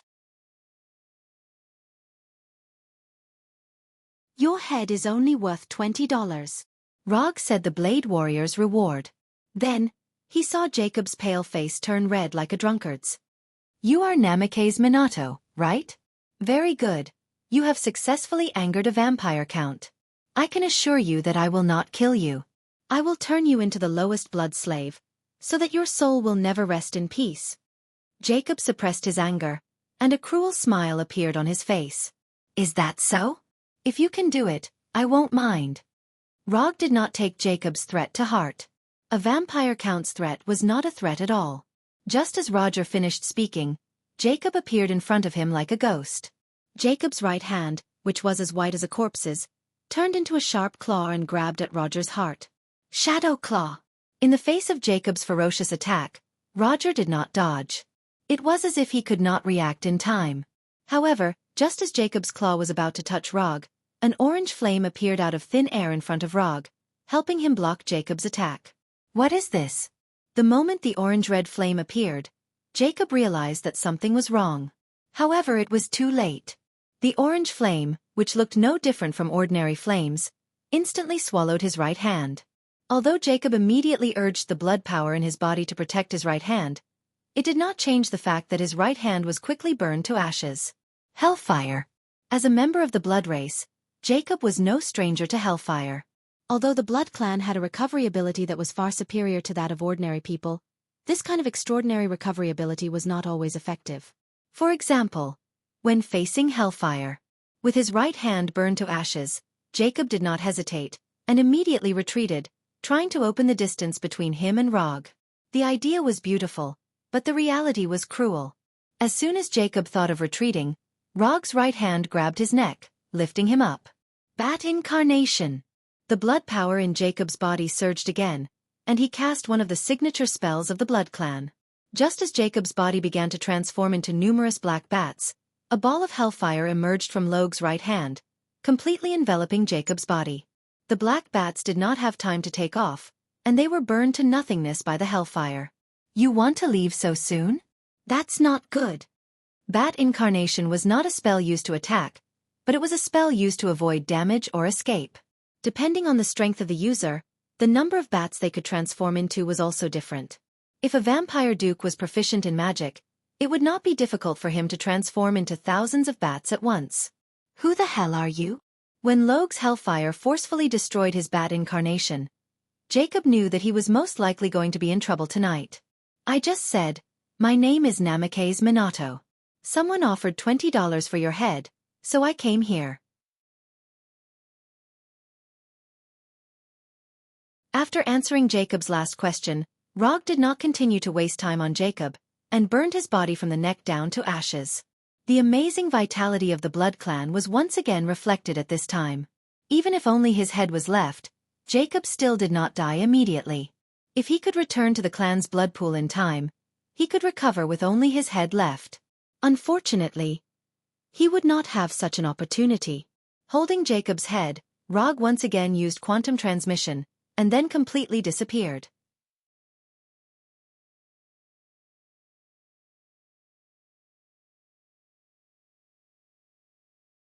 Chapter 483. Although hellfire doesn't have any holy attributes, it's no worse than the holy fire of heaven when used to deal with dark creatures such as vampires and werewolves.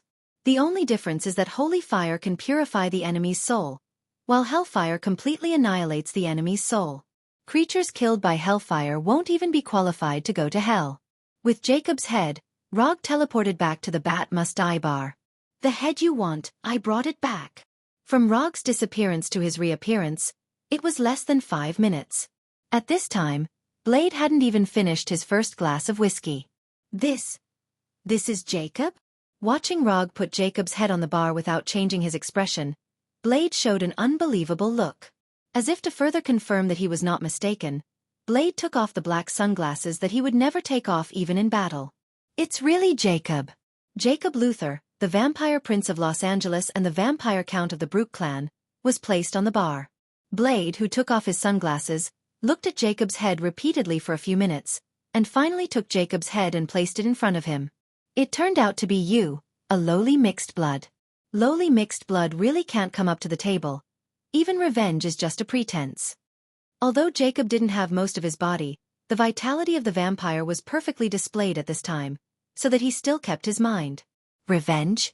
After hearing Jacob's words, Rog turned his head and glanced at Blade. It turned out that they were defeated before, and judging from Jacob's performance at this time, Blade suffered a lot. I just want to end your life with my own hands. It doesn't matter to me whether I defeated you or not. The Blade Warrior put on the pair of black sunglasses that never left his body and said with a cold face, I have paid for that drink for you. When the matter here is over, I will go to Konoha with you. After that, the Blade Warrior casually took a rag from the bar and spread it out in a square. The original color of the rag could no longer be seen. Then, he picked up Jacob's head and put it in the center of the rag. After completely wrapping up Jacob's head, the Blade Warrior took out a phone with an unknown number of buttons and put it in front of Roger. Call the number on it and you can find me. After leaving the phone, the Blade Warrior picked up Jacob's head and left the bar without looking back. After Blade left, Rog opened the system and took a look. Ninja coins not consumed, 940. The commission was completed smoothly, and the system also sent the reward for the first time. Although the reward for this commission is only 30 ninja coins, Rog has no dissatisfaction. The difficulty of this commission is infinitely close to 0. It can even be said that the 30 ninja coins are free. Strictly speaking, it can't be said that it's free. After all, he still had to bear the upcoming risks, such as the revenge of the Bloodbreeds. Father, can I come in? Jamie Luther, who was driven out of the office by Jacob, was like a guard at this time, holding a silver tray. In the glass on the tray, there was the blood of Jacob's favorite 16-year-old girl. After being scolded by Jacob, the more Jamie thought about it, the more he felt like he had to do something. So, he returned to his office and racked his brain to come up with a perfect plan.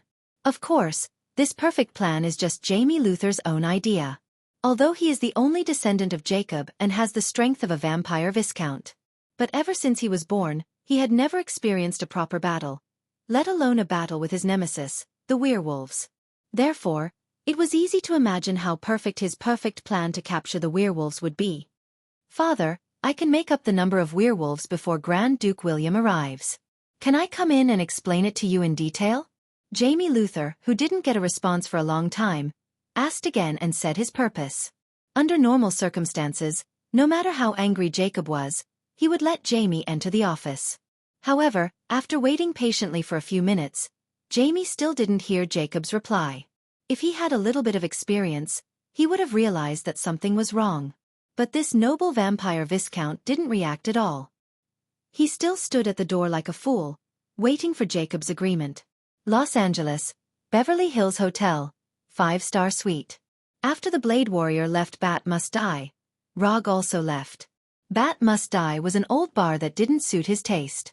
So, he came to the famous Beverly Hills Hotel and booked a 5-star suite here for a week. Beverly Hills Hotel is a famous 5-star diamond-free hotel in Los Angeles. Since it opened in 1912, it has been popular with celebrities. Business tycoons, movie stars, royal family members, leaders of various countries, and so on, have frequently visited here. Beverly Hills Hotel is located in the most famous city in Los Angeles, Beverly Hills, covering an area of about 12 acres. Not far from the hotel is the famous Wilshire Boulevard. In order to avoid unnecessary trouble, Rog didn't use his real identity to check in. Instead, he used a legal fake identity, specially registered by Konoha to check in. Although the Blade Warrior's commission was completed, he didn't plan to leave Los Angeles immediately. He didn't have any conflicts with the vampires, and the vampires had always been well-behaved and abided by the commandment of seclusion. However, after knowing about Kane, the first city, and the reappearance of the glory of the vampires, he wouldn't easily leave here. It didn't matter whether the vampires provoked Konoha or not. What was important was that he was interested in the vampires. According to the 2 unlucky vampires, in order to restore the glory of the vampires, the 8 dukes of the 8 major clans used the legendary 13 sacred artifacts of the vampires. Whether the 13 sacred artifacts of the vampires were used to unlock the seal of Kane and the first city, Rog wasn't sure yet. Although the 2 vampires swore that what they said was true, considering their status in the clans, Rog felt that the authenticity of the news had yet to be confirmed. The news could be fake, but one thing was true. That was, the 13 sacred artifacts of the vampires were real. As a ninja with some strength, Rog and the father of the gods, Odin, had the same hobby. They took treasures from the enemy and put them in their own collection room. The box of ice, the eternal fire, the tesseract, and so on in the treasury of the Asgard Palace were all obtained in this way. Putting aside whether or not they could be used, just the fact that these treasures were placed there was enough to make people happy. Collector Tanya Divan was a typical example of this. And this hobby had nothing to do with the level of strength. Even ordinary people would have a similar collecting hobby. The only difference was that the items they collected were different. For example, some people like to hoard figurines, some like to hoard Lego, and some like to hoard money.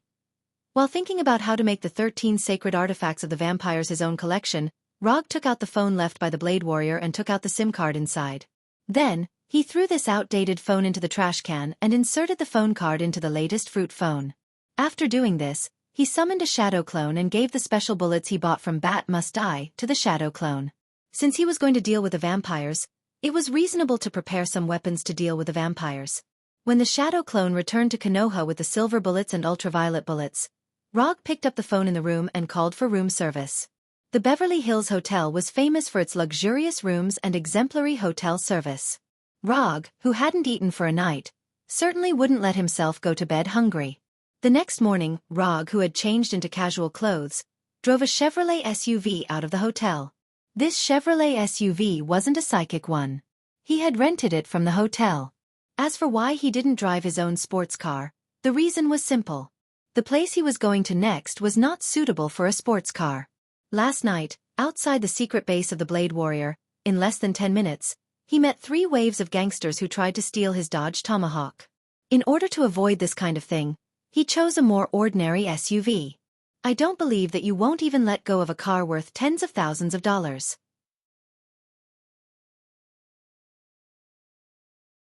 From the prosperous Beverly Hills Hotel all the way to the gate of the Blade Warrior's secret base, Rog once again saw the special scene of 2 worlds in one city of Los Angeles. "I'm at your door, come out." Rog didn't tell the Blade Warrior what he was going to do next. With the character of the Blade Warrior, even if he just asked him for lunch, he would bring all his weapons and equipment. A few minutes later, Rog saw the Blade Warrior, who was obviously not as energetic as last night. "Aren't you not afraid of the sun? How can this happen?" Rog asked curiously. "Not afraid doesn't mean I like it." The Blade Warrior with sunglasses answered with a blank expression. "You don't like the sun, then the vampire must dislike it even more." After that, Rog started the car and left the slum where the security environment was only a little better than Hell's Kitchen. The Blade Warrior didn't ask where Rog was going to take him. Anyway, it didn't matter where they went. However, the Blade Warrior would never have thought that the place Rog was going to take him to was the vampire's castle.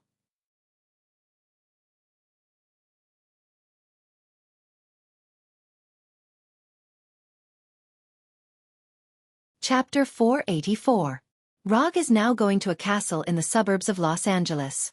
Strictly speaking, the castle is not located in the suburbs of Los Angeles.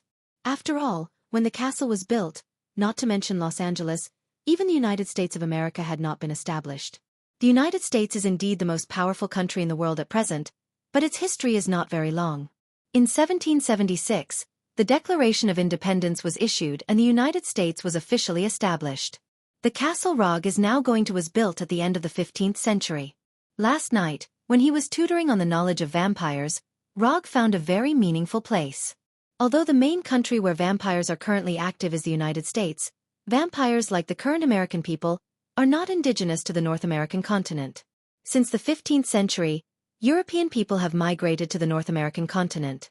Among them, there are vampires and werewolves, the native products of the European continent. With the development of time, the vampires in Europe declined and the vampires in North America rose, just like the European and North American continents. Now, the North American continent, which was once just a place of immigration, has become the headquarters of the vampires. What do you think of the 13 sacred artifacts of the vampires? On the way to the castle, Rog suddenly asked the blade next to him. The 13 sacred artifacts are the sacred artifacts of the 13 clans. After some clans perished, the sacred weapons that belonged to those clans also disappeared. Some vampires have tried to find these lost artifacts before, but so far, no one has heard of any artifacts being recovered. The Blade is a professional vampire hunter, and his understanding of vampires is far beyond Rog. If someone took away all the 13 sacred artifacts of the vampires, how do you think the vampires will react? Rog continued to ask. Take away the 13 sacred artifacts? The Blade froze for a moment and looked at Rog doubtfully. If it wasn't Rog who asked this question now, he would definitely think that the person who asked this question was a madman. It's impossible for this to happen. The 13 sacred artifacts are kept by different clans, and no one can defeat all the clans. Moreover, the holy weapons of some of the clans have been lost. Even those vampires don't know where they are. After a pause of 10 seconds, the Blade Warrior continued, I advise you to give up the idea of collecting the 13 sacred weapons. Konoha is indeed very powerful, but if the vampires go completely crazy, they will not be less harmful than those aliens. Blade also hoped that vampires could completely disappear from this world, but he knew that this was only a delusion.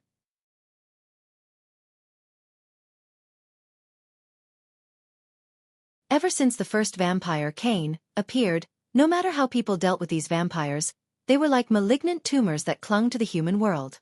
No matter how they were killed, there was no end to them.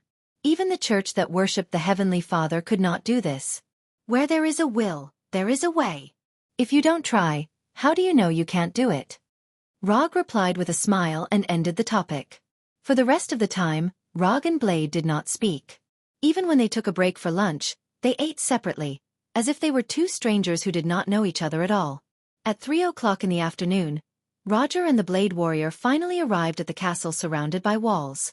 Every 10 meters or so, there were warning signs that read, "Private property, no entry." This castle with 400 or 500 years of history is sitting alone on the grassland. At the gate of the castle, some modern vehicles are parked. From the outside, there is nothing wrong with this castle. It is similar to those castles that have become tourist attractions. But as long as you perceive it carefully, you will find that this castle is always exuding a cold aura like a haunted house.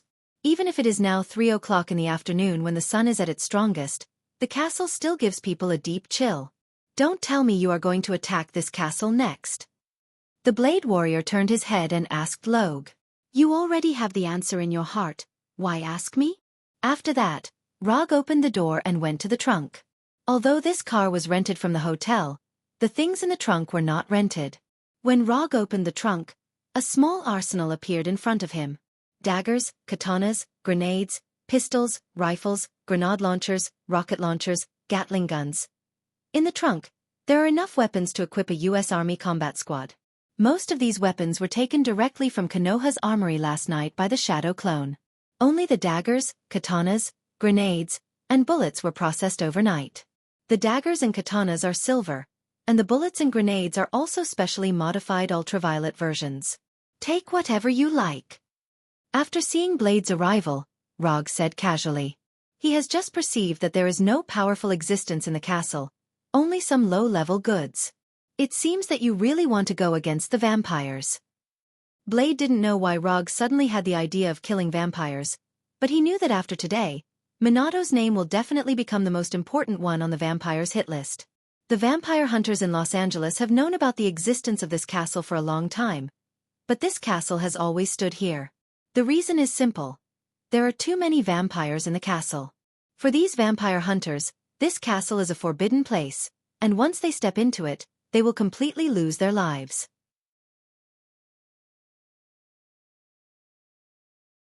When Blade first came to Los Angeles, he had the idea of attacking this castle. However, that operation had left him with an extremely painful lesson. Other than him, none of the vampire hunters who worked with him survived. Among them, there are several people who are important to him. This was what Jacob had been talking about when he said he wanted revenge. It is the duty of Konoha's intelligence bureau to protect the lives of citizens. Rogue gave Blade an extremely official answer. You want to go in with me, or stay here and cheer for me, you decide. After hanging all the weapons he needed on his body, Rogue picked up the Gatling gun that only a true warrior can use with one hand. The Gatling gun in his right hand, and the rocket launcher in his left hand. On his back was a silver katana, and an M4A1 assault rifle loaded with an M203 grenade launcher. On his tactical vest were UV grenades and onion grenades, as well as an M17 pistol and a silver dagger. On his belt, there were 2 HK-USP pistols. After coming to the entrance of the gate, Rogue jumped over the 4-meter-high gate. After watching Rogue walk in without hiding, Blade hesitated for a few seconds, then followed Rogue in. Although there was no one around, Rogue knew that the vampires in the castle already knew of his arrival. But because it was daytime, they couldn't openly stop him. Although not all vampires were afraid of the sun, it was obvious that these low-level vampires in the castle had not reached the point where they could ignore the sun. After coming to a place only 30 meters away from the castle gate, Rogue aimed the rocket launcher in his left hand at the castle gate and decisively pulled the trigger. Boom! A huge explosion instantly resounded through the castle, and the solid wooden gate that was several times older than him shattered. After blasting open the castle gate with a rocket, Rogue did not hesitate and immediately used the body flicker technique. When he pulled the trigger of the rocket launcher, he sensed the eyes that were aimed at him. Although vampires are a very traditional race, it doesn't mean that they don't use human weapons. In the study of lethal weapons, human talent is much better than vampires. Rogue, who used the body flicker technique, instantly disappeared in front of these vampires. The next second, his figure appeared in the hall of the castle. The range is the truth, the caliber is justice. Gatling gun, fearless. Rogue, who entered the hall of the castle, showed a crazy smile, and pulled the trigger of the Gatling gun like a devil.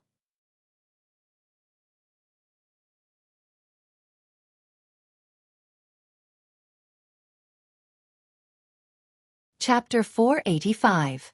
Da-da-da-da-da. The intense gunshots continued to sound like buzzing bees. In the silent castle hall, a symphony symbolizing death was played. Although Rog has always joked that Arhot's fists were Gatling gun techniques, he had never used the famous Gatling gun before. Today, he finally felt the unique killing charm of the Gatling gun.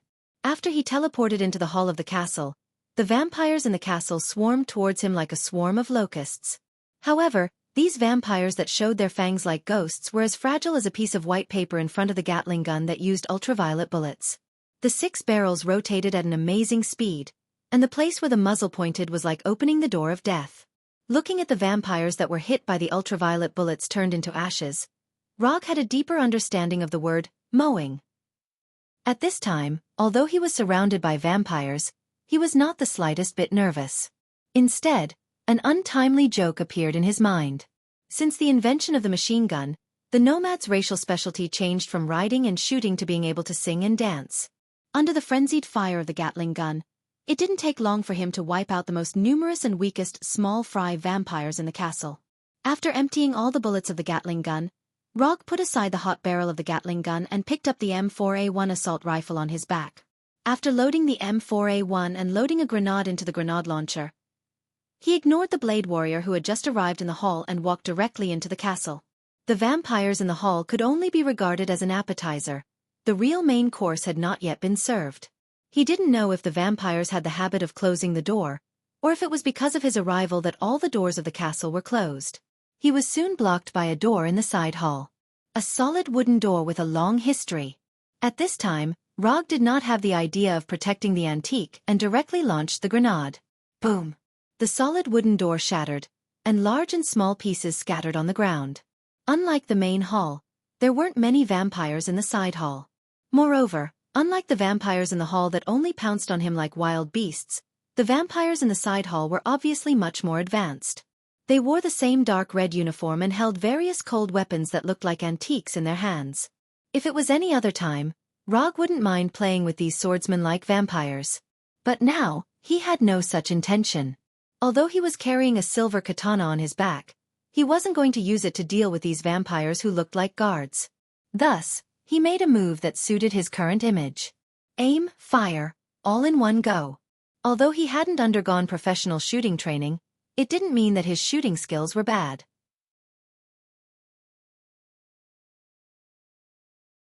On the contrary, his shooting skills could even be considered quite good. He could even play with shurikens, a throwing weapon, to the point of perfection. Of course, a mere firearm would not be a problem for him. Bang bang bang. Bang bang bang. Bang bang bang. At this time, Rog did not use burst fire. Instead, he switched the safety on the rifle to triple burst mode. Note 1. Using hot weapons to bully cold weapons was not a very fair thing in the first place.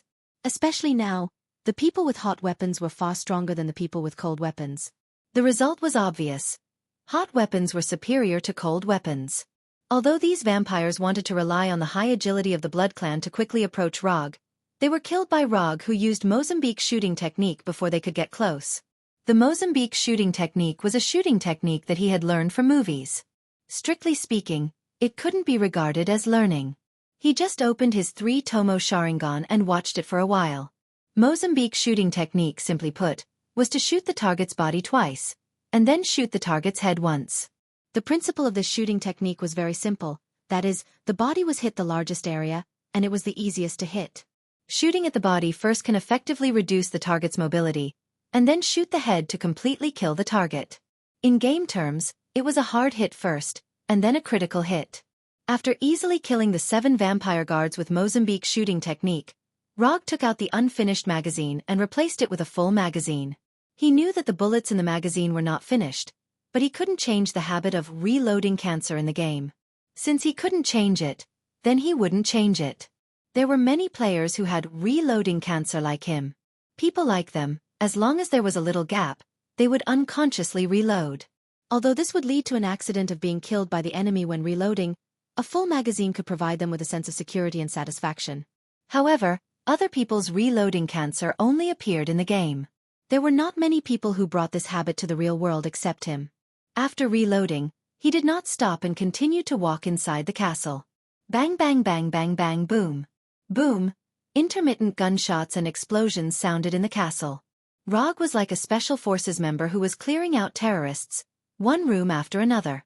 Although his speed was not fast, his clearing efficiency was not low at all. Up until now, none of the vampires that had appeared in his line of sight had been able to leave his sight alive. Click click click. Because of the wasteful behavior of reloading Cancer, Rog quickly used up all the rifle magazines on him. After throwing away the M4A1 that was out of bullets, he also threw away the remaining grenades.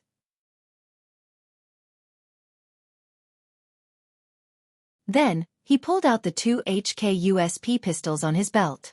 Although the firepower of pistols was not as good as rifles, it was more than enough to deal with these low-level vampires. Bang bang. Bang bang bang. Bang. As he continued to go deeper into the castle, the vampires he encountered became more and more powerful. The vampires in the hall, as long as they were hit by the ultraviolet bullets, their entire body would turn into ashes. When he reached the side hall, the ultraviolet bullets could only turn the body parts of the vampire guards into ashes. Now, the power of the ultraviolet bullets was almost the same as the effect of ordinary bullets on humans. If he continued to develop at this pace, it would not be long before he encountered vampires who were not afraid of the ultraviolet bullets at all. Is there no one among you who knows magic? You are vampires, born with long lives. Is there no one who is aggressive? While killing these vampires with pistols, Rog calmly said to the vampires who were besieging him. Although there were many vampires present, none of them answered his question. The only thing these vampires could do was to attack him with the weapons in their hands, or aim and shoot at him. Yes, shoot. When he came to the second floor of the castle, he finally encountered vampires who knew how to use firearms. Unlike him who used ultraviolet bullets, these vampires used silver bullets. It could be seen from the bullets that these firearms were not prepared for him, but specially prepared for the werewolves. However, these vampires could not be blamed. They would never have thought that the one who attacked their castle was not the werewolves they imagined, but a human who was equivalent to food in their eyes. Relying on more powerful firepower, these vampires temporarily stopped Rog's advance. Sigh, why bother? Rog, who was leaning against the wall, sighed helplessly, and then used a ninjutsu that he had not used for a long time. Raiton. Thundercoat Armor. Thundercoat Armor was a Raiton defensive ninjutsu that he developed after studying Electric Man Max in detail. The principle of defense was very simple. It was to use a powerful electric net that could decompose metal to defend against attacks from all sides. Of course, in the process of defense, it also involved the use of some electromagnetic force. After using Thundercoat Armor, Rog directly came in front of these vampires and aimed the pistol at them. These vampires certainly would not be stupid to let Rog attack them. Almost at the moment when Rog came out, they pulled the trigger. Zzz. The silver bullets used to deal with the werewolves flew in front of Rog without any suspense, causing a circle of ripples in front of him. Under the gaze of those vampires, these silver bullets were quickly decomposed by the transparent layer of Thundercoat, and then completely dissipated. While using Thundercoat Armor for defense, Rog was not idle, and sent the ultraviolet bullets from the pistol into the forehead of these vampires. After killing all the vampires on the second floor, he took the remaining ultraviolet grenades and onion grenades, as well as the silver katana and silver dagger to the third floor. This castle only had 3 floors, and this was his last stop. After dealing with the vampires here, he could return to Los Angeles to enjoy a delicious dinner at the Beverly Hills Hotel. The number of vampires on the third floor was far less than the first and second floors, but their life signal strength was far stronger than the vampires on the 2 floors below. If nothing unexpected happened, he should be able to meet a vampire who can use magic here. Compared with the 2 floors below, the environment on the third floor was relatively less gloomy, and the light was more abundant. Just as Rog was considering whether to throw out the ultraviolet grenades and onion grenades, a noble-looking vampire appeared in front of him. Just by looking at the appearance, this was a slender and handsome vampire. If you ignore the blood on his mouth and hands, and the girl lying not far from him, with bite marks on her neck and completely dead, he should be the perfect lover in the eyes of many women.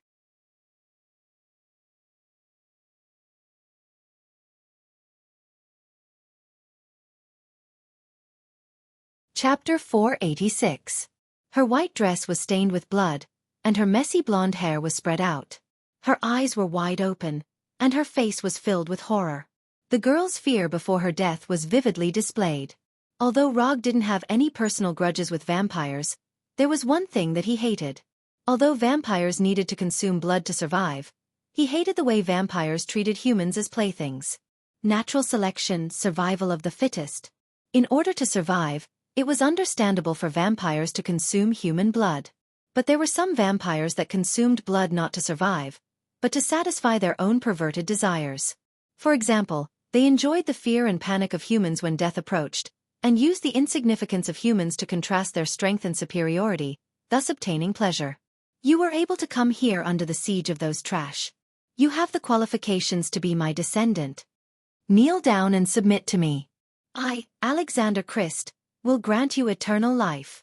The vampire named Alexander opened his arms and spoke to Rog in an exaggerated tone, as if a superior emperor was bestowing a gift to a commoner. Idiot! Rog's answer to Alexander's suggestion was abnormally simple. After he finished speaking, he ignored Alexander's increasingly cold eyes and directly removed the last few ultraviolet grenades and onion grenades from his tactical vest. Ignorant human, you know what you rejected. Just as Alexander Christ was about to let Rog understand what he rejected, 2 ultraviolet grenades with the safety pins removed flew in front of him. Behind the 2 ultraviolet grenades, there was an onion grenade. The onion grenade wasn't a grenade made of onions, but a tactical grenade filled with onion extract. For example, the common flash grenades, smoke grenades, and so on were tactical grenades. Boom boom boom. 3 consecutive explosions rang out, and the originally quiet 3rd floor of the castle instantly became lively. The power and impact of the explosion wasn't small, but it didn't cause any damage to Alexander. Before the grenades exploded, Alexander's body disappeared like an illusory shadow, completely disappearing in front of Rog. Shadow jump. Using the power of shadows, Alexander disappeared from where he stood and suddenly appeared behind Rog. Just as Alexander, whose mouth and hands were stained with the girl's blood, was about to use his sharp right claw to pierce through Rog's heart, a silver-white dagger appeared in front of him at an unimaginable speed and stabbed into his right eye. Ah! The excruciating pain from his right eye made Alexander scream uncontrollably. He struggled to retreat. Did you know that I rarely kill my enemies in battle? And you just so happen to have the qualifications. After blinding Alexander's right eye with a silver dagger, Rog slowly turned around and said coldly, "Kneel down and beg. Beg me to mercifully end your life." As he spoke, Rog took off the silver katana on his back and looked at Alexander as if he was looking at an ant. Ha ha ha, interesting, interesting. Alexander didn't expect Rog to return the words he had just said. Laughing wildly, Alexander pulled out the silver dagger that was stabbed into his right eye, and licked the blood on the dagger. Come, let me see how you're going to end my life. Under the nourishment of the power of blood, Alexander's pierced right eye quickly recovered. Within a few seconds, his right eye returned to its original state, as if everything before was just an illusion. The vampire's recovery was originally very good, and Alexander was one of the best. Unlike the vampires who pursued physical strength and magical power, Alexander didn't choose the 2 most stable paths. Regeneration. On the basis of the vampire's amazing recovery, he pursued an immortal regenerative ability. Alexander's choice was very unconventional, but he relied on this unconventional choice to walk his own path. Relying on this obsessive pursuit, Alexander was promoted from an ordinary vampire to an earl, and even received the title of Alexander the Immortal among the vampires. If you don't go crazy, you won't live. Alexander Christ was a typical representative of this philosophy. Rog ignored Alexander's maniacal laughter and shifted his gaze to Alexander's limbs. The best way to communicate with a perverted vampire like Alexander was not words, but violence. Thus, when Alexander opened his mouth and laughed wildly, Rog directly launched an attack. Body flicker. The shadow leap that Alexander just used was not bad, but for Rog, who was used to high-speed combat, it was nothing. The speed that Alexander just displayed didn't even make him interested in using lightning body flicker. Before Alexander's laughter stopped, Rog was already in front of him. Then, a silver arc flashed across Alexander's sight. Before Alexander could react, his right hand holding the silver dagger was completely separated from his body. After chopping off Alexander's right hand, Roger did not stop what he was doing. He continued to wield the silver katana. Left hand, right foot, left foot. In less than 3 seconds, Alexander's limbs were all removed by Rog. Bright red blood splashed out from the wounds on his limbs, and Alexander fell back uncontrollably.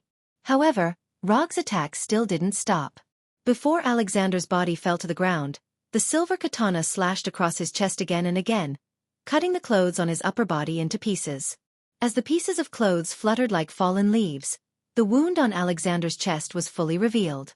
Rog didn't use the katana to write on Alexander's body, but used the sharp blade to draw a bloody hexagram. After doing all this, he summoned a small cluster of hellfire to his left hand and let the hellfire burn on the middle finger of his left hand.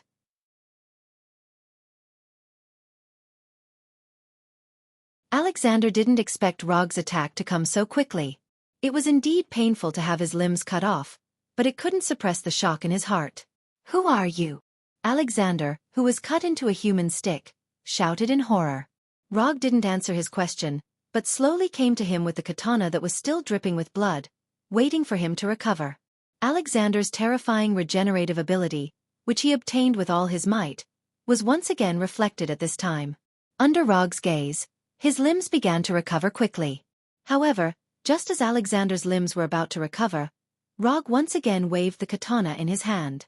Chi chi chi chi. It was another 4 slashes, and Alexander's limbs were once again separated from him. "Who are you?" Alexander asked Rog loudly again. Rog still didn't answer, but at the moment Alexander finished speaking, he flicked the small cluster of hellfire on his left middle finger.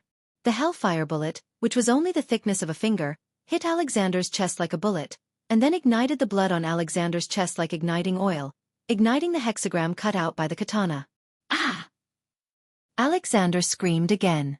The burning hellfire on his chest not only brought him extreme pain, but also completely disrupted his control of the power of blood. Just now he seemed to have lost control, but in fact, he was secretly mobilizing the power of blood in his body, trying to cast magic to completely get away from Rog. But his plan had just begun, and it was seen through by Rog.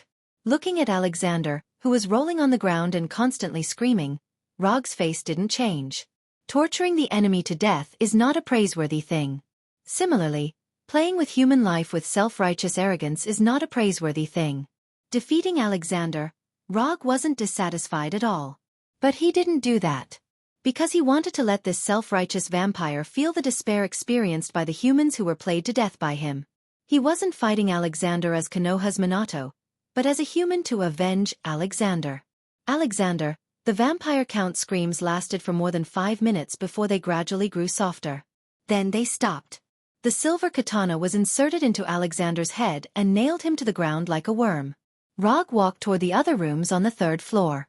A few minutes later, Rog, who sent all the vampires on the 3rd floor of the castle to hell, returned to the gate of the castle that was blown up by the rocket.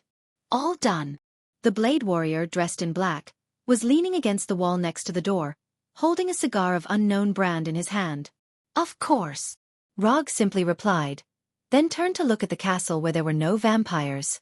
"Aren't you going to deal with it?" After taking a deep breath of the cigar, the blade warrior pointed to the surveillance cameras next to the gate.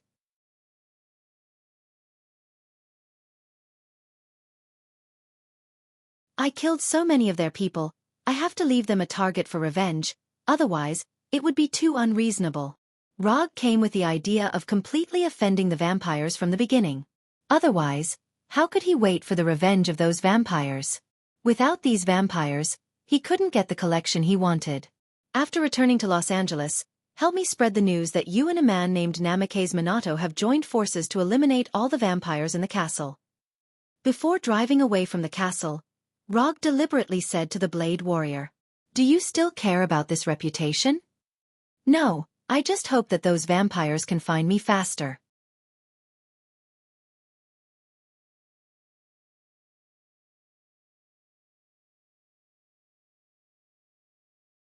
Chapter 487. Although he was driving back to Los Angeles, Rog didn't drive all the way back like he did when he came. Instead, he used quantum teleportation and teleported himself and the car directly back to Los Angeles. After sending Blade back to his secret base in the slums, He drove the rented SUV back to the Beverly Hills Hotel. Before returning to the car, he didn't forget to deal with the weapons in the trunk. In the next few days, he enjoyed the decadent life of a rich man in the Beverly Hills Hotel and patiently waited for the revenge of the vampires. The most important stronghold in the Los Angeles area was uprooted. Unless the vampires didn't know the news, they would definitely carry out bloody revenge. Vampires were a very prideful race. They had a longer lifespan than humans, and they also had a higher self-esteem than humans. However, what Rog didn't expect was that after enjoying the decadent life of a rich man in the Beverly Hills Hotel for a few days, the first thing he waited for was not the revenge of the vampires, but the vampires' archenemy, the werewolves. Beverly Hills Hotel. Polo Lounge. Mr. Minato, hello, my name is Henry. Just as Rog was tasting the specialty cocktails in this famous polo lounge, a rugged man who didn't fit in with the polo lounge came to him and introduced himself in a neither servile nor overbearing manner. We don't know each other, right? Rog looked up at Henry, who was wearing a brown sheepskin jacket and light blue jeans, and asked in confusion. He didn't sense a vampire's aura on Henry, who was well built. Today is the first time we meet. Can I sit here? Unlike his rugged appearance, Henry, who took the macho route, showed politeness that didn't match his image. Sit down. When Henry sat down, Rog used chakra to sense his life force. This is a werewolf? On Henry, he perceived a life signal that was completely different from that of humans. I took the liberty to come here today. I hope Mr. Minato doesn't mind. The rugged Henry continued, then turned his head and glanced around. I don't mind. Tell me, what do you want from me? Although he had never seen a werewolf before, he was certain that Henry was a werewolf. I heard a few days ago that Minato-san went to a vampire's lair with a vampire hunter called Blade Warrior, so if Minato-san doesn't mind, I hope to get some small help from you. After saying that, Harry raised his right hand slightly, and his right hand, which was no different from a normal person's, changed rapidly. Gray hair quickly grew out of his palms, and his white fingernails began to grow thicker and longer, finally turning into claws. Henry maintained the werewolf's right claw for a few seconds and then quickly changed back to his human right hand. To be able to control parts of his body to transform, this werewolf was quite interesting. Although Rog had never dealt with werewolves before, it didn't mean that he knew nothing about them.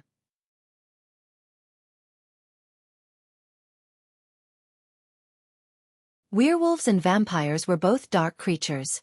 There was a lot of information about werewolves in Kamartaj's library. However, Kamartaj didn't attack these werewolves and vampires. She just registered them in detail like a zookeeper. Kamartaj wasn't particularly concerned about the native creatures of the earth. As long as these native creatures didn't contact some evil existences from other dimensions or try to set off a magical apocalypse on the earth, Kamartaj generally wouldn't do anything. Otherwise, these vampires and werewolves wouldn't have lived to this day. Sorcerer Supreme Ancient One wasn't someone that these vampires and werewolves could compete with. If you want help, why don't you go to the vampire hunters? As far as I know, vampire hunters don't reject working with werewolves. You have the same enemy, and you have cooperated with each other before. It wasn't impossible for vampire hunters to cooperate with werewolves. Vampire hunters were just a small branch of the demon hunters. Because they only targeted vampires, they were called vampire hunters. Although werewolves were also dark creatures, they belonged to the category of monsters. But werewolves were not in the scope of vampire hunters' work. Although this was not in line with the professional ethics of demon hunters were originally a neglected profession, and there was no such thing as a demon hunter guild. Therefore, the demon hunters also turned a blind eye to the cooperation between vampire hunters and werewolves. As long as they didn't cooperate under the eyes of the demon hunters didn't bother to pay attention to them. They are not strong enough. They don't even have the strength to deal with the vampire earl, so they can't help us. Obviously, this Henry did some homework before coming over. Tell me about your plan, but I can't guarantee that I will agree. Rog took a sip of the Polo Lounge's specialty cocktail and said slowly, those vampires plan to rescue their ancestors from the sealed land. Our plan is very simple, that is, to completely destroy their plan.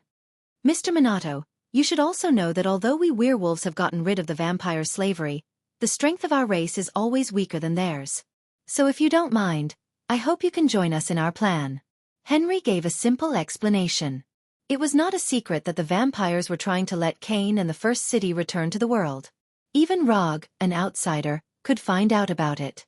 Of course, the werewolves could also find out about it.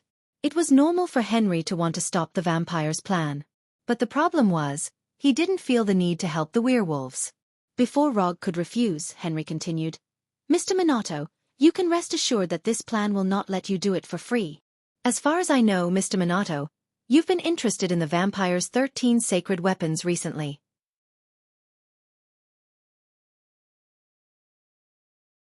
I happen to have a few in my hands.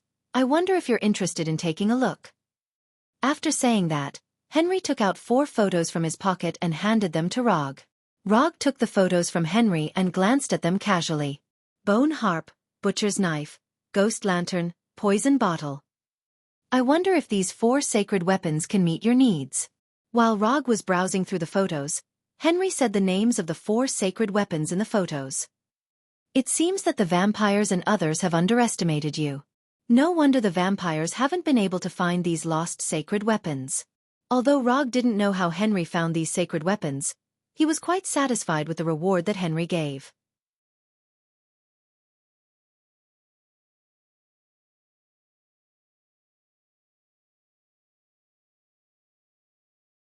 Chapter 488. Although Harry had only taken out the photos of the 4 holy weapons, there were only 5 bloodbreed clans that had perished. This also meant that only 1 saint artifact was still missing. If he could get his hands on the remaining 8 sacred artifacts of the Blood Kindred, it would be no different from gathering all 13 of the Blood Kindred's sacred artifacts. For sacred tools of the vampire clan, you should not just want to stop the plan of the vampire clan, right? If it was just to stop the vampire clan, Henry didn't need to pay such a huge price. Although the 13 sacred tools were only the sacred tools of the vampire clan, they were also of great value to the werewolves who were also dark creatures. Stopping those blood-sucking bastards is our main purpose. In addition, we hope Minato-san can help introduce us to Fenrir? Fenrir? Rog was not surprised that Henry knew about his relationship with Konoha. In Bats Must Die, he deliberately revealed this, so it was not strange that Henry knew about it. But what he didn't expect was that Henry's additional request was to see Fenrir. Introducing Fenrir is not a problem, but I want to know why you want to see him. Although Fenrir was also a wolf, his wolf was completely different from Henry's wolves. Fenrir was a native demon wolf of Asgard. Although he looked very similar to the wolves on Earth, when it came to genes and lineage, Henry's werewolves were more similar to baboons than to Fenrir. This is the case, Minato-san.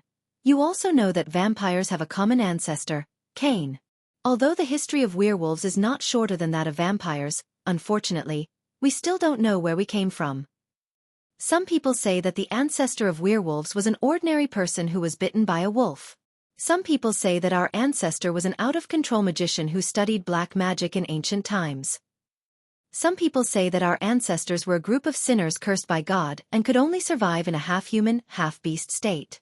Where we werewolves were born is a part of the fog of history that cannot be investigated. But Fenrir's appearance gave us hope. Fenrir's appearance is definitely not a coincidence. His existence may be able to solve this mystery that has troubled our people for countless years.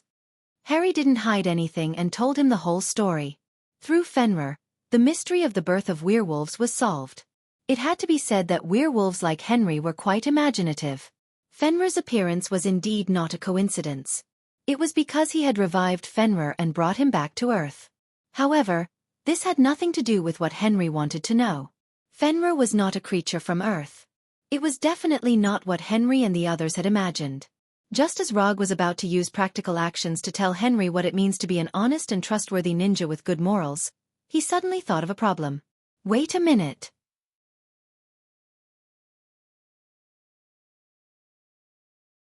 It didn't seem impossible. Although Rog did not know when Fenrir was born, from Gila's age, Fenrir could have appeared on Earth more than 2,600 years ago and left behind some impulsive products. Could it really be such a coincidence? After thinking of this, Rog's eyes looking at Henry became a bit strange. Should I take a little blood from Henry and let number 2 analyze it? It's not impossible for you to meet Fenrir, but I want to ask a digression. If you find out that Fenrir really has something to do with the origin of werewolves, what will you do? This was what Rog was very curious about. Although the nobles in Europe liked to find some famous ancestors for themselves, as far as he knew, werewolves didn't have this hobby. If Fenrir really has something to do with our ancestors, or is the origin of our werewolves, we will certainly treat him in a way that is consistent with his status.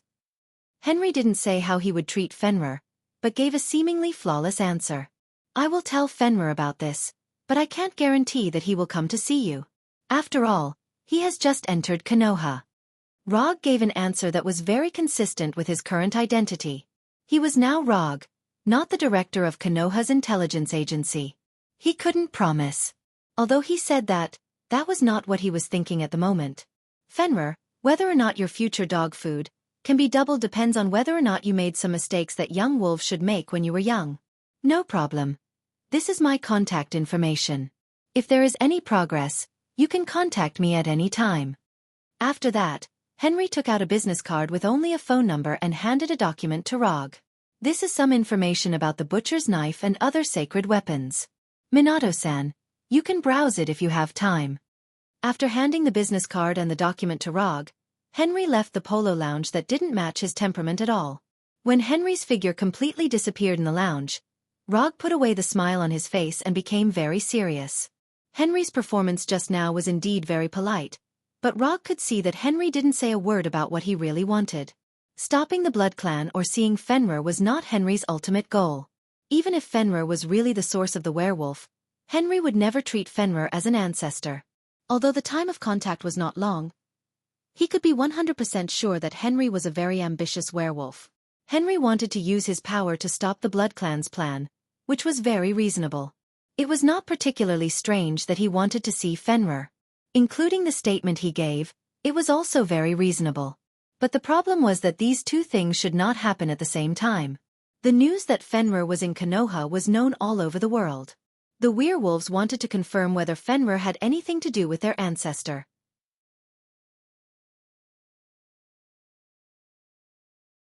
There was plenty of time, and there was no need to stop the Blood Clan at this critical time. But Henry just had to deal with these two things together, which was very problematic. Stopping the Blood Clan was not something that one or two werewolves could do, so Henry would definitely summon a large number of werewolves, and it was not impossible to call all the werewolves in the United States. The gathered werewolves could be soldiers to stop the Blood Clan, and they could also become spectators to witness the birth of a great leader. If Rog guessed correctly, Henry's plan should be like this. In the name of stopping the Blood Clan, all the werewolves in the United States were gathered together. Then, before setting out to stop the Blood Clan, he would first say his guess about Fenrir in public. Of course, his statement could not be agreed by all the werewolves, but as long as a small number of werewolves agreed, it was enough. If there was not even a small number of werewolves, it didn't matter. He could let a few men who did not belong to his side on the surface to do it. Although he did not know what method Henry would use to confirm the relationship between Fenrir and the werewolves, this was not the point. If Fenrir was really the source of the werewolves, then Henry would be the greatest contributor to finding the ancestor of the werewolves. If not, he could immediately change his tone. No matter what he used next, the werewolves were different from the cowards like the vampires. They did not need the protection of the ancestor to be as powerful. Or he could use the reason that the ancestor of the Blood Clan was about to return, but there was still no news of the ancestor of the werewolves. He could encourage the werewolves, who were already in a disadvantageous position, to fight to the death. This would allow him to gain unprecedented prestige among the werewolves. At that time, as long as he slightly pretended to take the lead, there would be a large group of werewolves with blood in their heads rushing to the Blood Clan regardless of their own safety. As for whether he could successfully stop the Blood Clan, this was not important. Whether he succeeded or failed, Henry would become the leader of the werewolves on the surface. If he succeeded, he could take the opportunity to integrate the entire werewolves. If he failed, he could also use this as an excuse to encourage the werewolves to form the same structure as the Blood Clan. As long as a clan or similar organization appeared among the werewolves, Henry could rely on the previous operation of finding the ancestor of the werewolves and leading the organization of the Blood Clan to successfully ascend to the position of the ruler. At that time, he would no longer be the leader on the surface, but the king of the werewolves in the true sense. Fenrir and other werewolves were just Henry's chess pieces. Even Rog was just a small chess piece in his calculations.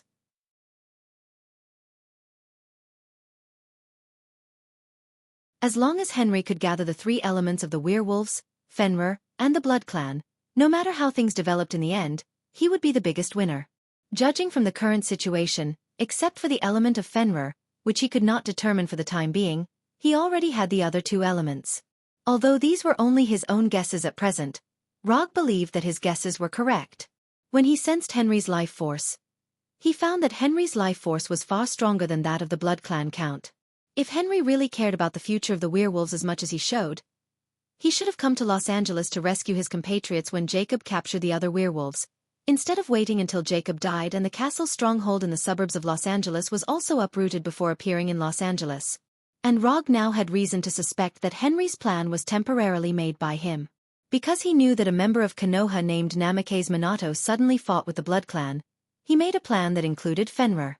Of course, it was also possible that Henry had a similar plan early on, but because of the appearance of Namikaze Minato, he slightly adjusted the plan. After all, Namikaze Minato came from Konoha, and Konoha just had a prehistoric giant wolf Fenrir that suddenly appeared.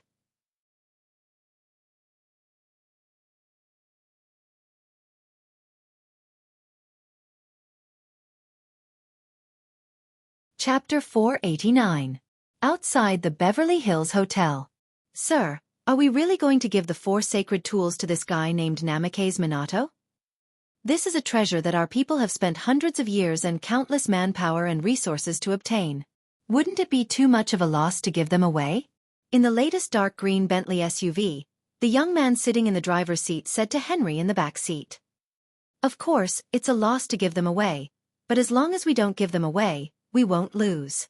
The current Henry was a completely different person compared to when he was in the polo lounge. The kind and friendly expression completely disappeared, replaced by a face full of arrogance. Isn't this not good? After all, Namikaze Minato is from Konoha. The young man who was the driver asked doubtfully.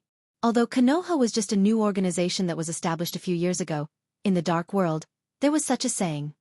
Even if we are enemies with the US military and the Restoration Alliance at the same time, we will never become Konoha's enemy. After all, the US military and the Restoration Alliance wouldn't do such a thing. But Konoha was completely different. If they were enemies with Konoha, not to mention their relatives and friends, even their neighbor's dog would be in danger. Konoha's overbearingness wasn't expressed with words, but with bloody records. Namikaze Minato is Namikaze Minato, and Konoha is Konoha. Offending Namikaze Minato doesn't mean offending Konoha. Although Henry had enough power to compete with the Vampire Dukes, and was one of the highest-ranking alpha wolves in the Wolf Clan, he didn't underestimate Konoha. Konoha's anger wasn't something an alpha wolf like him could withstand. Even if the entire Wolf Clan gathered together, they may not be able to withstand Konoha's anger. Don't worry, although Namikaze Minato is a member of Konoha, his status is not high. If I'm not wrong, he should just be a mid-level member. If Namikaze Minato was just a civilian, Henry might be worried about whether he was an important member of Konoha. But obviously, Namikaze Minato was just a soldier. Konoha's important combatants had a very obvious characteristic, that was, they had enough fame. For example, Punisher, Abomination, Shockwave Girl, Quicksilver, Venom, etc. Harry had never heard of Minato in Konoha, so he could conclude that Minato was just an ordinary member of Konoha's fighting force. At most, he would be a captain or something. It was because he was convinced of this that he dared to include Minato in his calculations. Let's drive, we still have a lot of things to do, Henry said to the young man who was the driver. Yes, sir. Not long after, the dark green Bentley SUV quickly disappeared at the end of the street. I gave you such an important mission, and this is how you do things. In Jacob's office, a man in an expensive classical suit said to a trembling James Luther.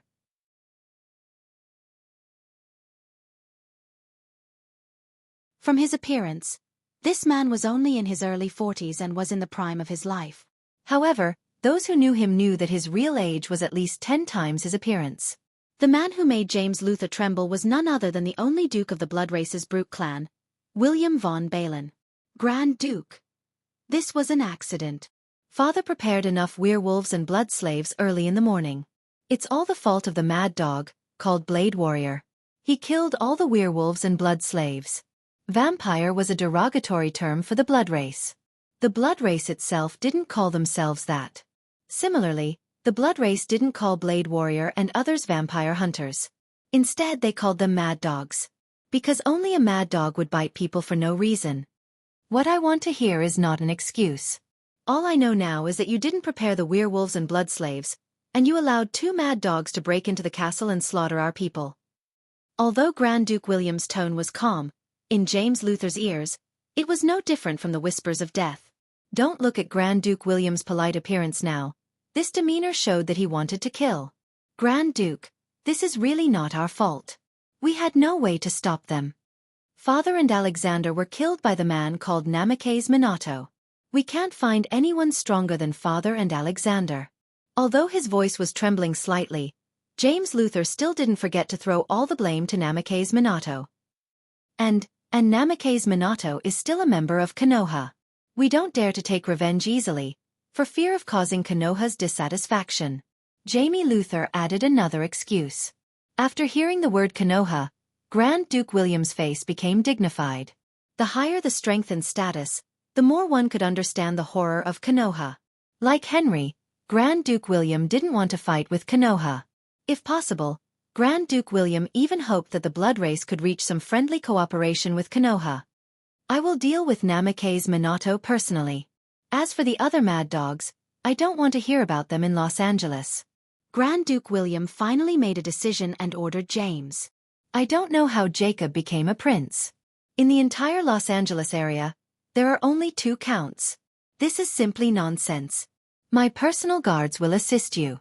If you can't achieve your goal, you don't have to come back. After saying that, Grand Duke William waved his hand impatiently and let James leave the office. Namakaze Minato. Konoha. Just as Wolf King Henry and Grand Duke William were both thinking about how to deal with Namakaze Minato, Rog directly teleported from the 5-star suite of the Beverly Hills Hotel to Konoha's headquarters. In the completely renovated hangar, he saw Fenrir lying on the ground, as well as Abomination, Red Tank, and Black gathered together.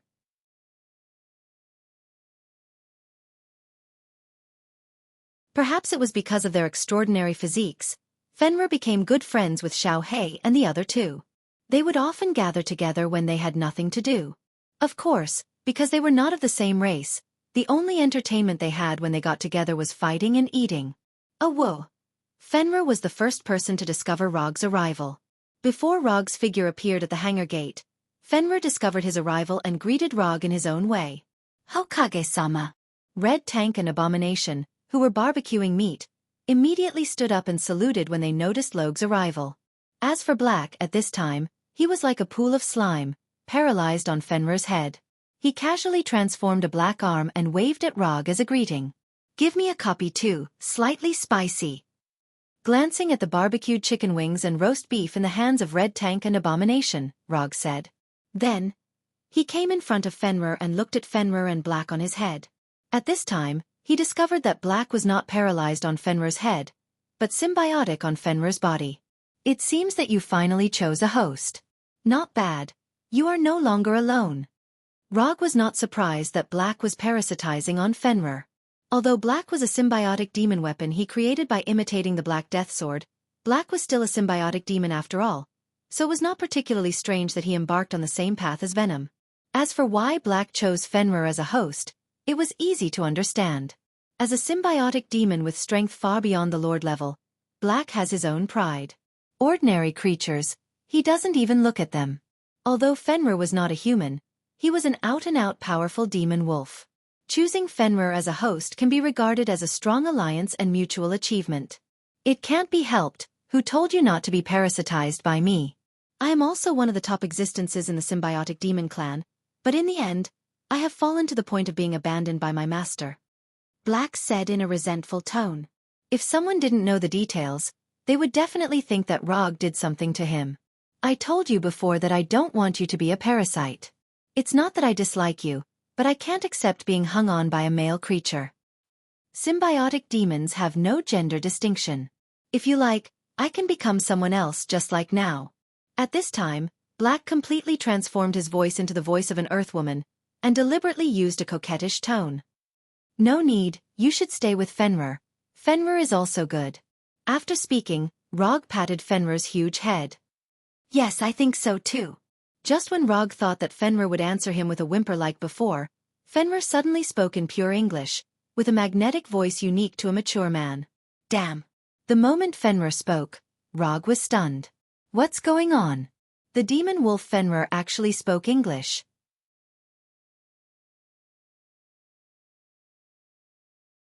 The symbiotic demon gives its host an insignificant ability. If you like, I can also let you have such a voice. Blackie explained with a proud look on his face. I still prefer my own voice. Rog didn't even think about it and directly rejected Black's good intentions. Accepting the parasitism of the symbiotic demon could indeed strengthen his body. However, this wasn't in line with Rog's character. Moreover, he didn't want his secret to be exposed in front of others. Fenrir, since you can speak, then use human language to communicate in the future. Don't use the wolf language anymore. Rog rubbed the soft fur on Fenrir's head and said softly, Okay. Fenrir immediately replied, Right, I almost forgot about the important matter. Rog retracted his right hand and then continued, Fenrir, you should have come to Earth before. Then, have you done anything on Earth that would make people happy? Something that would leave behind your bloodline? Abomination and Red Tank, who were barbecuing, heard Rog's words and immediately turned their heads to look at Fenrir. Even Black, who was on Fenrir's head, revealed an expression that all men would understand. No. Absolutely not. I'm not that kind of wolf. Fenrir didn't react at first. Until he saw Abomination in the other's eyes, he immediately understood and denied it 3 times.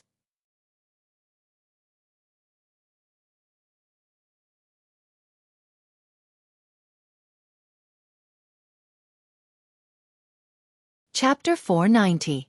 Fenrir firmly denied it, but unfortunately, the 4 men present did not believe him. Are you sure? A werewolf told me that you might be their ancestor? Rog continued to ask. This is absolutely impossible. At that time, I would only treat humans as food. How could I give birth to a werewolf descendant with a human? This is slander. Blatant slander. Where is that werewolf?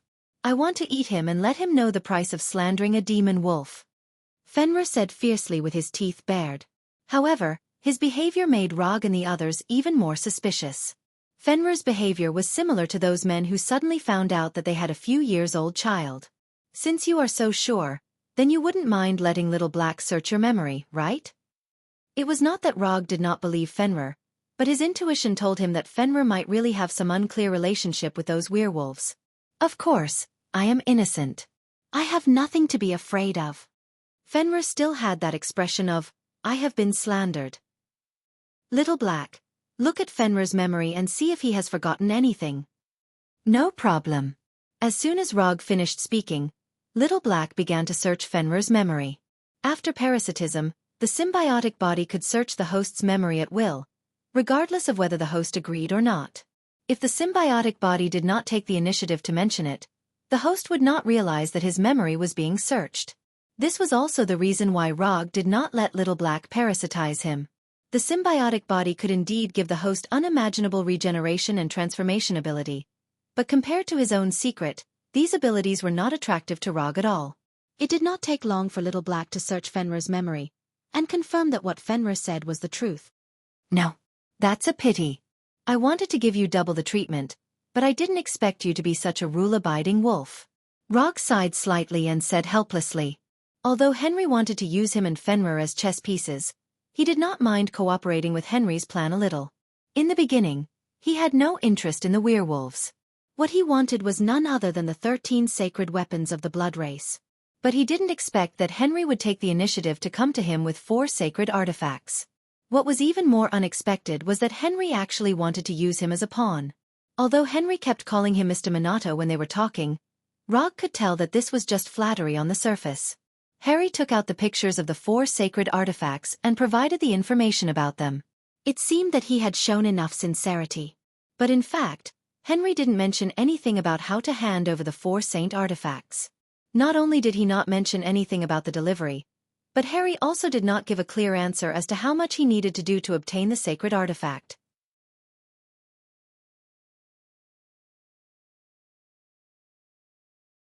Since the beginning of his detective career, Rog had his own set of principles when it came to business. This included how to deal with the situation where the client did not take the initiative to mention the remuneration, as well as how to deal with the situation where the client went back on his word. From his point of view, Henry was the kind of client who was highly likely to go back on his word. In a few days, you two will come with me to Los Angeles. We'll make a small deal with the werewolves. Rog looked up and said to Fenrir and Xiao He. Later, he joined the Abomination and Red Tank's barbecue team. Fenrir agreed to come to Los Angeles at 12 o'clock this evening. This is the address of the meeting. After staying in Konoha's headquarters for 3 days, Roger sent a message to Henry to meet him. He wanted to find a spell that could shrink Fenrir's size for a long time from the magic book provided by Dr. Doom. As a result, he only found the shrinking technique that lasted only 1 minute. In addition to the duration of only 1 minute, the shrinking effect of the shrinking technique was not particularly in line with his requirements. The shrinking technique could only shrink the target size to 1/3 of the original size at most. With Fenrir's size, even if he was reduced to 1/3, he was still far larger than the same kind of giant wolf on Earth. So he directly gave up the idea of learning the shrinking technique and learned the invisibility cloak. The invisibility cloak, as the name suggests, was a spell that could make the caster or the target invisible. After casting, the caster or the target would be completely invisible as if they were wearing the invisibility cloak. After learning the magic of the invisibility cloak, Rog deliberately tested the invisibility effect of the invisibility cloak. It was impossible to see through the invisibility cloak with the naked eye. Even with a thermal imager and infrared night vision, it was also impossible to see through the invisibility effect of the invisibility cloak. The best way to break the invisibility effect of the invisibility cloak was to use magic to detect. After all, only magic could defeat magic. After spending 3 days to learn the invisibility cloak, Rog took Fenrir and Blackie to the suburban forest of Los Angeles. After arriving at the agreed meeting place through the portal, he cast the invisibility cloak on himself and Fenrir, then lay on Fenrir's back, patiently waiting for Henry's arrival.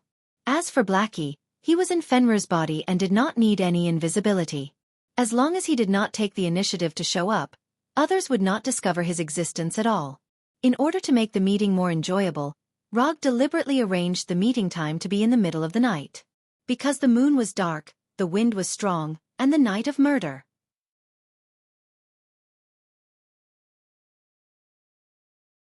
Time passed little by little, and when there were only 5 minutes left before the agreed time, Rog perceived the life signals quickly approaching the forest. Among these life signals that were far beyond ordinary people, he saw the life signal belonging to Henry. 100, 300, 500, 1000. In less than 5 minutes, more than 1,000 werewolves' life signals broke into his perceptual network. This Henry is very charismatic. He can really call so many werewolves. Although he had guessed that Henry would call many werewolves over, more than 1,000 werewolves were still beyond Rog's expectations. Not to mention more than 1,000 werewolves, even if more than 1,000 ordinary people gathered together, it would attract the attention of the authorities. By the time the meeting time arrived, there were more than 1,500 werewolves in the forest. Although Rog and Fenrir were both under the magic effect of the invisibility cloak, Henry, who was walking in front, still found their position first. He smelled the scent of Rog and Fenrir. "Mr. Minato, we came as agreed." Henry looked at the open space in front of him and said in a friendly tone. After Henry spoke, Rog removed the invisibility cloak on himself and Fenrir, and appeared in front of Henry and others. "I brought Fenrir if you don't mind. I want to see the 4 sacred tools first." After hearing Rog's words, some displeasure quickly appeared on Henry's face, but he quickly suppressed this displeasure. "Mr. Minato, you can rest assured that we will never go back on what we promised you. But the 4 sacred tools are very important, so we didn't carry them with us. If Mr. Minato wants to see it personally, I can take you there later. What do you think?" Henry still had the same pleasant look, and said in a neither servile nor overbearing manner, "Yes, Fenrir is there. If you want to confirm something, you can do it now." Rog pointed to Fenrir behind him and said casually. In fact, he was also curious about what method Henry would use to confirm the relationship between Werewolf and Fenrir. After expressing his gratitude to Rog, Henry waved his hand and motioned to several old werewolves behind him to come forward and arrange it. Unlike the blood breed, werewolves don't have much research on magic. But after seeing the old werewolves take out one magic material after another from the boxes they carried, Rog felt that he seemed to have underestimated these werewolves. Various magic materials were laid out one by one, and at the same time, these werewolves began to draw an extremely complicated magic array on the ground. This magic array? Although Rog is not a professional sorcerer, he is a student of the Sorcerer Supreme Ancient One, and his magic knowledge and theory are not bad. After carefully observing the magic on the magic array, he soon found that something was wrong.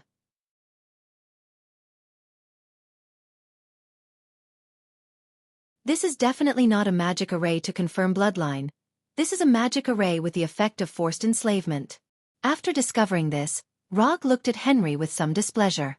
At first, he thought that Henry just wanted to use Fenrir to play with political means to gain great prestige. However, it turns out that Henry's ambition is bigger than he thought. Henry intends to directly enslave Fenrir. Is this magic array a bit wrong?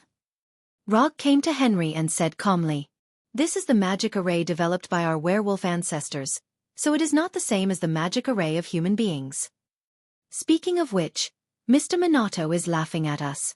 Although our werewolves have a stronger fertility and people than vampires, in terms of magic, we can't compare with those vampires." Henry, who looked rough, said in a regretful tone, "Is that so? But from what I see, the spells used here are no different from the spells used by humans. For example, the magic that represents soul imprisonment and enslavement." As soon as Rog finished speaking, Henry, who had been very kind just now, immediately revealed his original appearance. A sharp right claw was aimed directly at Rog's neck. Faced with Henry's sudden attack, Rog did not move, but mobilized chakra in his body and released a ninjutsu in an instant. Raitun Chidori Toru. Light blue lightning instantly appeared around Rog, blocking Henry's attack and knocking Henry out. "I was going to play with you for a while and see what kind of plan you have, but I didn't expect that you would dare to directly enslave Fenrir." You're tuning in to the Wisdom Diary YouTube channel. Don't forget to subscribe and join us on this journey to catch the most captivating stories.